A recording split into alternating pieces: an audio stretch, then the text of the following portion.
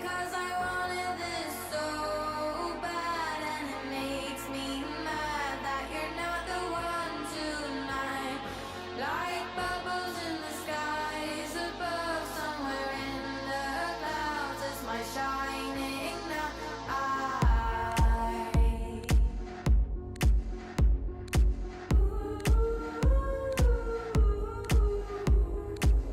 Try to feel the seasons are changing, and I might just let you down.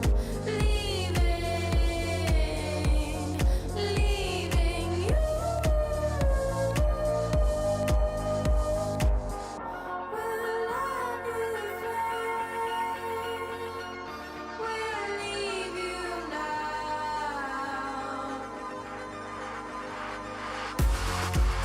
I've come a long, long way without you by my side. I've done this all my life without you. I've come a long, long way without you by my side. I've done this all my life. Wait for your sign. All the darkness inside won't let you fly, but I might get you off my mind, get you off my mind, get you off my mind, get you off my mind, get you off my mind, get you off my mind, get you off my mind, get you off my mind.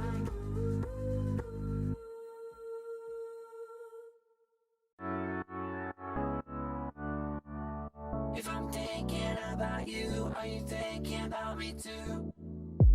A summer day, your sweet embrace is all that I want. The way it feels is something real and heading for us. I mean it from the heart. I wanna be your light when it gets dark. Right from the moonlight until the sunrise. Can't get you out my mind. Can't get you out my mind. I don't know what you done to me. If I'm thinking about you, are you thinking about me too? I keep falling for you, can't help wondering.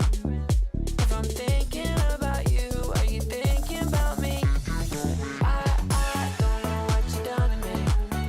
If I'm thinking about you, are you thinking about me too? I keep falling for you, can't help wondering. If I'm thinking about you, are you thinking about me? No time to think, 'cause we're all in, yeah, we're in a rush. Too late to change, making mistakes, just give me a touch. I mean it from the heart. I wanna be your light when it gets dark. Right from the moonlight until the sunrise. Can't get you out my mind. Can't get you out my mind. I don't know what you done to me. If I'm thinking about you, are you thinking about me too? I keep falling for you, can't help wondering. If I'm thinking about you, are you thinking about me? I don't know what you done to me. If I'm thinking about you, are you thinking about me too? I keep falling for you, can't help wondering. If I'm thinking about you, are you thinking about me? If I'm thinking about you, are you thinking about me too? If I'm thinking about you, are you thinking about me too?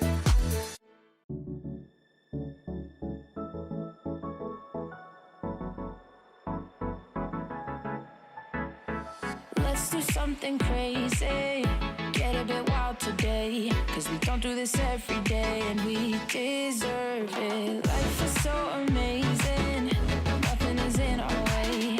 Baby, let's fly away. Do you feel it? Is your heart rushing the way my heart's rushing when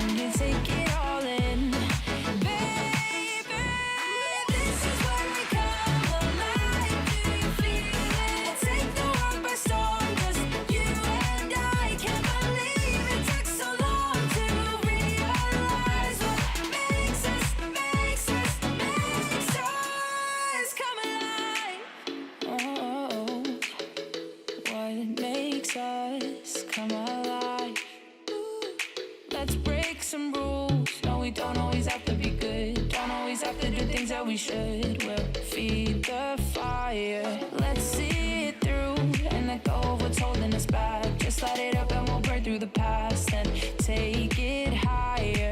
Is your heart rushing the way my heart's rushing when you take it all in? Baby, this is where we come alive. Do you feel it? Take the world by storm, just you and I.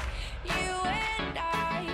Can't believe it took so long to realize. This is where we come alive. Do you feel it? Take the world by storm, just you and I. Can't believe it took so long to realize what makes us, makes us, makes us.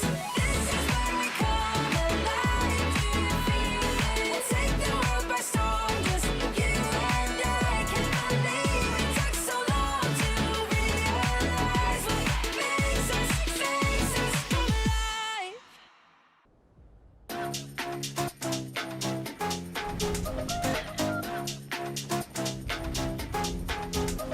나의 속도가 돈이라면 벤 홈이 더 세게 괴롭혀봐 나를 rain 홈이 다가서면 뱅뱅 전부 걸어 게임처럼 너의 고개를 떨굴 때는 댄서니 모두 몸에 걸어 눈이 빛나는 걸로 전부 걸치고 난 이 노래는 것들일 거야 발밑에 쫓아와도 너는 절대 못 껴 넘어질 배포도 없는 애들은 no 따라오지 못하는 건 내 바가 아니지 그래서 the boys not my type 아니 거리동이 틈에 판이 바뀌지 이기는 건 당연하니 cause my type 시시하게 겉으로만 판단하겠지 웃는 얼굴로서 저렇게 잘 봐 날 멍청한 애들이 여기 차고 넘치니 바가게 선이 목소리 내못 가 짜증나면 질러 I don't like being cool 랠리스 night to night girl들만 불러 money on the fool I'm a boss to be or shiro 뭐든지 다 내게 clues 말했잖아 내가 뱉는 대로 내가 다시 look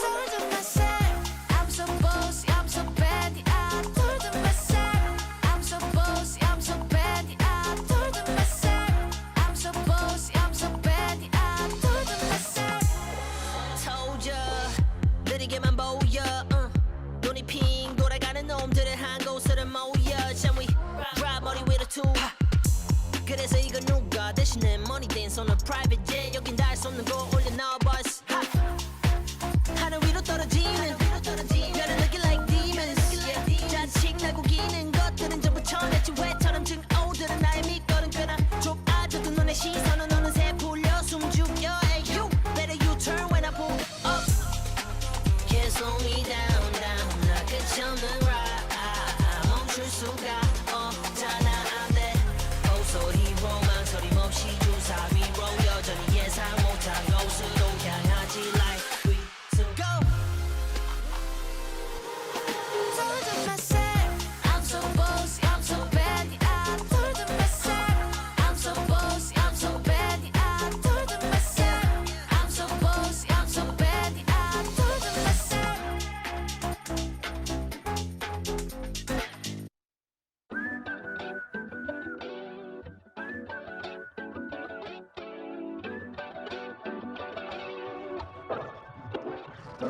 I don't know what you've been sold, but I'd be insane not to play my role. Yeah, I know I can break a fall, the stakes are low. If I could say one thing, just know that I got a hand that I can lend you. And it don't matter when, no, I'll protect you. Call on me, I'm here whenever. So great anyone will find is best. Just know that I got a hand that I can lend you. And it don't matter when, no, I'll protect you. Call on me, I'm here whenever. So great anyone will find is better. Oh, you think you tough? I think that's unlikely. You can keep on looking, but can't find nobody like me. Eldorado pushing, boy, I'm pressing in a white tee. You know I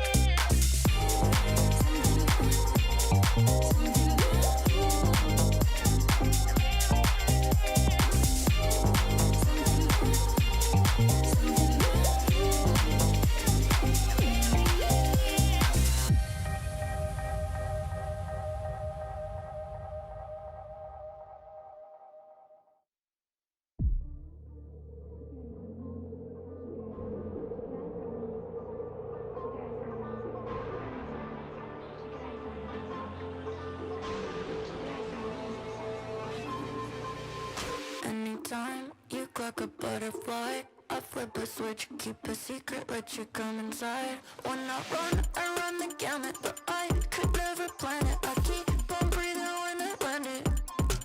When I run the gamut, but I could never plan it. I keep on breathing when I land it. If you give me a piece of your heart, you keep easy when we are a part of two worlds. It could be nothing, maybe it's something. Keep your eyes on me. Keep your eyes on me. Keep your eyes on me. Me. Keep your eyes on me. Keep your eyes on me. Me. Keep your eyes on me. Keep your eyes on me. Keep your eyes on me. Keep your eyes on me.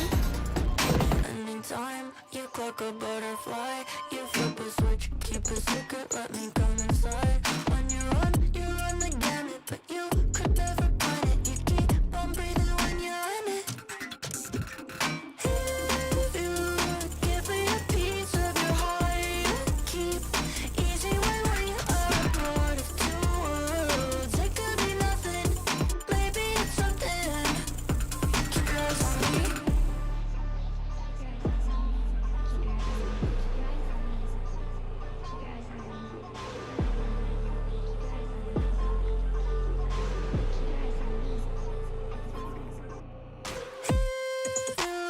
Give me a piece of your heart, you keep easy when we are a part of two worlds.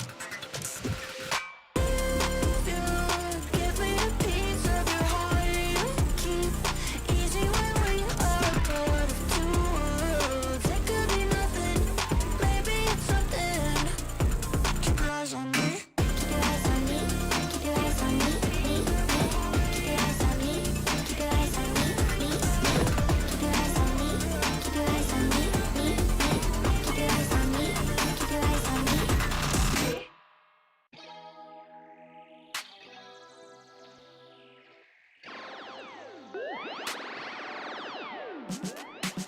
Feeling good, feeling great on my time. Won't let a hater block my shine. I'm just living my life. Too busy chasing good vibes. Chasing good vibes. Chasing good vibes. Chasing good vibes. Too busy chasing good vibes. I'm feeling good, feeling great now. A hater can't play with my day now. Get that negativity out of my face now. In my city, I'm the man of my state now. Yeah, I'm living life to the fullest. Baby girl, you talking to the realest. Energy and joy, you can't steal it. Good vibes all around. Baby, tell me, can you feel it? I woke up, so I'm blessed. Just another chapter in the test. I know I'm doing better than the rest. Got a smile on my face, showing teeth for the crest. It's no sweat, I'm a vibe in my own right. Go time in the sun, yes, I'm gon' shine. So fine, got a baddie on my phone line. Feeling good, feeling great, chasing these good vibes. Feeling good, feeling great on my time. Won't let a hater block my shine. I'm just living my life. Too busy chasing good vibes. Chasing good vibes. Chasing good vibes. Chasing good vibes. Too busy chasing good vibes.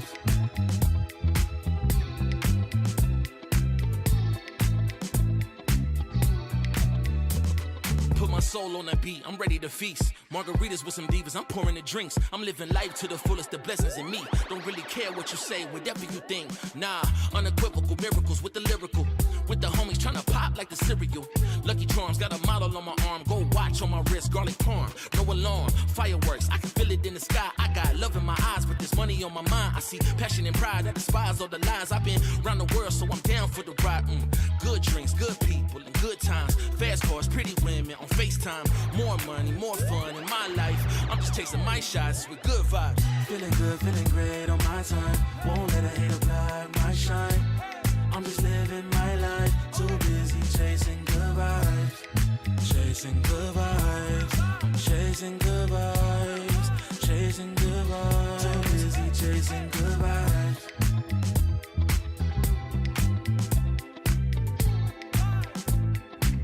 Too busy chasing good vibes.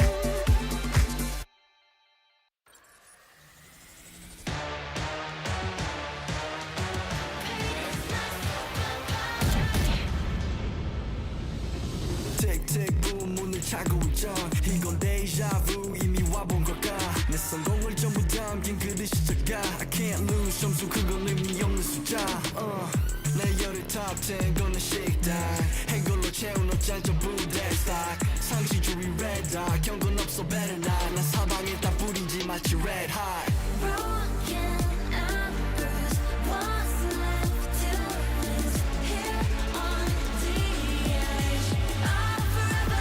If I never win, I'll never fight. Win or sacrifice, fight until the final hour. Pain is my superpower. Keep my head up high, run through rain or shine. Cannot sleep without the sour. Pain is my superpower.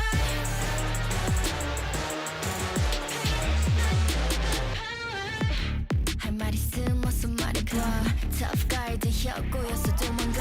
이제는 시시해 gunfight. I brought a blade. They forgot to shave. 날 주워와 맛보게 fade. 빛이 보여 네 bandits. 끝없는 내 rampage. 이게 나니까 절대 can't change. 내겐 없어 plan B. 오직 plan A. 바꿔 pain every champion into champagne. Broken and bruised. What's left to lose here on the edge of forever? If I never win, I'll never fight. Win or sacrifice, fight until the final hour. Pain is my superpower. Keep my head up high, run through rain or shine. Cannot sleep without the sour. Pain is my superpower. Your body knows. A sense of victory. Seized when mind, movement, and gear ignite as one. Now, step into your zone. Designed to win. Hey! Hey, Tom. Alberto was looking for you, by the way. Really? Yeah, you better get there Okay, quick. I'll go check.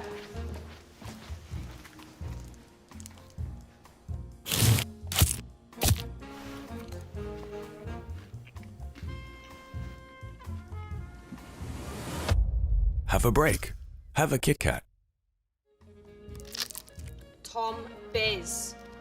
You've had your fun. It's my turn.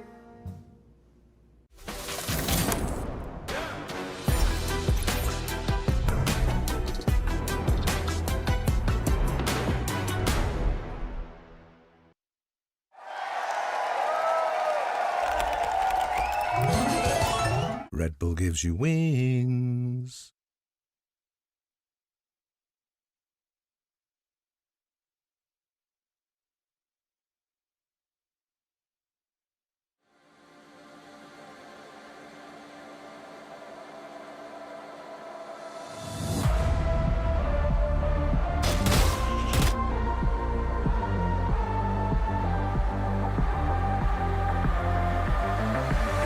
I need to keep you around with my feet tied, tied to the ground. The end's nowhere to be found. I don't know why you don't leave me to drown. Oh, don't know where to go unless you say. Don't know what to do unless you stay. Thinking that today will be our day again.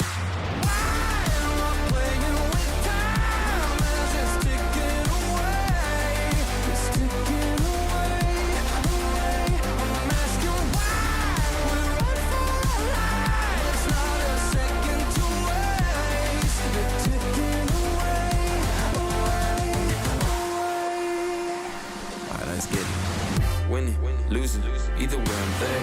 Got an attitude, I'm off the roof, up in the air. Let's run, I make it count, yeah, I'm talking right now. Feel like the comeback kid, got no time to spare. Double up score, 22 to a 4. You know I win a lot, gotta win one more. On a hot street, never gets old. Sorta with the ace and my team went gold. Why am I playing with time as it's ticking away? It's ticking away, away. I'm asking why. It's not a second to waste. They're ticking away, away, away.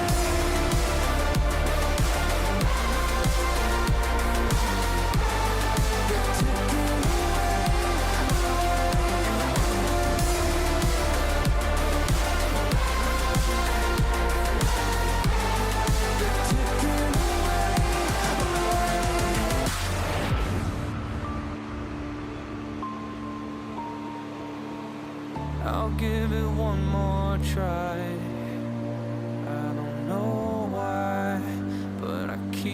coming back every time. I wanted more than my life. I don't know why, but it feels so right.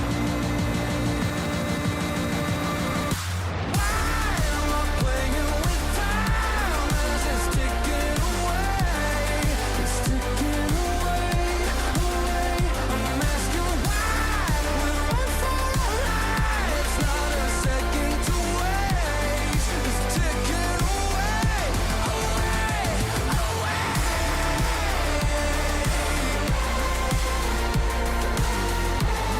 It's ticking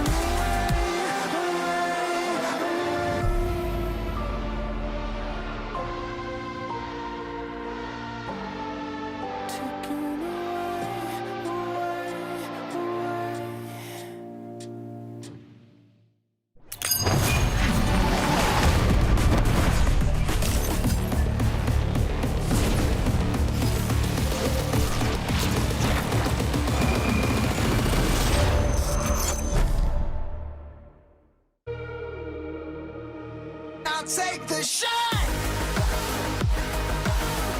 Still they say I'm the villain. I scream and nobody listens.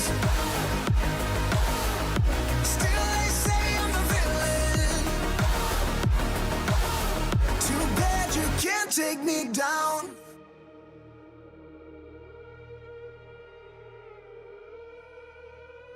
It's elimination day today as the lower bracket run is officially starting. 4 teams fighting for another day of survival as we're going to be bidding farewell to 2 of the teams, which means our story will end a little early. Welcome everyone to VCT EMEA Kickoff, where the heat is officially on full blast on the server, though, not outside, because it's cold AF here in Berlin. I'm Judy, your host, and I'm joined with Cairo and Minnie. Cairo, welcome! Hello, how's it going? Yeah, it's just good to be here, man. I'm excited, you know. They told me that I needed to bring up the average height of the analyst desk, Nah, so... you're off the desk already. Get him off. Security!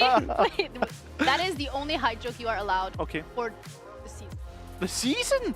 Oh my god. At least you didn't say IQ. Yeah. I'll accept height. No, he actually brings it down. All right. We're off to a great start, but also for those of you at home, just a quick little reminder. This is the last week for the Alpha versus Omega Challenge, so make sure that you lock in. You do need to play 3 ranked to qualify. Are you You're asking the wrong person. I know that I'm on Team Viper. Yeah. I don't know which one that is, though. But hashtag Team Viper. Yay! Like, maybe Cairo, are you taking part in this? Yeah, of course. I'm always taking part. I'm always playing games. What Although team are you on? I'm the opposite to Minnie. I'm Team Brimstone. Oh, so we got a rivalry Yeah. on the desk today as well. I love that. But let's jump back to last week. You weren't here, Yes. but I'm still gonna ask you questions. But I'm gonna start with you, Minnie, because BDL Gentlemaids are in that upper final. Yeah, I mean, this is crazy. Like, I think that, like, if we just talked about this over and over again until the... Like, it's just such a good story. Like, Yeah. to hit it just time and time again. Like, BBL are a team that 2 years ago were essentially a premier team. Go into Turkey, win every single time, couldn't quite make it the first year, second year make it here. And then, like, I'm like, oh, okay, they'll do okay, they should be good, but they just come out guns blazing. It's almost like Destiny for them at this point, that they're just this good. Ooh, I like that. Yeah. Almost like Destiny. Yeah, I agree with Minnie as well. Like, these kids have been at it for the best part of, like, or doing this journey for the best part of nearly like 1.5 years now, right? And they're going on to 2 years by the end of this one. They started that split to Ascension run way back in 24. So yeah, I love to see the story. I love to see everything they're doing, but Gentlemates and the rebuild that they've been able to do on the other hand, right? They've picked up a tier 2 coach of Paco, who everybody said, like, there's a lot of promise, and the way that he's coached this team, the meta read, everything about it excites me. Yeah, and to really put it into perspective, we're showing you guys the bracket because it means that they haven't lost a single game. That's the reason why they are in that upper bracket. That's why they're chilling for the rest of this week. They have a chance to look at every single one of the games that are happening. We have the middle bracket tomorrow, but today I want you guys to look at that lower bracket. KC Foot, Pacific ULF. Very interesting from my side when we're looking at Pacific ULF, because those are the 2 organizations that have recently qualified here through Ascension. But KC Foot as well. I mean, were you expecting them to be in the lower bracket? I think for KC, no. I think for the other teams, like, it's not too much of a surprise. On paper, I had KC as one of the teams that should actually be fighting deep into that middle bracket, in my opinion. So something's going a little bit wrong there. Oh yeah, that's for sure. Yeah, I mean, I can't disagree with many. I mean, that's just the way it is. But at the same time, though, like, I think this lower bracket day will be exciting, right? Because a lot of these teams, I would say, at some point are pretty evenly matched. Yeah, I think the other thing is, like, I don't think it's like previous. I think the level keeps increasing. And despite this is like a lower bracket elimination game, I do think the levels increase. So it's not like we're watching, like, some of the muddiest Valorant of all time. Like, I do think there's still a lot of hope and potential in these teams. Yeah, hoping to see that as well, because today is kind of the last day for both of these rosters to really showcase us what they've got, why they've made the decisions they've made, and what they spent their off-season on. But for those of you at home, a little skirmish is, of course, going to be happening between Eleven and Zeus, and that's going to help them decide who is going to be picking the map veto first and where they want to go. So we'll head into that later. But first, KC is on the chopping block today. And as we already touched upon, this is a team mini that you expected to be making a deep run. It's a team in general that had a lot of expectations around them, but it feels like there is just something not clicking here. Yeah, and I mean, we say this a lot with KC, I feel like, with these angry builds, is that, like, on paper, I like a lot of the things that are happening, especially here. We got Dozier coming over from APAC, who was, like, a really good player. We had Aves and Saigetsu, like, those were very strong players for them last year. It felt like it was, like, coming together quite nicely and something that I could get a little bit of hope behind. They've had some close games, but ultimately I don't think they've delivered this kickoff, in my opinion, so far. Yeah, no, I absolutely agree, and I think that's something that also I would like to get your opinion on, Kyra, because in regards to KC and their performance, where did you have them in your expectations? I would agree with many, and, like, even maybe, I don't want to say, like, deep into the upper bracket, but definitely, like, thought they could challenge those upper teams, right, on what we thought on paper would be those upper teams. But we're getting to a point now with KC, we're on a third rebuild, right? Like, that. When do we start to now look beyond the players and challenge the kind of the theory and what's been put in the server and the preparation as well? Oh, you can say it, the coaching. It's all right. You have to walk on eggshells here. But we do have an interview with just that, with assistant coach Zage as well as Aves, one of the players, to see what they think has not been clicking for their side of things. Thank you so much, Ginny. You guys are doing a great job on the desk. Zage, Aves, thanks for joining me as well ahead of your game today. Pretty important one because we're sitting here in the lower bracket. I thought we'd have a conversation with the both of you about what is happening in KC right now. I think it would be nice to have the coach's perspective, and then we'll come to you, Aves, after that and have a player perspective. So, Zage, what's going on? So we have completely new team, right? Like, compared to last year, we changed 3 players, so you always go on a new base, and when you are on a new base you need to build everything up. And right now we are struggling to reproduce what we are doing in practice since like 2-3 months, not in terms of gameplay, but more in terms of like you know, like taking our time, not doing like small stupid mistakes and stuff like this. And we are struggling to keep our calm in voice comms especially, so it makes chaos in a lot of like really important moment. We saw it against Liquid, like we could have won the game like easily on split, even on Breeze. We lose 4 versus 2 into 5 versus 2, and like it makes us like just lose the momentum of the map. And when you lose this type of rounds, it's super hard. I know that people are gonna say that we have like kind of the same mistakes as last year, but like we have a full new team, so you have to rebuild like everything from the scratch.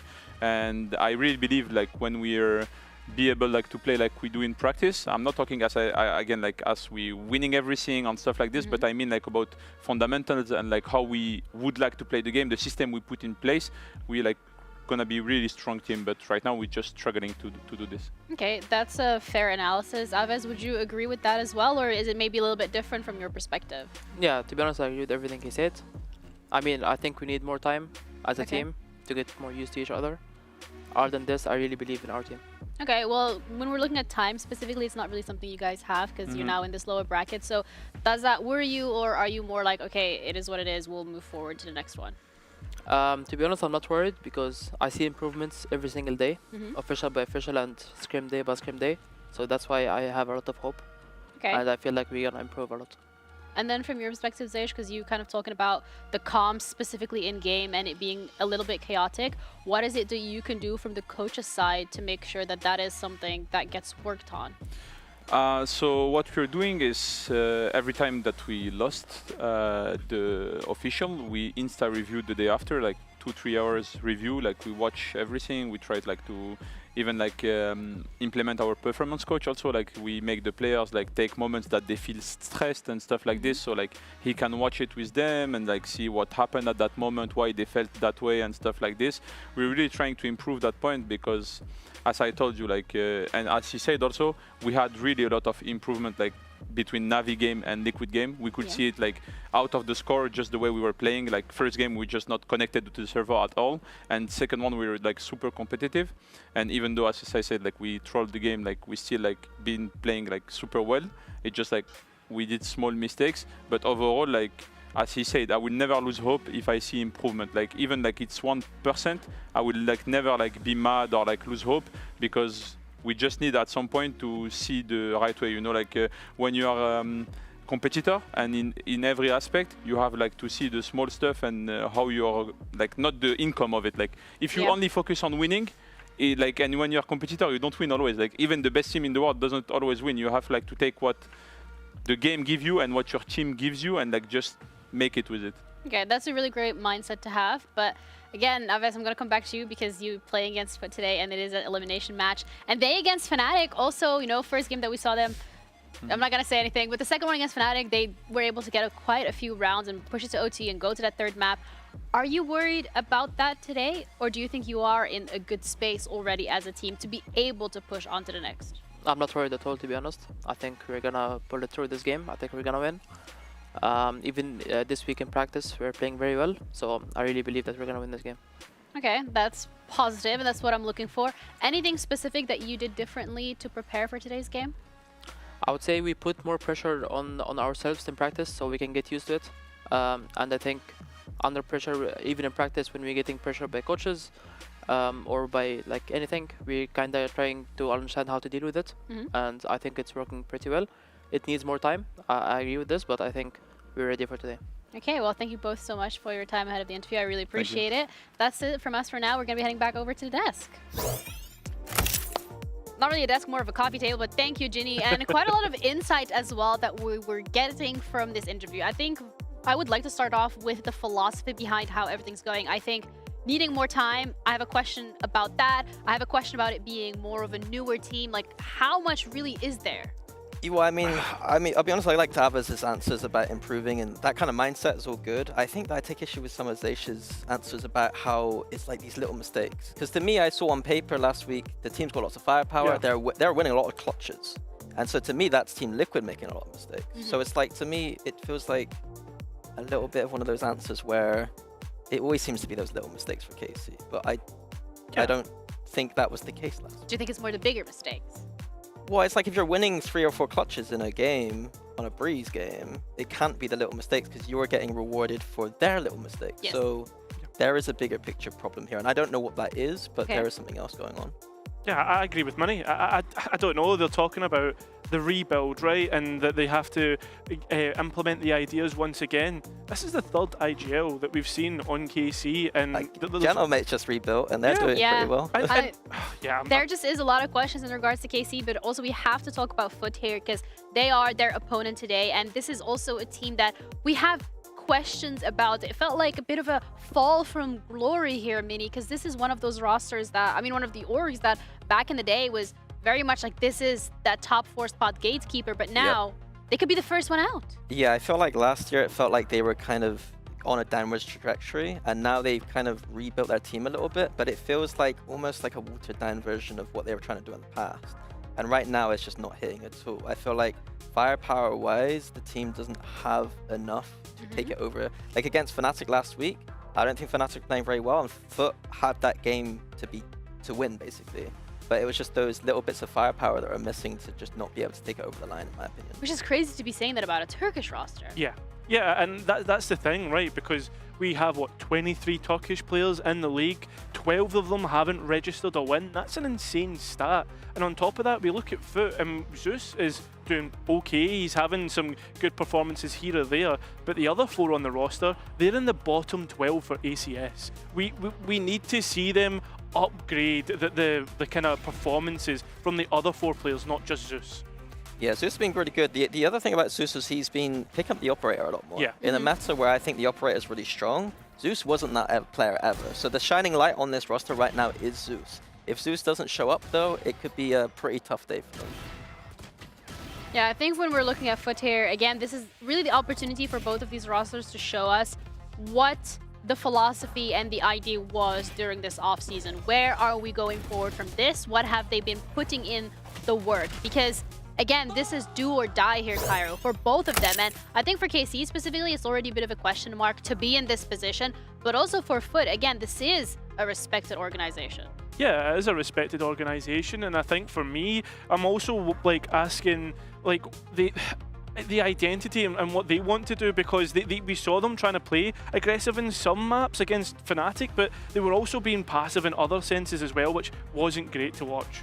Yeah, both of these teams today, however, are on the chopping block, and this is the last life that they have to play with. It is do or die for them to be able to compete for a little bit longer in kickoff. So let's bring them to stage. KC against Foot.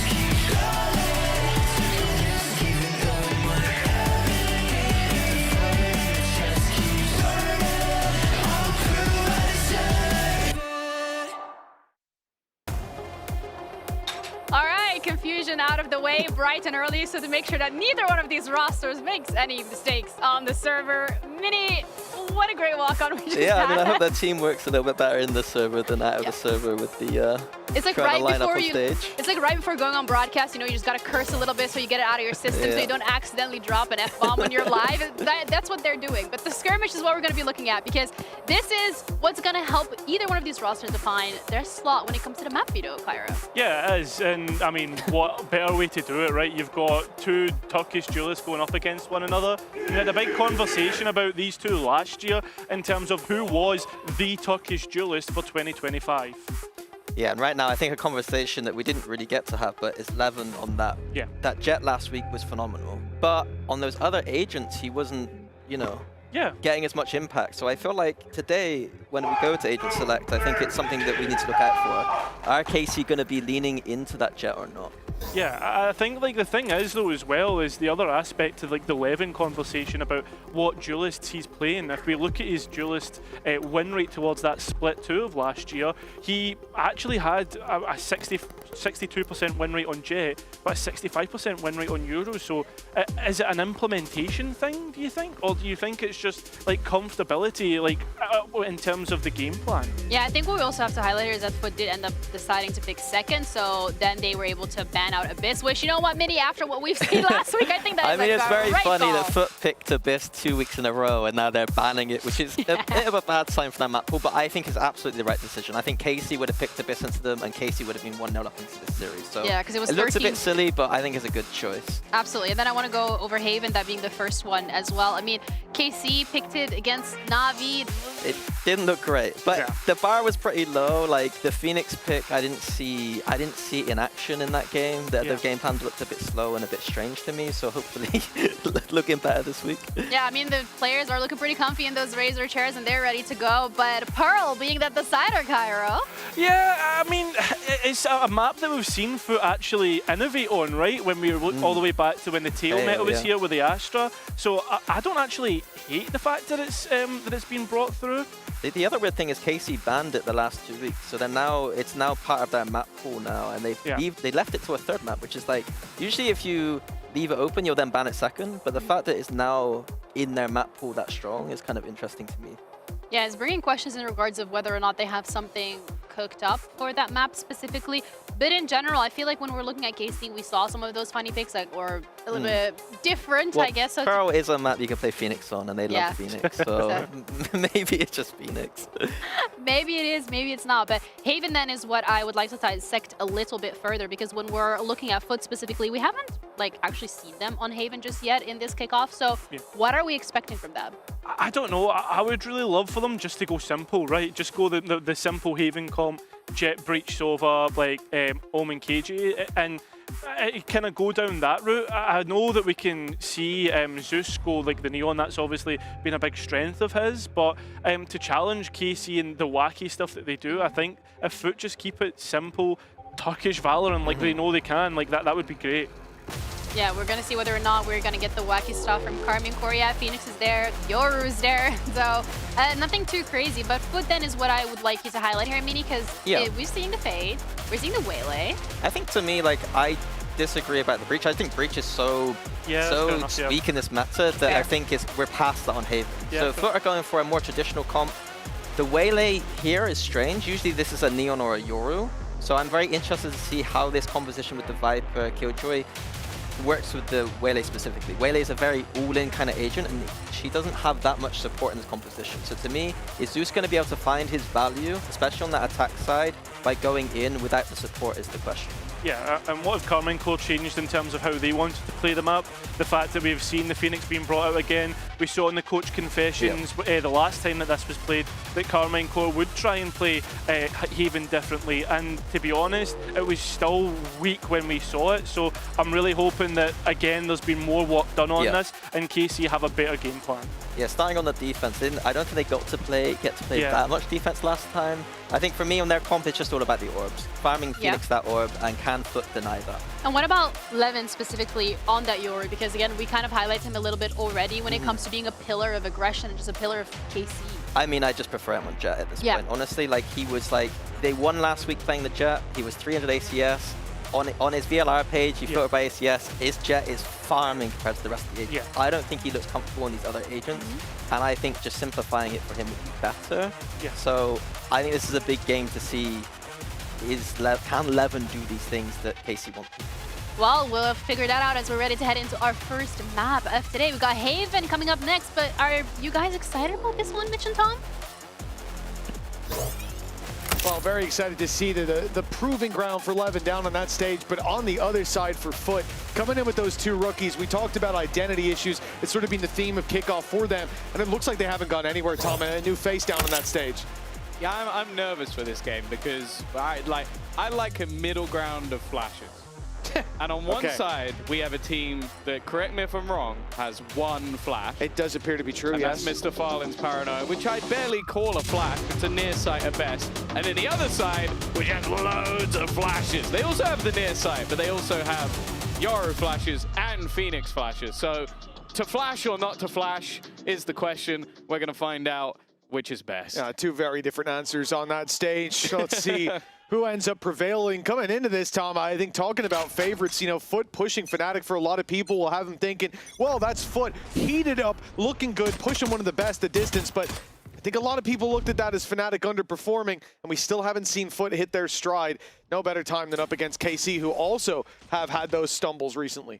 Yeah, I really want to see what Foot have got planned on this attack side, because I feel like you're going to have to run very slow, and your executions are going to have to be very direct, because you don't have a lot of utility that's going to come back to help you later on. Like, when you're out of Prowlers, you're out of Prowlers. Like, there's nothing more that you can do. So going through versus a comp that has a load of flashes when you're running with a double controller is quite scary, because they can just burst out your utility. On the attack, you get to set the pace a bit more.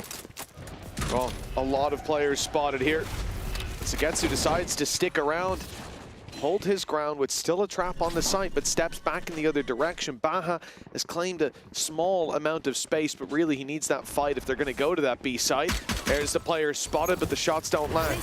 Info for Shados, that gets a flash out of Aves, but he's caught in the crossfire. A lot of damage done, and it will be cleaned up. 30 seconds Foot with left. one alive in a 1v4. This round very quickly seems to have been decided.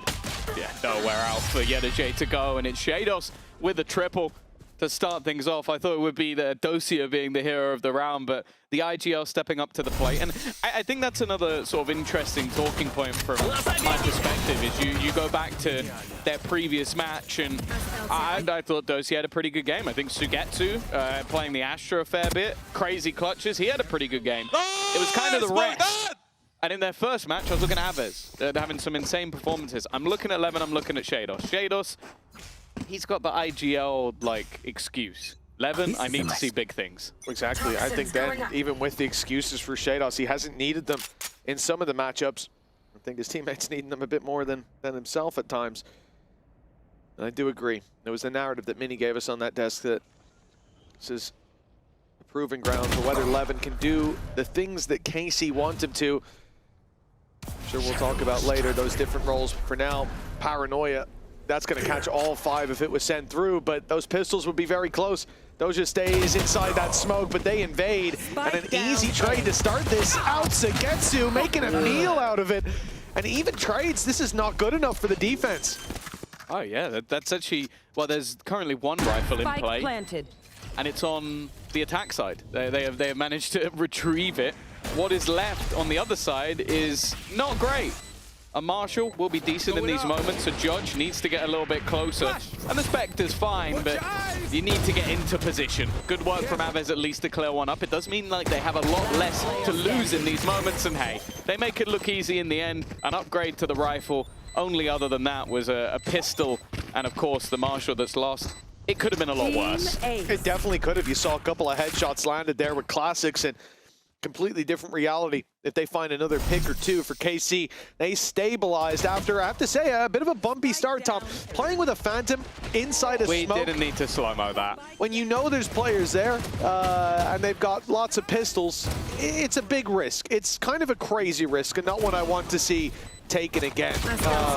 Luckily, as we said, that recovered rifle didn't end up stealing the round out from under KC's feet. And so a 2-0 start, and Foot pulling out the rifles here, though. Yeah, this is where we kind of expect a little bit more of a break back, but the operator on the other side for Levin, having that early investment into him. Now, one of the criticisms I had was he would go for these fights but not escape before the TP. This time he lands the shot straight out of there, no risk. Yeah, overstaying his welcome definitely was a facet of we saw last time. Baha's gone walkabouts here. Breaking the trap at least, but doesn't overextend. Doesn't give away the pick. They've seen that second trap as well, waiting on middle, so a lot of Sugetsu's utility can be removed. We're still at the minute point as well. There's quite a bit for Foot to work with here. And it looks like the idea will be to move towards this A site, at least for now, leaving Yedege behind to try to cause some serious havoc later on. And he's going to leave that trip up for a while just so they're not worried about it. And when he breaks it, he needs to pounce almost immediately. Yeah. The tough thing here is that for Foot, they're probably going to be a little bit worried that they don't have Zeus anymore. Because it was mentioned on the desk, like, you don't really have a lot to follow him up. But if you don't have him at all... 30 seconds left. Then getting in can be awkward. But they have just walked it up.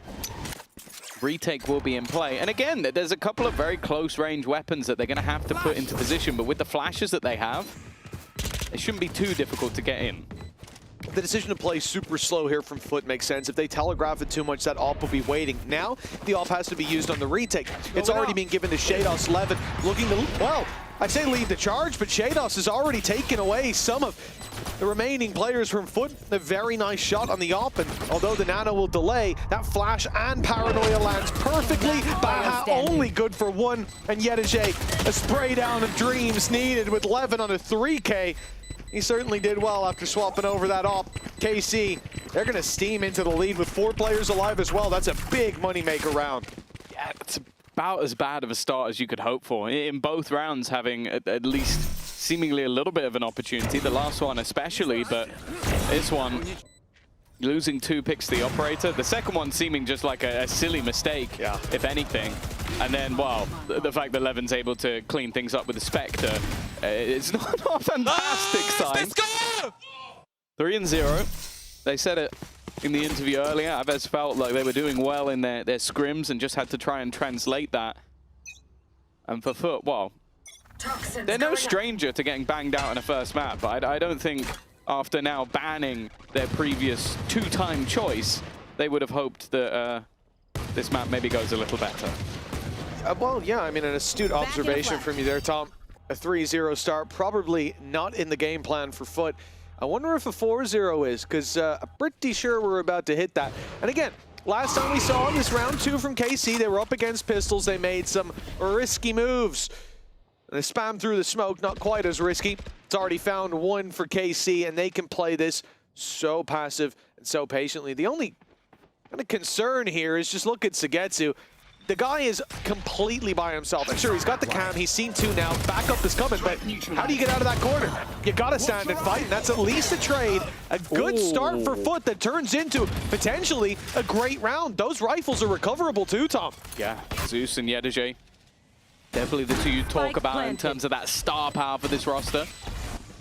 Been able to make this one look interesting. Zeus also looking to get reaggressed, and he'll find himself a triple in the end. Baja with a wonderful little distraction to make it a bit easier for his star duelist. And just as we were starting to get worried for the side of Foot, they spring back with a huge thrifty round. And again, it's a mistake, Tom. I mean, that certainly wasn't, but this position from Sugetsu, they had lost Garage 30 seconds ago. They'd given it up completely. I mean, at that point, I get the camera's great for the information, sure, but what are you gonna do from that corner? If it's a buy round, fair enough, but here, you know they're gonna run it down together. They're gonna look for trades, and those trades were offered up on a silver platter. Foot, they took the round, but you have to ask, to what extent were they giving it?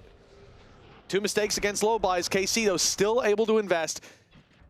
Maybe this can end up being a benefit with the economic reset. I don't know what Baja was thinking there, but I don't think we'll see that one tried again. Oh, good night, sweet dreams. Look at you only got 1. Oh, yeah, we're about 20 seconds into the round, and we've already lost half of the Foot members just to fight on fight on fight. Yedege. That's the worst reveal I've seen. Would need to be a hero in this round, and Spike down. he's also going to lose an individual fight. Up against Avis for Cristalli, there really isn't a whole lot he can do from this scenario. Spike down, spotted. And in a 1 versus 4. It wouldn't be the most exciting end to the round, but I think saving the gun might be the right play. Yeah, I think it's about the most impact that you could expect to have at this point. They couldn't even cross to get the spike back. You know, the attempted haunt to push Levin off the angle, but it bounced back and ended up in the garage. So it just really feels like Foot tripping over themselves in some of those fights. You have to wonder on A 30 short. seconds left. You know, your Killjoy's going down, taking space, but that walk through the wall, I think Aves saw that the barrel of the rifle for a good second before the wall came down. Then you go to garage as well. The blind play through. As I said, I think they're honestly lucky to only lose the 1 on that up against the judge. They thought they'd done enough with the Prowler pushing the player back, but didn't clear that close corner. Mistakes here for Foot. And I honestly, at this point, especially with the 4-1, like that's a pretty harsh reset to get hit with early on. I wouldn't be surprised to see a pause coming out just to really steady the ship. There's been some mistakes. Yeah, I think as well, like, sure, going into split, they definitely had a better performance. I mean, brother, you're not winning that fight. I don't think you're winning that in ranked. But they don't want to let this one get too far out of control early on. Andy, you're so cruel. I love you, man. Maybe he's looking for the guy in the smoke that happened to be his teammate. Could be, yeah. Is somebody there with you? I got you. Yeah, that's a good teammate there. Well, 4-1. Investment is back in. Convergence path available, and Levin, he's just going walkabouts. Already an aggressive push coming through from him and a teammate, and even more aggression coming out from Dosia. Looking to get right up in their face. Of course, we saw Aves go down, but that was only the run it back. It's already a 2-man advantage, and Baja, well, he's wary of every angle, but Dosia's just taken the jiggle pig to get info. That's a really nice bait setup as well. Usually when that Phoenix runs it, you don't expect that second player to be hiding around the corner, and your own Viper wall on that attack ends up adding to the confusion, just giving that little bit of extra space. And Fog of War for Doja to play around. That timing awful for Levin. It is still being watched, though, from further back. A second player alongside Shados will be popping that smoke up. And wow, Baja again. I mean, it feels like the smokes are his enemy. He's been wrecked by a one-way that, I mean, he did see coming. Yeah, I think just trying to catch a timing, but It's definitely not worked out, and it does feel like a lot of the domino effects for Foot in these rounds, where it's like you've lost the opener and the fight back in is reckless. Poison orb emitting. 30 And those seconds reckless left. fights just become easier and easier for the side of KC. 25 seconds. Cristalli, nice shot onto the first. Teammate a little bit further behind, and it's only going to be the 140.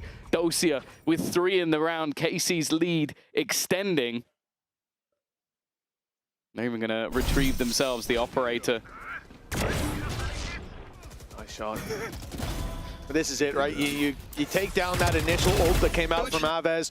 You try to hunt him down, thinking he must be in the corner, he must be close. We can put the pressure on now. And Doja's waiting there.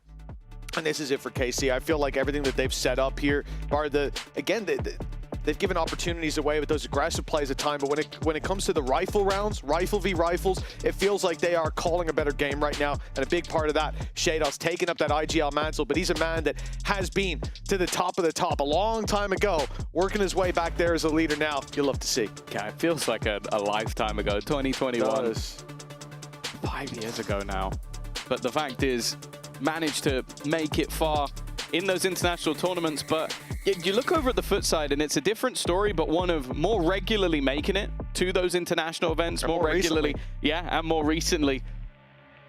And it's whether or not they're gonna sort of miss out once again. The 2025 definitely wasn't the year for them. They made those changes. They looked to rebuild this roster with rookies, and as of right now, it seems like the pieces are not clicking. Like, we need to see more. Zeus, he's had his moments, no doubts. Yedaje, I still have faith.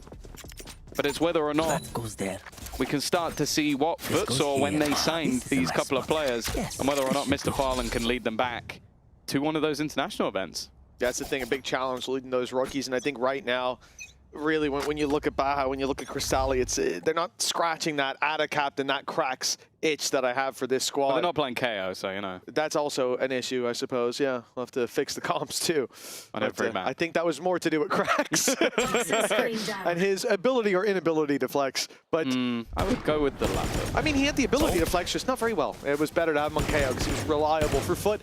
New compositions, new looks, but the identity crisis, it hasn't been solved just yet. A 5-1 scoreline after a timeout, though. They've gotten themselves onto the B site, even with those weaker weapons, and it is against the weaker weapons that KC have been making most of the mistakes. Oh, yeah, the thing is, Nightfall was used seemingly to take extra little bits of space.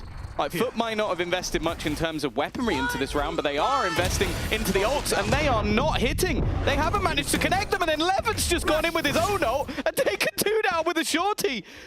This was meant to be a fix for Foot. Instead, it's looked like more problems, but they managed to bring it back to a 2 versus 3. The ults are gone, though. Everything that they invested into this one is gone, and actually, if Baja had the plant there, that would have been his ultimate online. Instead, they've gone a different way, and, well, that different way leaves Yedaje 37 health, and yeah, he's going to get wrecked by Levin as well. 4 kills for Levin in the round, but it does feel like the 2 ults that were thrown in by Foot just, wow, they were thrown into the abyss. They're not even playing that map. Very much so. Like, the fact of the convergence path going through, they're not holding the space that they're pushing those players out into with the convergence path, so they can simply step out of it, and oh look, there's the guy who just activated the ult.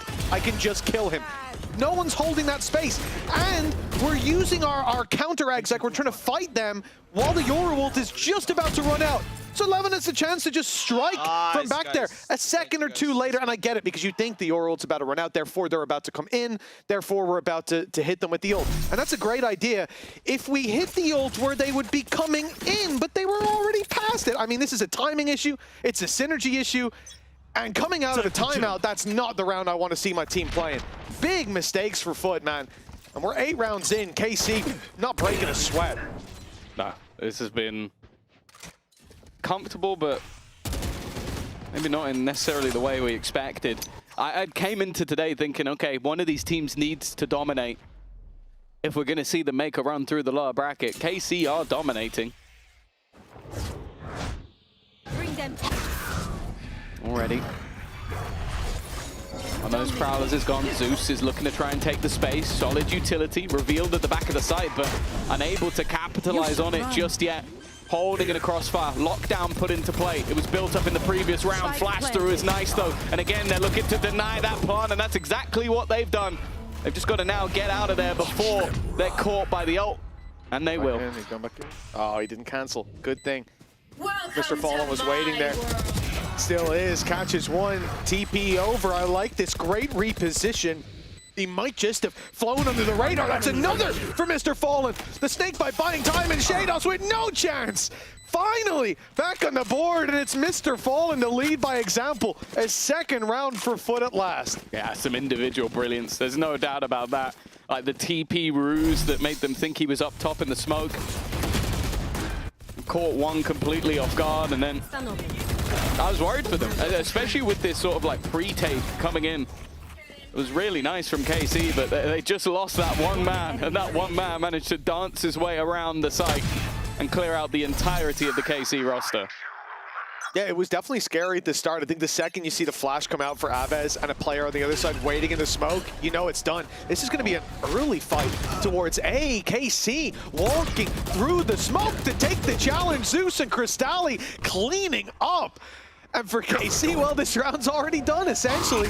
Even Doja's been spotted at the one hope. Nice shot, but he's revealed and dealt with just like that. Good utility, great round for Crystalli. Zagetsu, yeah, he has no choice. Honestly, they probably would have saved if Doja, in the 2v4, if Doja wasn't so far up already. Although he is creeping forward. Is this for exits? Is this to make it costly, or? Maybe. Yeah, surely. Yeah, just containing. Just trying to do some damage. Obviously, it was only a couple of players surviving in the last round, so if he can catch them as they escape, but I would be very surprised if Foot aren't going to go in the other direction. But yeah, Foot this round, it's just patience. Their opponents tried to make the same play through the smoke they had done in the past. Aves, I don't think he flashed out of that smoke though, did he? He just stepped. Or am I mistaken? Oh yes, sorry, I was thinking the round before on B. Yeah, on A long here, yeah. I think he did just walk. Maybe there was utility from further back, but yeah, to my eye, it did look like a bit of a contact with a three-man push-up. We can see. Yeah. Audacious, to say the least. And that seems like the whole plan. It was just, let's see if we can walk out of the smoke and not die. I guess it was the surprise factor. And yeah, Foot were not surprised. Well, the energy's certainly good on the other side of the stage there. Foot. Oh, this is a nice spot. Feeling confident, perhaps, as they've started to put those rounds together. And they're also straining the economy of KC towards the end of the game. We could get an eco out of them in the next to allow for that final round bye. Hey, this was a truly awful start for Foot, but they still have plenty of time left to stabilize. They've gotten back into the game. Maybe not plenty of time, but they've gotten back just in time. Yeah, like again, we've already seen them in the first map of the last series get absolutely battered and then play probably about, what, 50, 60 rounds from then onwards? Yeah, it was the tied record, I believe, for VCT longest games. So someone told me. We'll get someone to fact check that. Yeah. I don't remember. All I remember is we've had a lot of rounds before. My goodness. But yeah, they've showed they can bounce back. If they can do it a little earlier in the game, that would be very helpful. 11. Just going to go out for information. Respotted. Does spot. It does leave his teammate a little bit out and dry. Again, we've seen this quite a lot from Zeus, where he's managed to stun one of the bars. TP into the corner. Is it going to be checked? Dosi has done well. Managed to escape and slow them down quite a bit. I think that's a team flash. It got him out. Hey, it got him out. It flashed the guy on short. It's all it had to do. Unfortunately, Doja still falls. The shot from Aves, though, proving to be clean. Perhaps clean enough to get them the round, but the TP from Mr. Fallen over to the C site. They'll find him very quickly, but nothing they can do about that plant. They see him go towards long as well, but he's faked that time. He's walked towards long to let that extra pulse of Cypher's ultimate reveal him, and then tucked away in the corner the one way as well. This is, oh, it was beautiful. It really was, but now they know. Made sound. Maybe trying to bait them with the TP, see if he can get himself an individual fight, and he can! In fact, Aves was trying to jump, and instead he's the one to get caught at the end. It's a Red Bull clutch from Mr. Farlin. That's 2 rounds you can put down to him completely. Crazy rounds out of him. Was it 4K, and then this one here. They really looked like they were in trouble. Aves lighting up those players as they came through the choke point. But he got lost in the sauce there, man. It looked like both players calling that they'll bait for the other. I really wanted the Zy's reaction. I knew he was going to be like, oh God, pain. Yeah, that you know, the timing a little off. The comms maybe a little off too. Honestly, I just hope the Mini's getting the telestrator after this one. I think he's going to have so many rounds to hyper-analyze. Yeah, that jump around from Aves. Is he keeping up the positivity from last week? I know he was trying really hard to be positive last week. I don't think he can get more than a week out of that. I'm surprised if he made it to the end of the week, I'd be shocked. 6-4. KC came in leading with a commanding lead. In fact, in almost every round, it looked like Foot. They couldn't answer up. They couldn't find anything. And then now there are weaknesses in play for KC. Let's not mince words there, but the momentum is back in play for the side of Foot. With bounce back, individuals looking better. Cristalli's starting to have a lot of rounds where he's heated up. Just as we criticize Mr. Fallen too. 8 and 7, but 2 massive rounds that really have turned the tide. The timing here, though, if he goes up through long, I think he might be dead to Aves. Aves crept into this corner with... Okay. 30 seconds left. The timing gifted from the gods doesn't get him anything. So now a 2v4 retake and Foot.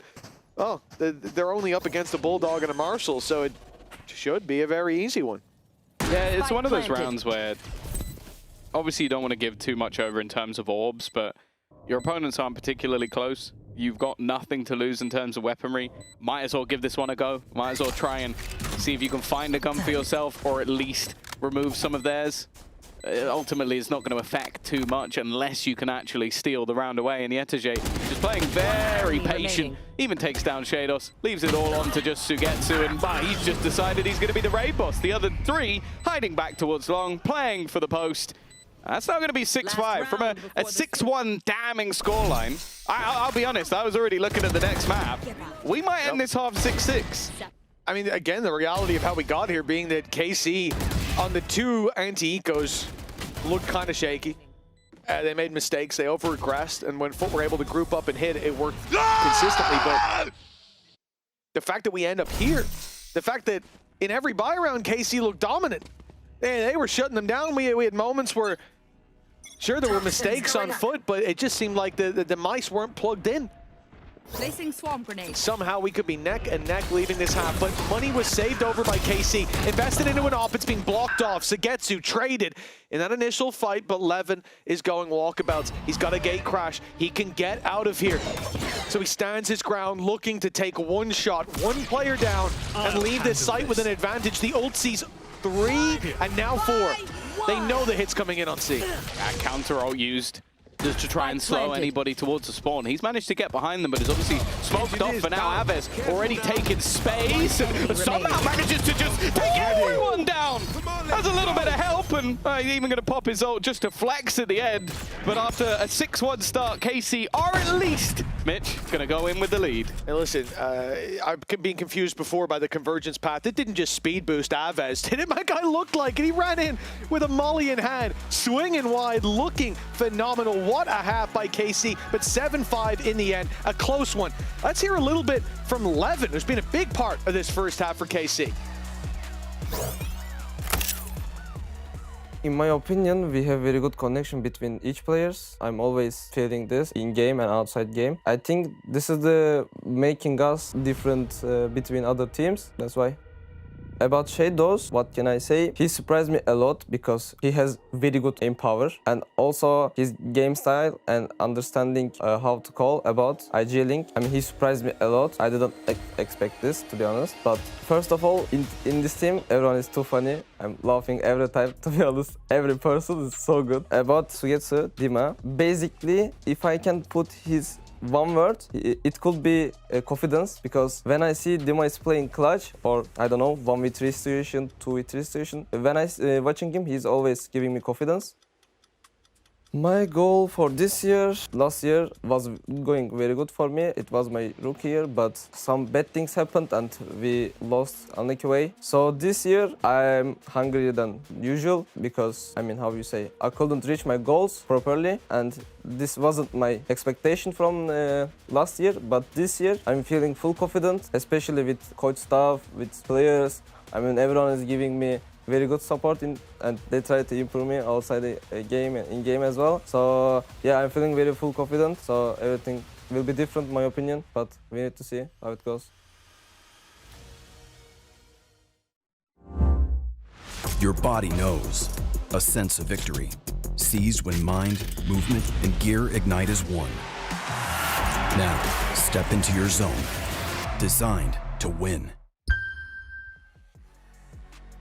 Welcome back, folks. 7-5 for KC. You've heard from Levin there during the halftime break. And, well, he certainly seems to be feeling at home over on that roster. Looking a bit better here today as well. A 10-6 start. There's been some criticism around him not playing that Jet and his performance on those roles. But at least for now, things seem to be shaping up well on Haven.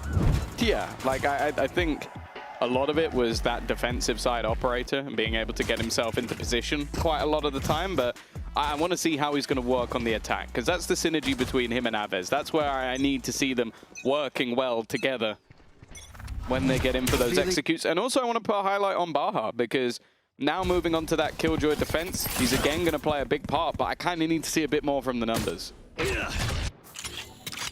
Well, for KC, an attack side, slow shift towards this A site.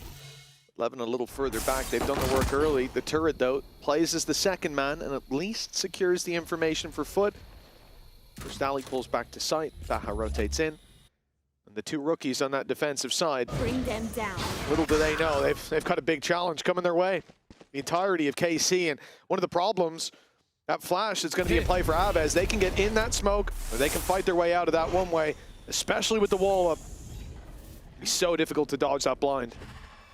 Yeah, I was about to say, the wall, it would actually have helped them with the one-way, so I'm glad to see that the Viper went back down again. I guess just being toggled by the other side. KC have decided to go back towards long because of that one-way. Cristali in the corner, already left completely blind, but they haven't managed to get in time, and by that point, he's already able to see again. Eventually, is cleared out, but now Yetajay is in position. Mr. Fallen, he'll go down as well. His pistol's looking very good unless Yetajay can play spoiler. Hiding within the smoke first, goes his way, he's able to duck back out of there, and all of the players are actually trapped within the same position. It goes down to just one, and the trade is there from Yetajay. Him and Zeus combined, and Foot have a pistol from a 2v4. Oh, a sensational round. That has got them back in the game. I mean, their foot was in the door after that resurgence in the first half, but now, well and truly locked in. 30 seconds left. They should be back to neck and neck. And the thing is, individuals were not there. And when you highlighted, sure, Baha's been a little shaky, but seeing Zeus, seeing Yetajay pop off like this again, Cristali's had a lot of rounds towards the end of that first half. They now feel like all the momentum's there. Look how loud they were getting. Finally getting to hear Yetajay scream again. For KC, Classics, no chance to really disrupt this at all. Foot have gone in for a heavy investment. But that future-proofs them so long as they don't get caught off guard by a blitz out of these free weapons. This has been the worry with KC so far. Like, I think back to their Breeze versus Liquid. They're winning these big rounds. They had crazy clutches. I was like, okay, they won 3 3v5s in a row. That's ridiculous. Yeah. And then they started losing. And they never came back. Like it was like the momentum shifted and that was the game over. And it is feeling like the momentum has already shifted here. Mr. Fallen, he don't give a damn. He's gonna run straight through that utility and blink and you miss it. Foot a level again. That's the other thing about a team like Foot. You know, the reality is, for Mr. Fallen, leading two rookies, it's going to take some time, but once they do hit their stride, they've got the good core three there that has an incredible amount of experience under their belt. Those kind of teams, they're not easy to crumble, whereas for KC, it feels like that's sort of their go-to.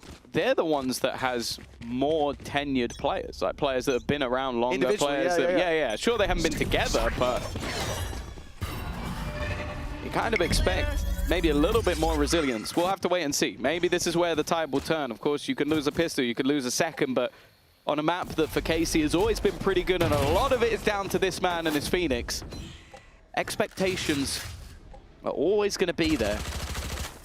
And the buy, wow, they didn't lose many players in the last round, Mitch. It's just the Foot are very happy to play the SMGs. A few spotted, but Abez gets the volley down in time. He won't be crunched in the corner, but Foot come out swinging from Garage, knocking over a few before falling. The damage still going to favor that defensive side, even with those weaknesses in play.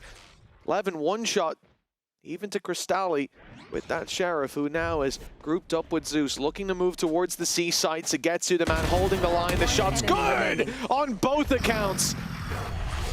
Mr. Fallen, well, he's led them to victory a few times. This time, stinger in hand.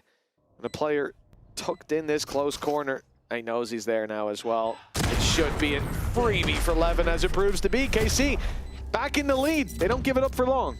Yeah, it was one where I think this round definitely would have been a lot more dangerous if it wasn't for Sugetsu. Because I actually don't think the swing there was basically bait the pistol, try and get the trade, but he was just too clean with those initial shots. I like the initial trap play. I think Dosia does well to just sort of deny too much of an advantage. And interestingly, it's going to be KC, it looks like, to take a timeout. And I will say, KC, I think, are the only team in the league that makes me question whether it's them calling a timeout. Because that happened, I think it was the last game as well, where they were 7-1 in the lead. 7-1, yep. Called a timeout and then almost lost every single round from then onwards. And now they've won themselves this round. I will admit, it wasn't the cleanest. And I also think even just the reactions from... I've never seen him make that face before. Oh, the headset's coming off. Oh, I think he's just been blasted with noise. Okay, that's what that face is. I was gonna say, if you're proposing a strat and your coach makes that face, it's just going like, right guys, okay, we need to do this. Like, that's like, brother. There's an IGL change coming like mid-map. He's about to go take the mouse off you. Thankfully, that wasn't. That's one of my favorite reactions I've ever seen. It wasn't a response to a coach. That was like coach what did you eat for lunch? Oh my God. Was it just eggs? Don't ever say that again. Well, a timeout from KC. Clearly I needed one. I will say that, you know, I agree with you. I think that looking at the last matchup, I think that 7-1 was on Breeze as well, wasn't it? That they were 7-1 up the same game. They call a timeout and they crumble. I do think that here, I agree with you, this makes more sense. Like, it's 8-7, they won the round, they lost 2, win 1, it's all normal. And also, like, Shados' reaction, I was sort of like him swinging his arms up in the air. It's like, I mean, it had to be Doja and Sugetsu getting really nice 2Ks, like really quick, pacey double kill. If that's a trade, which a lot of the time from what we've seen it would be, you lose that round and Foot steamroll you in this early half, run away with the lead, and with the shoe on the other foot like that, we know that often that is going to, no pun intended, that is going to favor the team that finds that momentum late. But so yeah, a timeout I think makes perfect sense for KC, taking that moment to steady up now. They're coming up against an AWP on C, they've avoided, and Avez's ult clears a lot of space for free towards this back B site. They'll get a plant out of this, almost without a doubt, but a pick? I didn't think they'd get away with that. No, that was Mr. Fallen, maybe not expecting him to have enough range on the ult. For the remaining players, this is already starting to call into question if this is worth going for. You've got an operator on the retake. You've not even made it back into the actual site yet. And what they don't realize is their opponents aren't even playing it. They are all in the post plant. This is all time that's being wasted. For them to get back in, and with the wraparound already coming through, Aves just gonna kill him straight up with the molly. The hot hands does the work. They managed to get a couple back, but even still, getting onto this is not going to be easy, and saving the operator becomes the point of call. It's KC to immediately extend their lead a little bit more, while the remaining two will at least hold on to their guns. That 2-round lead now. Foot being put in their place, losing those back-to-back rounds. The timeout with a round after it, a breath of fresh air for KC. And the hot hands kill is just ridiculous. Zeus expecting him to swing at any moment, but it was a little too low for those kind of shenanigans. Nice pause. Nice pause. There you go. The praise to Zeiss. His foot now called their own timeout. Now somebody that pair KC are running away with it. the initial face. Yeah. And then him going, nice pause. And I think that's a good meme. Yeah. Timeout for Foot. They fought their way back into this game, but a big round, a decent call coming through from the side of KC has put them with a little bit of space between their opponents. And the main problem now is just the economy. Like, you don't want to invest too much into this round because then if you lose it, you're basically out and you don't have enough to go for the rifles. But the more you wait, the more chance you're going to have a round where you don't have the operator. And then that's obviously a big part of their game plan, having Zeus in on the sniper, which is not something I thought I'd be saying too much of. He was never really one for picking up that gun, but in the current meta, something you kind of need to have. Yeah, 100%. I think, once we've seen that initiator utility peeled back, more chances to post up, more chances to get that first shot off. They do have a lot of flashes, though. They do. They have quite a number on the KC side. For now, at least, that's translated to rounds in their favor, 9-7. An op in the hands of Zeus. A rifle for Yedege. So the rest are left with pistols. The Paupers fight alongside the Prince, and they're driving, at least in the early fight. A nice connection by Baha. But a plant seems inevitable for KC nonetheless. Spike planted. Still, that damage could come back to haunt them. Well, it seems like if at first you do succeed, still try again. They've gone for the same take into the B site. This time there is a flank coming through, but it is incredibly slow from Cristalli. I'll be honest with you, if he keeps at this pace, the round will have ended by the time he gets there. And he also only has a classic, so he definitely has the element of surprise. They managed to get it to half, and actually, never mind, he might have just timed it to perfection. Mr. Farley ends up defusing, and Cristalli gets 2 with a classic. Thoughts, Mitch? No, none. I'm good. I was just kind of waiting for the replay so I could experience this round without an out-of-body experience in the middle. How the fiddlesticks does that guy get away with that? Nice! The slowest flank of all time with nothing but a classic, and he happens to get the angle on the 2 players whose sole job it is to stop the defuse, to win the round. Getting them both. Well, hey, clearly, hell of a game. Clearly you should buy the Foot Classic. Yeah. So there you go. This is going to be the advert. That's all Foot need to run from now on, is you can win rounds in VCT with just a Foot Classic and Mr. Farland defusing. Come on, speaking of Mr. Farland, there goes Levin. Shut down within seconds. This game has been a back and forth, but it hasn't felt close, if that makes sense. Like, at either times, one team has been dominating, and I wonder if this is the start of Foot getting back to that sort of streak once again.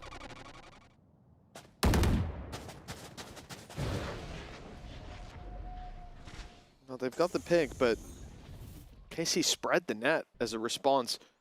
50 seconds left. The noise made towards B. Flashes, wall, volley, hot hands. It's all sent through.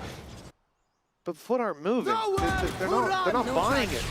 And now in comes Anders Fury. The true intention now revealed. Oh no!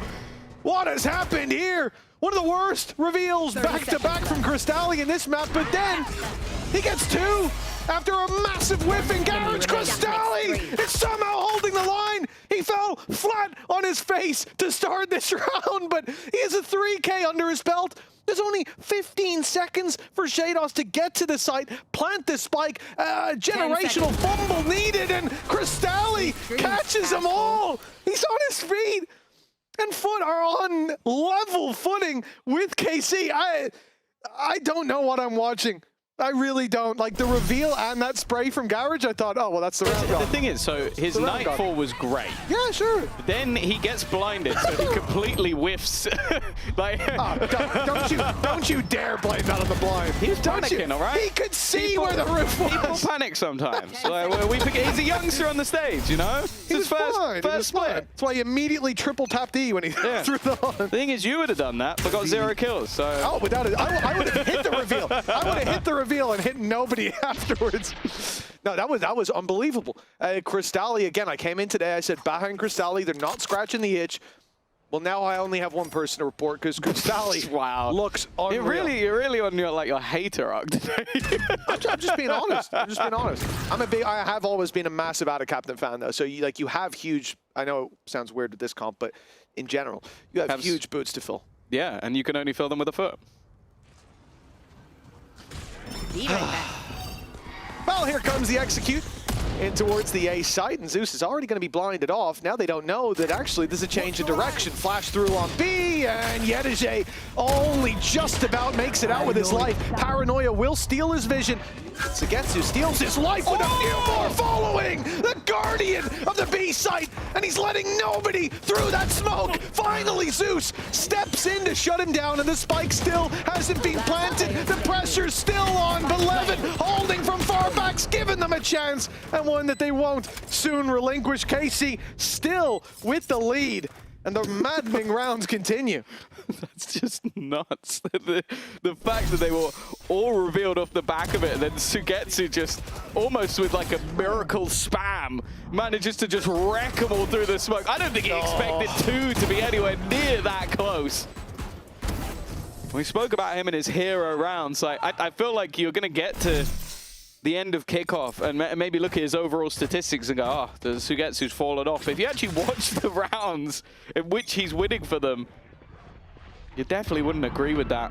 Zeus is going to go walkabouts. Early flash dodged, but he can't correct quick enough. And I believe that was the only gun they had. Yes, indeed. Unless my eyes deceive me. I see lots of pistols on the ground. Not too many left in the hands of the players. And now only Cristali, 4K previously, was pretty impressive. But so what I need him to do is I need to throw his horn into a wall and then get an ace. Yes, if he can reveal himself, and then he should be fine. That's what we've seen so far. But look, if he finds this ace, I think we'll just forget all about cracks. Take his picture off the wall. It's not very nice. Well, at least remember him when KO is played. Here we go. Damn, so close. In-zone flawless. Again, I said it, there's been a lot of rounds where it's felt like this game hasn't been particularly close. The start for KC, the streak of rounds for Foot, and now a back and forth of 2 rounds apiece. And this one, in-zone flawless in its fashion. But this is where Foot will get a buyback up. And hey, if the pattern's anything to go by, they're about to win 2 rounds in a row. They will lose the map 13-11, unfortunately, as the script is showing, but... MIT sent you an invitation, Tom. Pattern recognition off the charts. Yeah, unfortunately I can't read, so I wasn't able to tell. Couldn't RSVP. Well, KC after a huge lead to start this game off. They may be set to just take this across the line, but there are definitely challenges. No Hunter's Fury online for Shados. Meanwhile, you've got a lockdown for Baja, so a lot of potential to play retake into sites. Unlikely to be the A site, considering the pit's already been put into play. The only problem with this is that you have your pit up, but you still need to commit those 2 players towards that A site. Can't just let them walk around you. At least to start, there's some pressure put on towards A long, but I mean, it's just a decoy. And a drone sent, then the ult. Okay, now we're starting to signal a bit more that we're really looking to pressure the A site. But the TP's taken, and we're all the way to the C side. Hold on, Levin's going to run out in the open. He's going to stick on site. And a flash deep, but no follow-up. They just take it for map control. That's fine. Well, the run it back was kind of already cleared everything out, so no reason for him to TP anywhere else. Baja setting up ready with the lockdown, which will force them off the site, but they have a post plant that doesn't necessarily need much more. I'm looking at the Nightfall, which could make things awkward. Levin, he's just trying to stick around, maybe get one and escape. No, there's no escape method. He was just looking to try and do damage, and damage he has done. Sugetsu just about getting away with things here, and his luck's going to be important. They're running through to try and deal with the Nightfall. Mr. Farland tapping it halfway, but it's Aves. He kicked off the round, he'll finish it, and KC just 1 away from taking the map that, well, if you looked at how they started, maybe they should have done a while ago. Yeah, you would have thought we're on map 2 already if you tuned in for the first quarter or so. And yeah, Levin didn't have a gate crash. He had no way out, but he realized, I can disrupt, I can make this costly, and finding 2 is all he needed to do. Close. Even if Aves goes down there, though, Sugetsu is in garage and is about to swing in, so there's that extra layer to it as well, where not all the eggs were in that one basket. Let's keep it rolling. Yeah, unfortunately for Foot, they were. That was a lockdown, a Viper's Pit, and Nightfall all used. They didn't manage to take the round. In fact, a lot of ultimates were used in that last round. And then they also have the economic troubles. A Judge, a couple of Guardians. In fact, light shields on everybody other than Yetajay, making this sniper the equivalent of an operator. Levin's managed to get himself quite far. Now, he does obviously have the gate crash on the other side, but he's waiting to see, okay, is someone going to jump spot? Is someone going to look for information? They are, just not on his side of the map. And well, they've got walkabouts and found Aves. Look how close Levin is. He could catch him on the run back. He's holding the angle. And there it is. Spreading the net wide. And it's a big catch with Cristalli down. Oh, the double back. Oh, there we go. Got there in the end for Sugetsu. And the A site completely gone. That's the other thing with Cristalli down. You've got one guy to watch 2 angles. And if you include the flank, it's 3. Never really going to happen. This should be the end of map 1, and Foot having to bounce back on split. Even then, they put up one hell of a fight. But with elimination from kickoff on the line, they'll fight every battle that they're offered. A 2v4, a 2v3 now. It's looking doable. Yeah, it's not a bad start. Yetajay walking up is all about to fade, but that leaves an opening. A big opening, in fact! And now that leaves just one. Dosia versus Yetajay. The man coming over from Pacific to take them with a lead, and he's hit the headshot, but he's not managed to get the kill. A 2v4 that keeps Foot alive. Again, we said it earlier, this is a squad that certainly won't be given up until that final bell is rung. Go until the buzzer, and my God, what a set of shots coming out of Yetajay. It does feel silly though, like Levin being that far forward, when you know that the Viper wall is up and there's someone watching it from a deeper angle, like that just seems like silly mistakes coming out of the side of KC. And a timeout called for that exact reason, seeing those mistakes be made. And I think we saw some signs of this from this roster. Again, you look at the discipline up against the anti-ecos in the first half, a lot of aggressive positions, a lot of one and done or corners that you're stuck in. You got to go big or go home. And, you know, those risks they're taken again here. It's just the gameplay on KC needs to be tightened up a bit, but the game plan in general seems solid. They're coming in with different ideas. One of the people that we've criticized, obviously Levin, we've had that whole conversation, but Aves as well. He's had his ups and downs. And on the Phoenix, there is an argument for control and how oppressive the utility can be as well. But really, if your Phoenix is, you know, 15 and 22, something like that, we're going to have expected that a little bit. The funny thing is like the take was great. Like they had the early aggression, then the reposition from Levin was fantastic. The wraparound that came in from Sugetsu was perfect. The post plant just left massive gaps, and like especially when you basically closed the map. Yeah. If you just like, I think it was Shados was just holding too deep an angle, but that just needs to be communicated. Levin takes 2 steps back, he doesn't die there, and that never happens. I think the thing is for Shados as well, as that new IGL coming in, you've got a lot to learn, and I think that is the hardest part, is in those post plans, because they're the least rehearsed. In sort of, you end up in that moment, okay, what utility do we have? What positions do we have? What map control have we had to give up? Where are they fighting? You have to answer all these questions and then come up with a good plan on the spot real quick. He's busy doing that, and so you end up dropping an angle or something that you would be watching if someone else was doing that thinking. That will change over time with experience. For now, those are the things they have to contend with. But we can see that those more rehearsed parts that executes those plays and giving players a little bit of space to thrive, that part of the game plan is being executed pretty flawlessly by KC. 2 chances to lock in their map pick. And again, with the stakes being this high, you had so many chances to fall and falter, but now down to just 1. This series will send one of these teams home. This is KC's 2 chances to make sure it isn't them. I think as well, like KC's expectations. So you have a huge fan base, but also just the players that were brought in. Like Levin was definitely up there as one of the best rookies of last year. Dosia made a huge impact over in Pacific.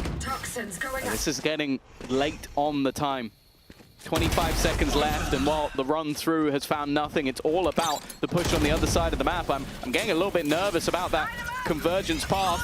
It's already being put in. It has missed, but even still, they've got to try and bypass the player at the back of the site. Everybody now set up and ready to go. 7 seconds, and they need to get that plant in. They need to get it in now. It's being stuck, but I don't think it's going to matter anyway. Zeus, it was irrelevant how much time was left. He's managed to take the ball down, and KC just too slow to get in. That's an 11th. And that's now an opportunity for Foot to take us to OT. I don't know, have they played any OT so far this tournament? No, I think probably not experienced with that sort of stamina drain, Tom, you know. It'll be tough, such quick matches. Maybe we can ask Pansy and Hypog if they've seen them play any OTs. They started planting after 4 seconds, unless I've misread that twice. I'm 99% sure they had no time to plant anyways. I thought you could only count to 3. But I saw the number 3 okay, before the plant started, so I was like, hey, that's the number I know. So yeah, there was a few errors there for sure, and now Shados and Aves tagged heavily by the spray from Mr. Fallen. Oh yeah, he can. Well, he can actually ult and heal himself up properly, but and now use the blaze or the other way around. Use all your utility. Maybe let's focus on the ult before we waste our wall on healing. No. Who needs a wall? KC a man down already. Shados being, I mean, he was 2 away from Hunter's Fury coming into this post plant. That could have completely turned the tide in their favor. And now they're wading through this. Yeah, 1 away, fantastic. Yeah, if they can res him, maybe he'll get the orb on the plant. Joke's over! You're dead! Watch your Here it is. The running back put into play. Look how far back Foot are. They've learned their lessons. It was Mr. Fallen who got caught out by this before. Baha's basically in the same position, but time to jump. Has that little bit more room to fall back. And now KC, the ones with the pressure on their shoulders, they have to find a pick here. They're a man behind in the post plant. Oh no, he didn't know there was a second player. Baha's starting to spring to life. Dosia and Sugetsu. They need to try and win themselves a 2v5. They almost lost it on a 2 versus 4, and they will end up in OT. A nice attempt from Dosia, but it is Foot streaking rounds together. I've said it multiple times, it felt like a one-sided game, but at different points of the map, and we've now ended up in overtime. It's actually unreal as well that even with the headset on, with Tom shouting, with gunshots there, I can still hear Yedege shouting from the stage. He's definitely louder than me. He's so loud, man. But yeah, Baha's rotate here was so key, and the fact is, that should have been checked, right? It takes you a 1/4 of a second to spin your mouse around and see, is there a dude behind me? Kind of the point of the old 11 came in there like a horse with blinkers on. It was like he was in one of them's really pumped up, and then guy's like, yes, been here long. He's like, we shouldn't have been OT. Should have been regulation. But yeah, that was a bit shaky, to say the least. KC 12-12. Again, I look at Foot as the side favored, not just because, you know, momentum, the fact that they bounced back from a map they looked out of, but nothing. This game. Start with KC, it certainly hasn't. It seems like the momentum has flipped at least 5 times in this game. Yeah. But I think the main thing for me is the fact that Cristalli's the one top fragging. My guy is looking unbelievable, the rookie. Oh, he's stunned again. And they're going to find him. See you later, Sugetsu. Shados trying to hold the line. He's looking for that TP. He's found him. Not quite enough on the 3rd, but he's done well. Dosia into the corner. Yeah. Baha has an idea of where his opponent will be. But in the meantime, his teammate has retreated. Bear in mind, Yeteshe has clearly been dinked up. 10 health. And he's making the steps to see if he can pull someone into a fight with his teammate while he goes and gets the spike down, which he will get down. There is no one on this side of the map.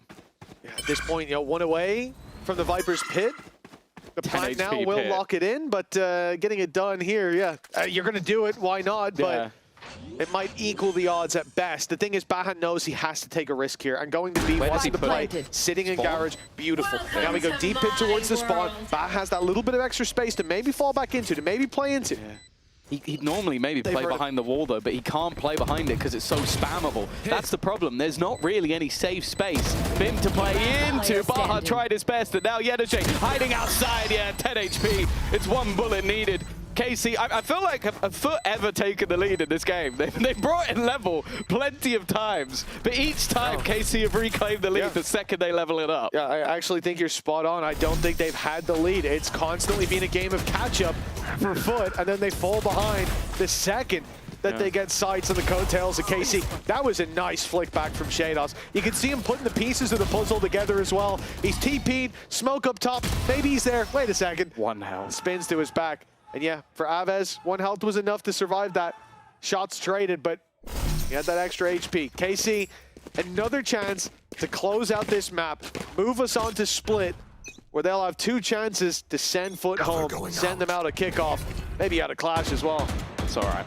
Foot always come back when they're at a deficit, so no need to worry if you're a Turkish fan. Oh, Zeus is about to come under a lot of pressure, though. The trade's back effective. Aves doing the work once again. That could be it.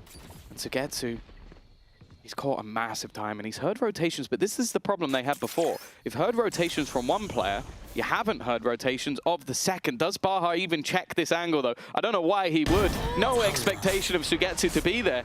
And you almost have to wonder, do the other players start to question, okay, do we just go back to B? It doesn't seem like it. And the drone is not seen either of them. Look at the freeze from KC now. They saw nothing A, but they made noise with the drone. They think players could be close. They could rotate in. They could push. Foot could be confused and wonder where they are. Well, now they found them. The snake's waiting in the grass, and it's a big bite from KC as they take a map away from Foot. Their pick under their belt, and now 2 chances to knock Foot out of kickoff. It is a sort of crazy game, but we're going to go over to the sideline interview with Dosia. Okay, Dosia is here, still high-fiving his teammates, but I have a quick question for you. Really great individual performance, momentum going back and forth. How are you going to make sure you don't overheat going into Split and you stay grounded? We just trust our staff that we trained for a long time. We just fixed the mistakes that we had in previous matches and working on our strengths. So yeah, now it's going in the right direction, I would say, maybe. So let's see the next map. Excited to play. Yeah. All right, well, thank you so much. I'm going to let you go. We're going to be heading over to a quick break, and we'll be back with the second map of the series.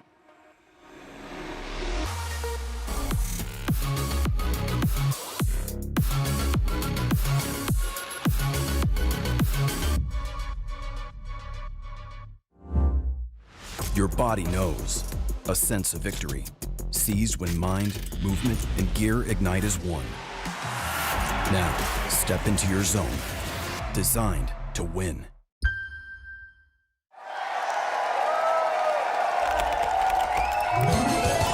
Red Bull gives you wings.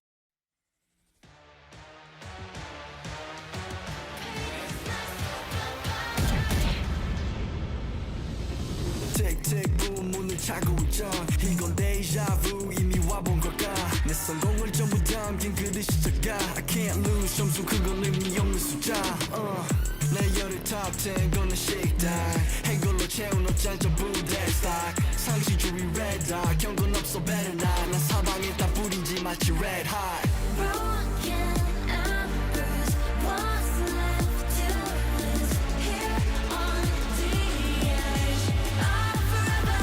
If I never win, I'll never fight. Win or sacrifice, fight until the final hour. Pain is my superpower. Keep my head up high, run through rain or shine. Cannot sleep without the sour. Pain is my superpower.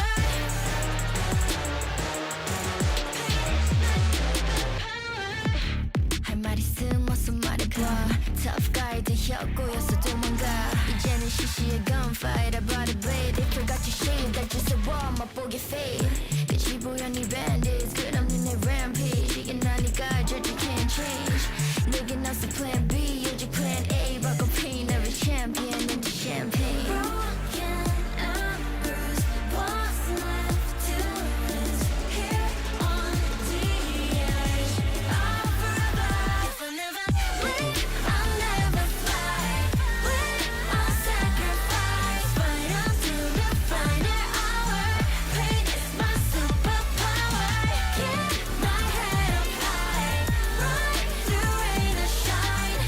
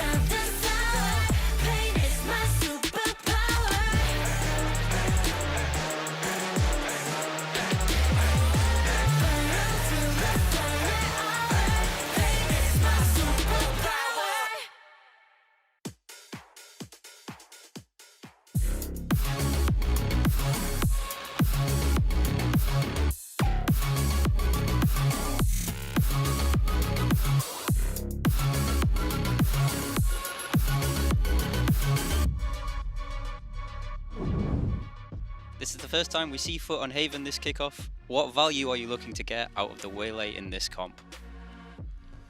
We make sure Waylay bit aggressive when we are on attack side, and his ult so strong.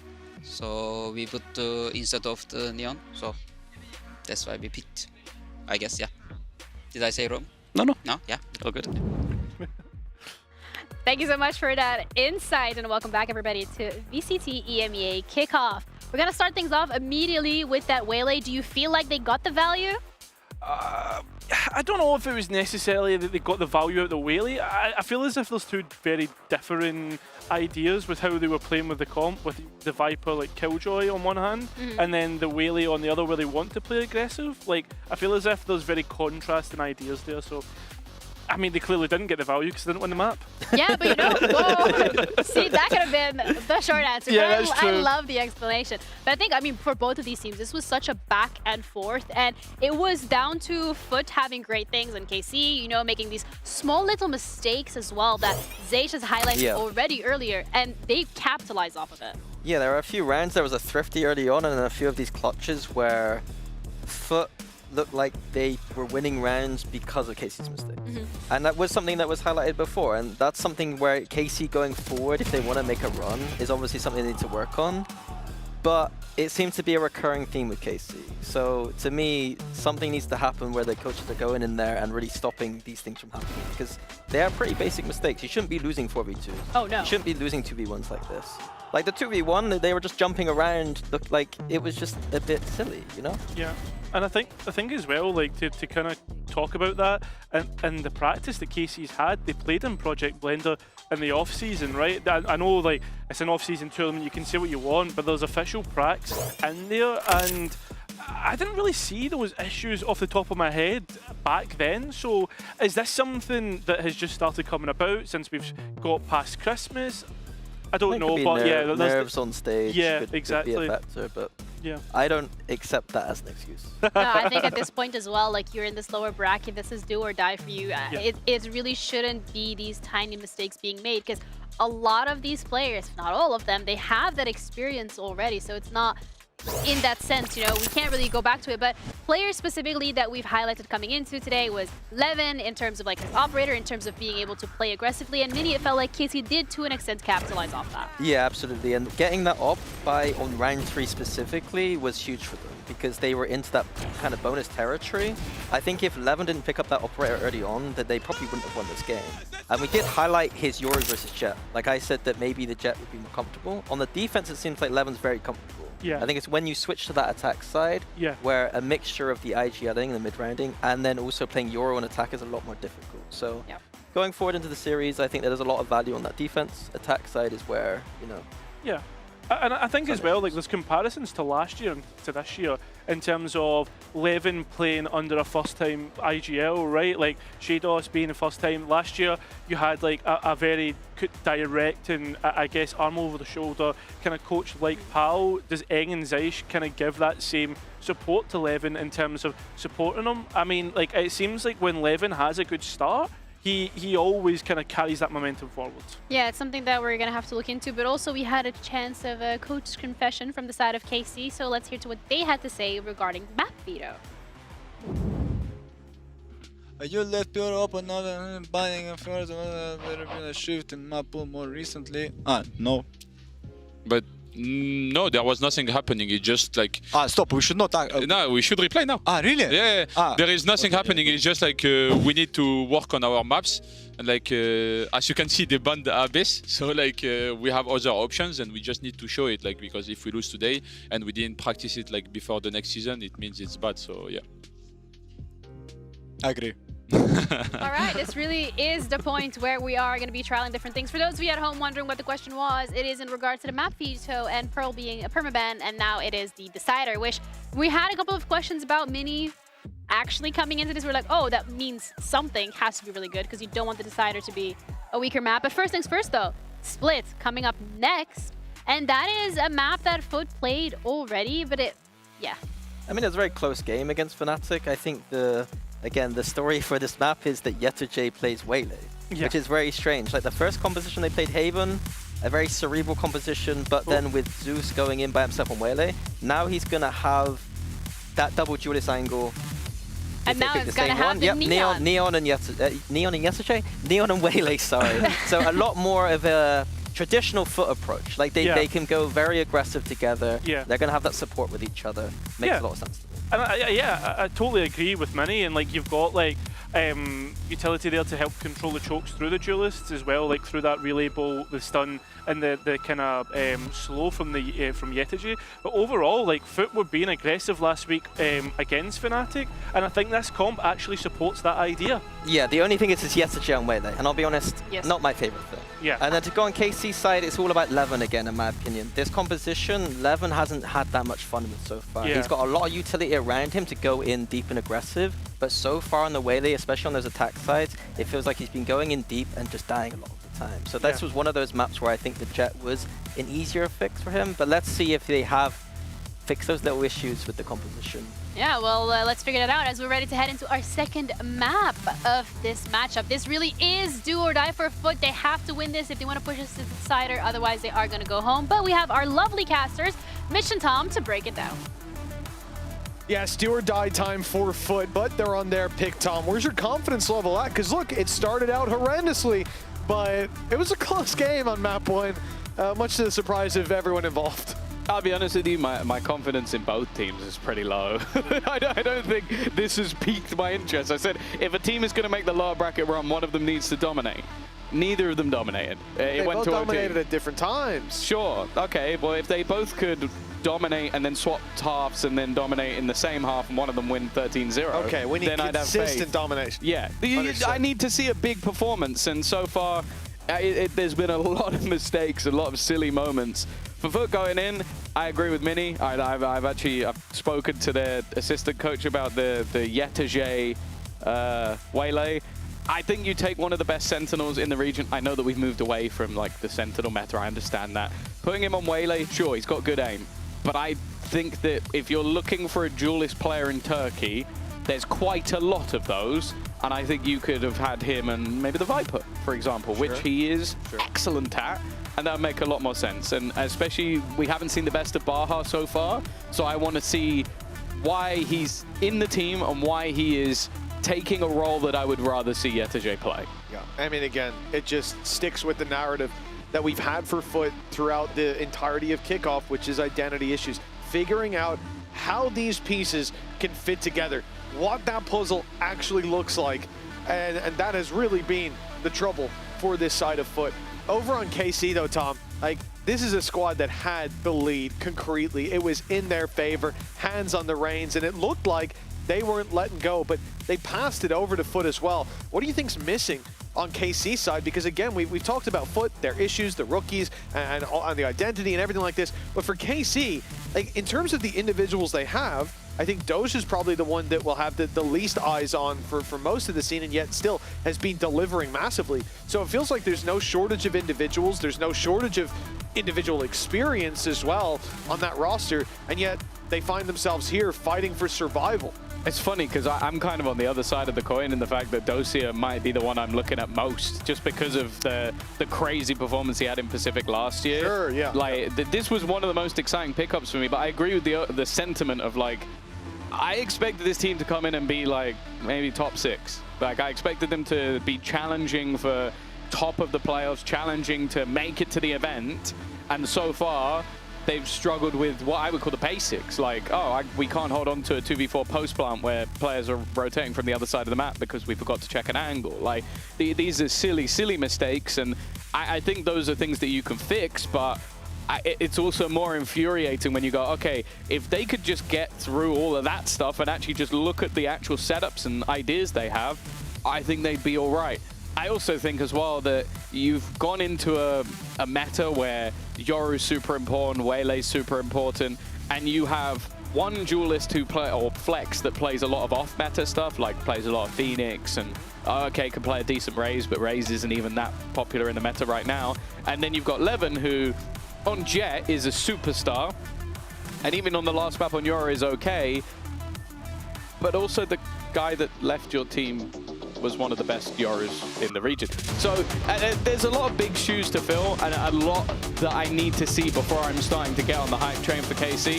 The fact that we're going into a map where they lost to Liquid and lost to Na'Vi doesn't necessarily fill me with confidence, and a lot of the problems arose on that attack. So again, can they set up Levin properly? Can he take the space that's needed? And more importantly, can Foot stop them and survive? What I find most surprising, the fact that Tejo not really played too much here. KC already taking the advantage with the early push towards the top of A ramp. Levin's found the opening onto Zeus. The other chase is almost dead. Well, the pace pickup seems to have halted here. A minute 20 on the clock as the attack side have an opening pick. They have control. They have no need to make any further pressure. Foot have rotated in, but sooner or later, they have to send players back to clear all those gaps, or send players forward to confirm the forces are still here. Toxin screen down. Oh, Flash alongside utility. Nice counter stun, and actually Baha has managed to bring this back once again. Shados puts it further in their favor. Yedajay's just checking the other side of the map just in case, but he'll eventually look to wrap back around, and the heal will make things a little bit less dangerous for the side of KC. Are they going to walk spawn?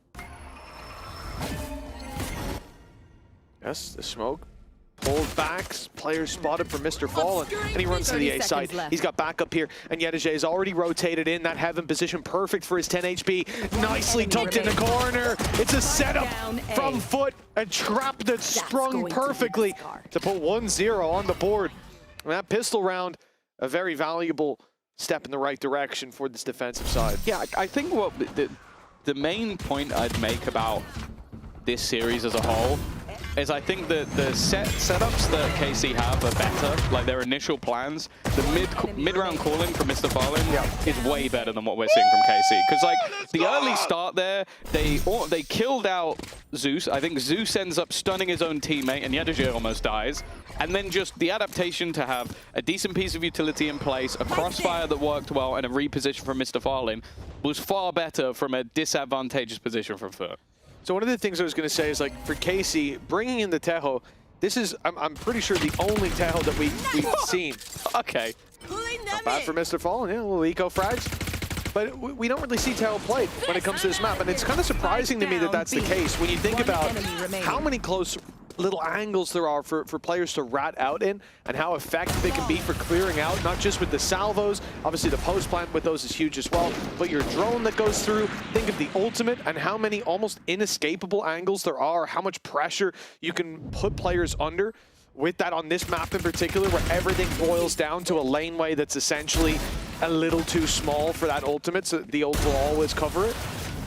It's a very effective agent, and I'm honestly surprised to see that no one else has picked it up. That said, unless I'm mistaken, they haven't won with him, any of the times. KC have played 3 times and lost all 3 with him. Yeah. So, an in-zone flawless coming in for Foot. We'll give them a nice setup in terms of the economy. But again, they use a lot of SMGs in their second rounds, which, yeah, it makes it a lot more likely that they'll get something. But then in these rounds, they need to pull off a lot that slide through. Well, Dosier's done well to hold the line. The rest of the team are making their way through towards Mr. Fallen, and this time his spam won't quite be enough. And in fact, it's possible we go from one in-zone flawless to another. Crystali on the other side of the map. And KC looking like they're going to get onto the board in clean fashion. Yeah, poor Doge is left on 5 HP watching the flank while everyone else gets healed up. He's being robbed. And now he's given the spike. Yep. It's okay, though. He got a heal. He went from 5 to 7. So they saved that little bit at the end. Every little helps. Which is nice. It's good to feel respected by your teammates. The priorities here. Spike planted. But either way, it is only one player. And he's, I think, just being spotted by Shados. Yeah, well, that certainly appears to point in that direction. All chance to Crystali. I don't think he's getting anything done, but damage would be nice. Everyone has a rifle here. He's burning utility. That's true, yeah. Listen, the cost is running up. There you go. Weapon here. That's at least an sprinted and diffused. He's being flanked on. Now, the player behind is very low, but versus a knife, not going to be too difficult for Dosia. 2-1, a relatively clean round in the end for KC, and what was a fantastic start from Dosia. You're seeing that individual brilliance, that raw aim that he has. And as you sort of mentioned, you could see the awkwardness created by those salvos, forcing players into awkward fights. This is it. I feel like we'll see Foot, though, when they go to the attack side, just off how the series has gone so far. That's where they can find the most advantages in terms of playing off of those mid-round calls, pushing and pulling KC's defense. But on the attack, where things are in KC's control in terms of the pace, and more when they go for those executes, which often on split, you know, you got to get through those choke points. It's an effective way. That's where they can put that rehearsed game plan. They're doing it on B as well with other util. They've put the orb all the way into the back of where Mr. Fallen likes to stand. So in one of the first rounds, we see him go for those early spams, but now he's got an orb literally sat at his feet. So the second they look to go around that angle, he can't fight anymore because otherwise he's going to take the decay. And not be able to see, which wouldn't be ideal. Scout Dog's gone through, player confirmed to be in position. And it looks like KC won't be deterred. Of course, they've got another dog, so to speak. But that drone will be sent out after the bombardment. Both salvos sent into play. Mr. Fallen having to move, gets his one way up, pulls back the smoke though. And Baha and Yedege are here to play. Found themselves massive advantages in the late play up by Doja. It's going to be watched at this point. Foot have got boots on the ground, and sure, Doja gets the kill. 30 but he's left on 8 HP. A spam will be more than enough to take him down. Player standing. He's caught in the open. 11 alone. A save with 20 seconds. Seems like the most likely play. Certainly the most economical. I do wonder if those direct hits are going to be difficult for KC if they're pushing into the Mr. Fallen setup. Because even though they made things very awkward for him, the fact that you can have a Gravwell, I think a Snakebite coming in from heaven as well, it just means that you're running invulnerable and you're being pulled back and you have players holding onto the cross. So I do think KC are going to have, like the hit's not bad. I think you just need to force a few players to maybe fight into mid or maybe go for some of these other peaks because this almost seemed a little bit too easy as they ran into the site. One enemy remaining. Yeah, agreed. Foot not really finding themselves under pressure. And again, when you look at how Mr. Fallen was dealt with there, they had a first piece of utility to push him back. Then they had the salvos to mean he couldn't even play behind the smoke, and yet support was there. And I think that's just a matter of KC adding that bit of a mid play to it. Oh my goodness, okay, I was thinking a slow mid play, work that control, but they've come in swinging and fallen flat in their face. Alves out of the round. And a 5v4, look, you'll trade that mid control for a man advantage any day. Oh yeah, Baha's been great so far. I said I want to see what he's got to sort of take that Viper away from Yedege, but the Snakebite in the last round, the crossfire he created, and then the early opener in this one. Cosmic Divide going to be thrown through. It's mainly whether or not we see that utility burst, and it's meant to be a bit of a ruse. The ruse has worked out, but the trade backs are good. Mr. Fallen still keeps the advantage with his squad, knowing that the others have likely crossed in. He's taken quite a lot of early space and definitely has to be a little careful of the potential flash that could come through the divide. But he'll just wait back. Oh, the flash was used there. Now in terms of utility, KC only have a Snakebite and a bit of heal left to work with. They knew Cosmic Divide was up, so they play on the backside. The reveal, the Snakebite, everything thrown through by KC. It was the Snakebite in return, but Sagetsu walks in, and they're just holding it, waiting further back. Shados up close. He's going to go in for the knife. He hasn't landed it. Halfway already. He's failing to stop the defuse. That Cosmic Divide not quite as close as he expected it to be, and ends up looking a bit foolish while Foot push up to 4. Yeah, I think it was put in so that you could just about see that they were defusing, but it means if someone goes right on the edge, you're not close enough to knife them. And then I think he knows that Crystalli's on the other side. At least manages to bait him out. But I like a lot of the sort of re-aggression we're seeing out from Foot. This is an amazing camera angle. Oh, a good reaction shot. Mr. Fallen has no idea what's going on either.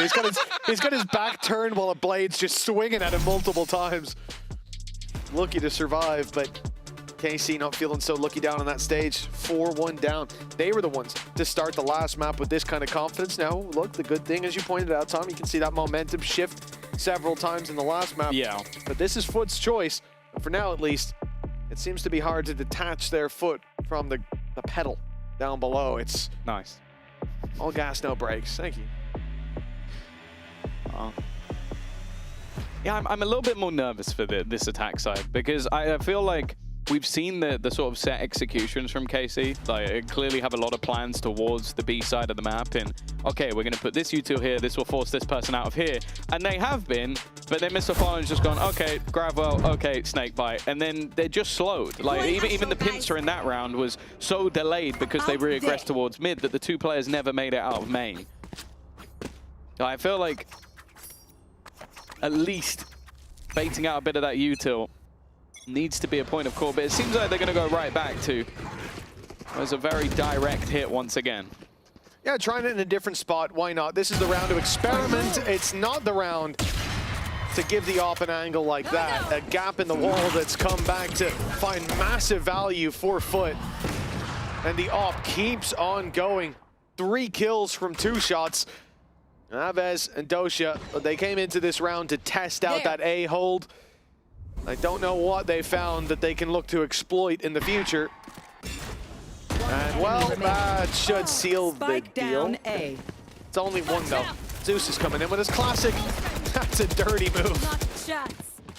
Go, go, go! Yeah, that's the problem, is that on one side of the map, you've got Mr. Fallen and the Viper util, and on the other side of the map, you've got Zeus. And honestly, for me, that's perfect balance. Like, you've got to either fight the most skilled player in the server, or you've got to fight the smartest. And right now, it seems like KC have an answer for neither of them. Of course, this round wasn't much expectation. My worry is, I feel like we see this as a trope for a lot of teams where they go for a heavy A execution on an eco round. It doesn't work. You go, that didn't work. And then you go back to what you were doing before. And so every buy round has just been B aggression, which is now going to be worse because there's also a Viper's Pit. Yeah. And now the double duelist was on the other side of the map because probably Mr. Fallen's gone, well, they've got to change something up here, right? I think the reality is, you know, that middle control was what KC needed to solve. Like, coming into this round, you think that the direct A, direct B doesn't work. The B splits haven't worked because of the mid control. It was too pacey last time. They have to try to work that control. They have to try to catch those players off. And in the round where I think they're starting to realize that, you have a pit in play. And what do you do about that? Now we have to look somewhere else. And it looks like a fake will be the idea. Moving towards the B site, we've already seen the dog put through. What an opening from Sagetsu. That should fully sell it. Seekers sent in, noise being made. Crystalli went back. But the A site is still held with 2. Yeah. Numbers are still here for Foot. They haven't fell for the fake. Yeah, and he's still got Nightfall in play. Timing here is going to be everything. Prowler goes through, and that will already catch one. The Viper's Pit still needing to be cleared if Sagetsu's going to join the action. In fact, though, Baha is walking to the edge of it. This is a very risky position to play, and he's going to walk out. Just gives the game away. Maybe wanted to try and see if there was anybody mid, but now they go back in the other direction. That spot is clear and leaves a massive opening. Yedajay waiting on the edge of the smoke. Salvo's being expended. He's going to have heard everything behind him, but clearly locked in on the other side of the map. Crystalli's done well, but this flank coming in so late, so little time, just trying to clear them out, but the hold is enough. A nice shot from Dosia and Mr. Fallen. On the wrong side of the map. It looked like for a moment the stars were going to align, but a walk through the pit ended the round. Yeah, it's not a play I can get behind most of the time, but here I honestly feel like less so. Mr. Fallen's in a 1 versus 3 after that shot, but time is gone. It has to be. And a wide swing confirms it. Triple swung to close the round. Yeah, man, I mean, for Baha, the way these rounds have played out, Tom, there hasn't been many rounds where KC don't have that player waiting in mid. And the only example I can think of is the one where they were eco full playing A. Other than that, there's always that late lurk. It's either a direct play right at the start or very, very, very slow. And the fact that we walked through a pit against that... Take up. This gave the opportunity for them, whether they're going A or B, to rotate back in the other direction, opened up so much map control. I think that was just a tiny mistake that's come back to potentially cost them heavily, but still, that was a small mistake in a round. That was 5-2 on the board. Still a strong lead for Foot, a full buy on the back of it. An op in play for both sides. I feel like the attack side op it's much harder to get the value out of it here, especially with the comp they're against. It feels like a lot of the time when KC have tried to break ground, there's always a smoke on the other side. And with an op in hand, that's going to make that quite difficult. Scout just... Oh, okay. He's just walked up. He's just walked up, killed Baha, and lived to tell the tale. I'm amazed. Levin, sorry, has got away with so much. But this position could be interesting. Yedajay doesn't have any exit strategy, but will they have expected anybody to be here? The problem I worry about is, does he get more than one? And with the rest of the players now going back to the B site, even with only 2 here, Mitch, these 2 have been annoying to clear. Yedajay. Oh, that timing. He's gotten around. This could be the flank of the century. It all depends if Doja comes out of his astral form, and he doesn't. Now they're wrapping up behind as Mr. Fallen tries to delay, but they've broken through. The gates have fallen, and Levin is in. A clean spray down from him. Cristalli and Mr. Fallen on the ground, but here's Yedajay's chance. The spike drop, a double already, and he sends in the ultimate. A nail in the coffin if he can take Avez down, but instead, the plant is found, and time as low as it was, no longer a factor. It's chosen its side, and it's on KC with Zeus, an op in hand. There's no way he goes for the 1v3. He's already backing off to spawn. KC, that one was a nail biter, but they've gotten away with it. Yeah, really nice round from Levin. Like, the almost sheer disrespect. Like, we heard him at the end of the last calling for the operator, get me that operator. But then he also did stellar work on the execute into the site as well. Being able to leave the players stunned at the back. I believe that was his ultimate, the convergence path that left them completely screwed because of the lack of angles that were created. With all of that utility coming out of the Teo. And well, after a blitzing start, it does seem like the tactical pause that came out from Zeiss has sort of made the difference. They've immediately found responses, they've immediately found gaps. And yeah, that's just filthy. Yeah, really shouldn't have gotten away with that one. And to dive in, this onto Mr. Fallen, his third. Just as ridiculous. And this is a player that we talked a lot about, as we said. Last map felt like a real vindicating moment for him, where we've seen that Yoru, he hasn't looked comfortable, but we kind of came in thinking, man, does Levin just have to play Jet every time? But the Yoru looked better last time. Now we're getting to see the Waylay as well, and he's certainly looking more and more comfortable. I like this, and it is one of those things where I think we come back to, sometimes it does just take time. Look, there's the stats. Look how much better those stats were for Jet before this matchup.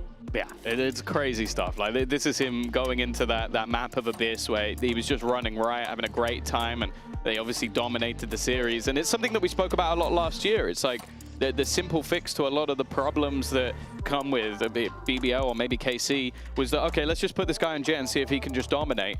But the fact is, it seems like the goal from KC is to go the long route. Like, get him comfortable, get him competent so that in the future, they can run a lot more compositions. And I think it's important. Like, we are in a meta where Waylay and Yoru are incredibly competent, incredibly strong. If he's not able to play those, it puts them at a disadvantage. Now, in this series, he seems to be doing well, but I worry more when he comes up against tougher opposition because, well, one of these teams is going out in last place. Exactly, right? And again, it comes back to the conversation from the start of the day about if you're going to make a long run, if you're going to win the 5 games after this, you got to be dominant here. You got to look clean. It's a clean opener, at least for Foot. The thing is, you know, this B site's the only place there's a threat. You know, they get that A aggression, but can they hold on to B? Well, there's been no execute off the back of it. There's now 3 players towards the B site. Heaven controls back under the possession of Foot, and the dive out from Waylay gets nothing. So we're a step back from square one. Grenade is live. Still, where do we go from here? Salvo's being sent through. That's the kill on Tabaha. Him being caught out has been a big issue in a lot of these rounds. Levin able to clear out another, and the back of the site is gone. Nobody left to tell the tale. With a Viper's Pit in play, but also Levin. Spike planted. Quite an aggressive position. He's now going to be healed up, but that leaves a lot of space, potentially, for Foot to try and re-clear. Well, Zeus is taking the AWP, which might look strange. Retaking with an AWP against a pit, but there it is. The ult's going to be activated. The stun's already hit. The spray through doesn't get anything. Down to a rifle he goes. Levin, 30 HP, but knowing that Neon ult's online, he's not risking it. Strong connection from Zeus, but Zagetsu still stands. The pit will not fall until it's a 1v1. And now Levin creeping into the corner, holds the hope of KC. This attack side keeps climbing back. 5-4 now. Especially with the opener, especially with clearing out Dosia. Like you mentioned, all of those late lurks, this basically forced them into repositioning. Like instead of seeing Aves go with the squad, he ends up going up top just to try and hold on to that ground. But it mainly came down to just Sugetsu. These couple of kills made this possible, gave a little bit of extra space, and it's only 7 HP that ends up being the difference. Around the foot might look back on and be a little bit upset about, but ultimately it's the one that's broken their economy and potentially leads KC to level the score. Well, that's it, and that's 3 in a row now as well for KC. As we said, the momentum switching side, wind direction keeps Flip on a coin changing. every round. That's where the momentum is. Yeah, building off of it seems to be impossible. If it's tails, it's foot. Just the opposite of heads. See. Oh, God. Well, it is indeed a broken economy for Foot. Pistols. Levin taking a bit of a risk on that walk up with the Outlaw. But it, well, yeah, that was an unfortunate situation for Yedege. I don't know. It looked like a smoke was up and he got spammed through it. I think that's the case. Yeah, that's tough. But at least it's only happening on a pistol. See what Crystalli can do. He's up close with a stinger. In a different meta, maybe he would have had a chance. But right now, hey, Kama did it. It was very impressive on Abyss, but they've got enough utility and well, yeah. At that range, he was never going to win it. 30 seconds left. Levin really coming into his own on the last few rounds. A big clutch in the last, a multi-frag on an execution the round before. And this is the guy we kind of wanted to see if KC were going to make that climb back through the lower bracket. Planted. Man on the other side would be Zeus, but anything in this round from this stage should be almost impossible. They're just playing for the exits. so they still expect Hero and Split Foot to look that bit better on the attack. Put up their numbers there. My ult's ready. When those weaknesses of the newly built IGL will shine through that little more on the defense, much like they did in post plants in those discipline-heavy moments from the previous map. For now, though, the scoreline equalized, and it was Foot on the last map who managed to constantly climb back, but never took the lead until the final hour. It was the same old story. Or did they take the lead at all, actually, last map? I don't believe they did. Actually, no. I think, yeah, they might have been behind. I think every time they brought it back, they then lost the previous round. Well, it's their chance to give KC a taste of their own medicine. That 7-5 half still possible, but this is what's going to decide it for Foot. Big investment, putting all their credits on the line, getting an off-out as well. They haven't got the ultis, and I mentioned Aves, the utility that's brought to play. 0 assists, so a bad time to mention it, but he's got his ultimate. And this could be a very, very dangerous ulti here on Split. Already. Zeus. There with that opener. So much utility being placed onto him, but Baha's moved in to try and play stopper, try to help them out a little bit while the flashes definitely helped him quite a lot.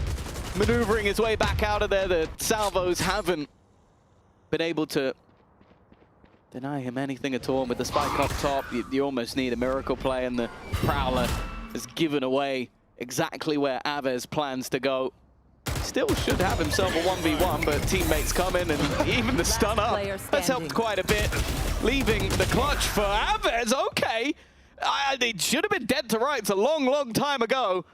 And eventually he will be. The swing from Baha, a 3K from him, another high impact round, and well, for at least guaranteed level at the half. Round in the half. Yeah, Baha definitely coming into his own on this map. As I said last, it felt like that was Crystalli's arc. And now perhaps it's Baha's moment. Blinded. The lead kept by Foot again as these scraps for KC. There's not a consistent answer for them and how to get into sites. And I think, again, we can see the ideas behind this composition, behind Teho, but the reward on A. No, I don't remember the plan to get. No, I think it's all been about that B site, late mid fights.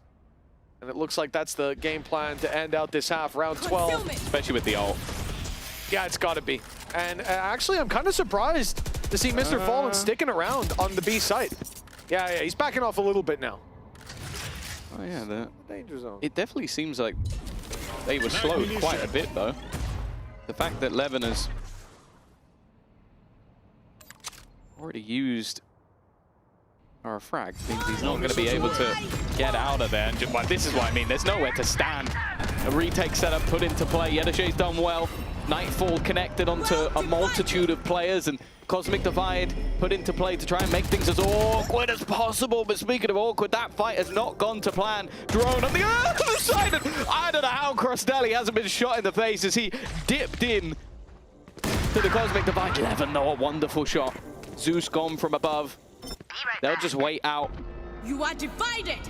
It's Cosmic Divide. Just a minute. That's all they needed. Just a centimeter extra. Levin's now spotted the flank as well. And in fact, they're going to plant on the other side of it, but they forgot about Crostelli. He's able to find 2 quick kills. Well, momentum shifting in this round, and this round alone, Levin left into a 1 versus 2 scenario. It was looking good, but 13 seconds, there is no way he gets out of this one alive. Crostelli completely repositioning, just waiting, and with 5 seconds, he'll be the one to take the fight, loses it, but Baha is gone. Well, it's 7-5 in the end, folks. Foot, they don't relinquish the lead. We end up with KC climbing back, but still trailing at the half. Foot looking to claim their map pick. But you know what?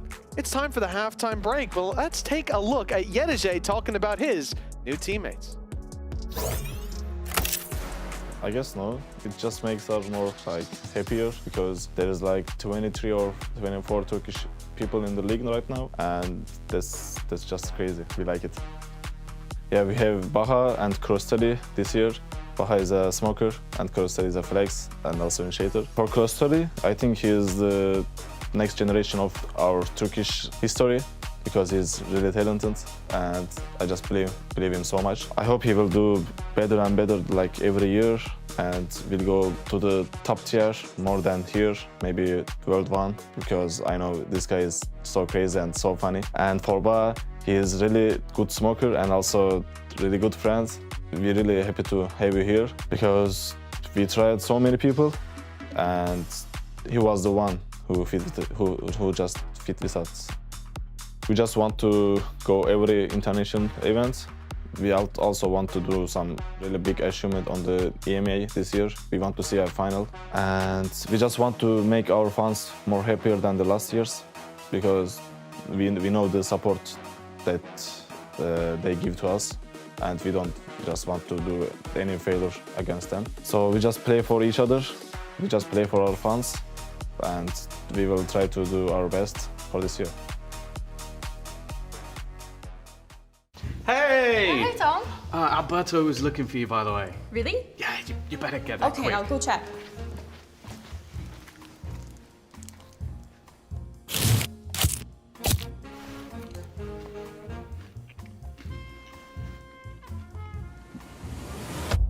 Have a break.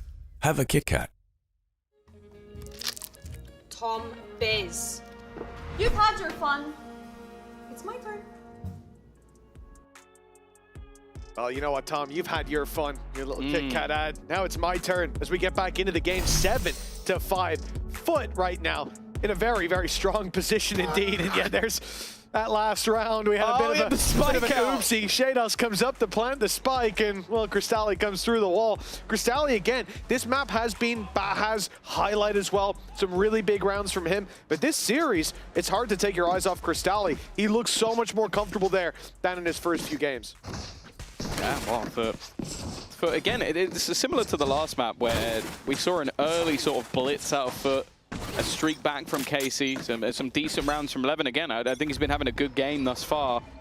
And this is where, if anything, I expect things to get better for him. Like, if he can get that defensive side operator, get those aggressive peaks, that's where Waylay on this map really does thrive. But now, though, I'm sure they'd love a pistol to even things back up. Yeah, even if they don't end up taking the lead, but Cristalli, oh, he's jumped in for two. But Levin wants to fight his way back into middle. No shots landing on the side of KC, and the lead for Foot extended to 3. Yeah, that's a big pistol round for them. We know how important this map is going to be in general, and definitely having some struggles when they played mates over on that attack side. Anything they can get to start things off would be a huge help. I'll have to see if they can keep this one nice and clean, though. Again, they're one of the teams that you normally see those sort of like rifles invested into, at least on a minimum, but they're so happy to play the SMGs that it does mean these second rounds are normally quite a bit safer. Think about it this way, man. Viper's second most played agent globally in VCT, and Viper used to be so much stronger, not just with the toxin pools being able to be active at the same time, or you could have you're saying they should nerf her again? No. Hold on now. What I'm saying is to all of the teams who didn't play her actively when she was in a buffed state, bet you feel stupid now, but I hope there's no more nerfs on the way. I feel like she's in the perfect spot, you know? Yedajay, not in the perfect spot as he falls back into the salvos set up by Avez. Well, that's a bit of an exaggerated way to show that the utility is solid. They've got an opening pick with classics. Yeah, not a bad start whatsoever. Again, they've completely lost the A site, and Baha is just going to get aggressive into the spawn. It is a shooting range for Baha. He's going to go down to Sugetsu, but I don't think he's going to give a damn. Coming in with 4 extra orbs. And a round where you only invested into the Marshal pretty much pays for itself, and whatever extra was kept through into this round. Not much lost, 9-5, and this is where if KC are going to make a stand on this map, it needs to be now. Yep, we are running out of runway quicker than a Fast and Furious movie. They never run out. They famously don't. They never run out. They don't run out of runway at all. I mean, so Mitch believes in the comeback is what I'm getting from that analogy. Absolutely. Hell, if that plane could stay on tarmac for that long, I believe in anything.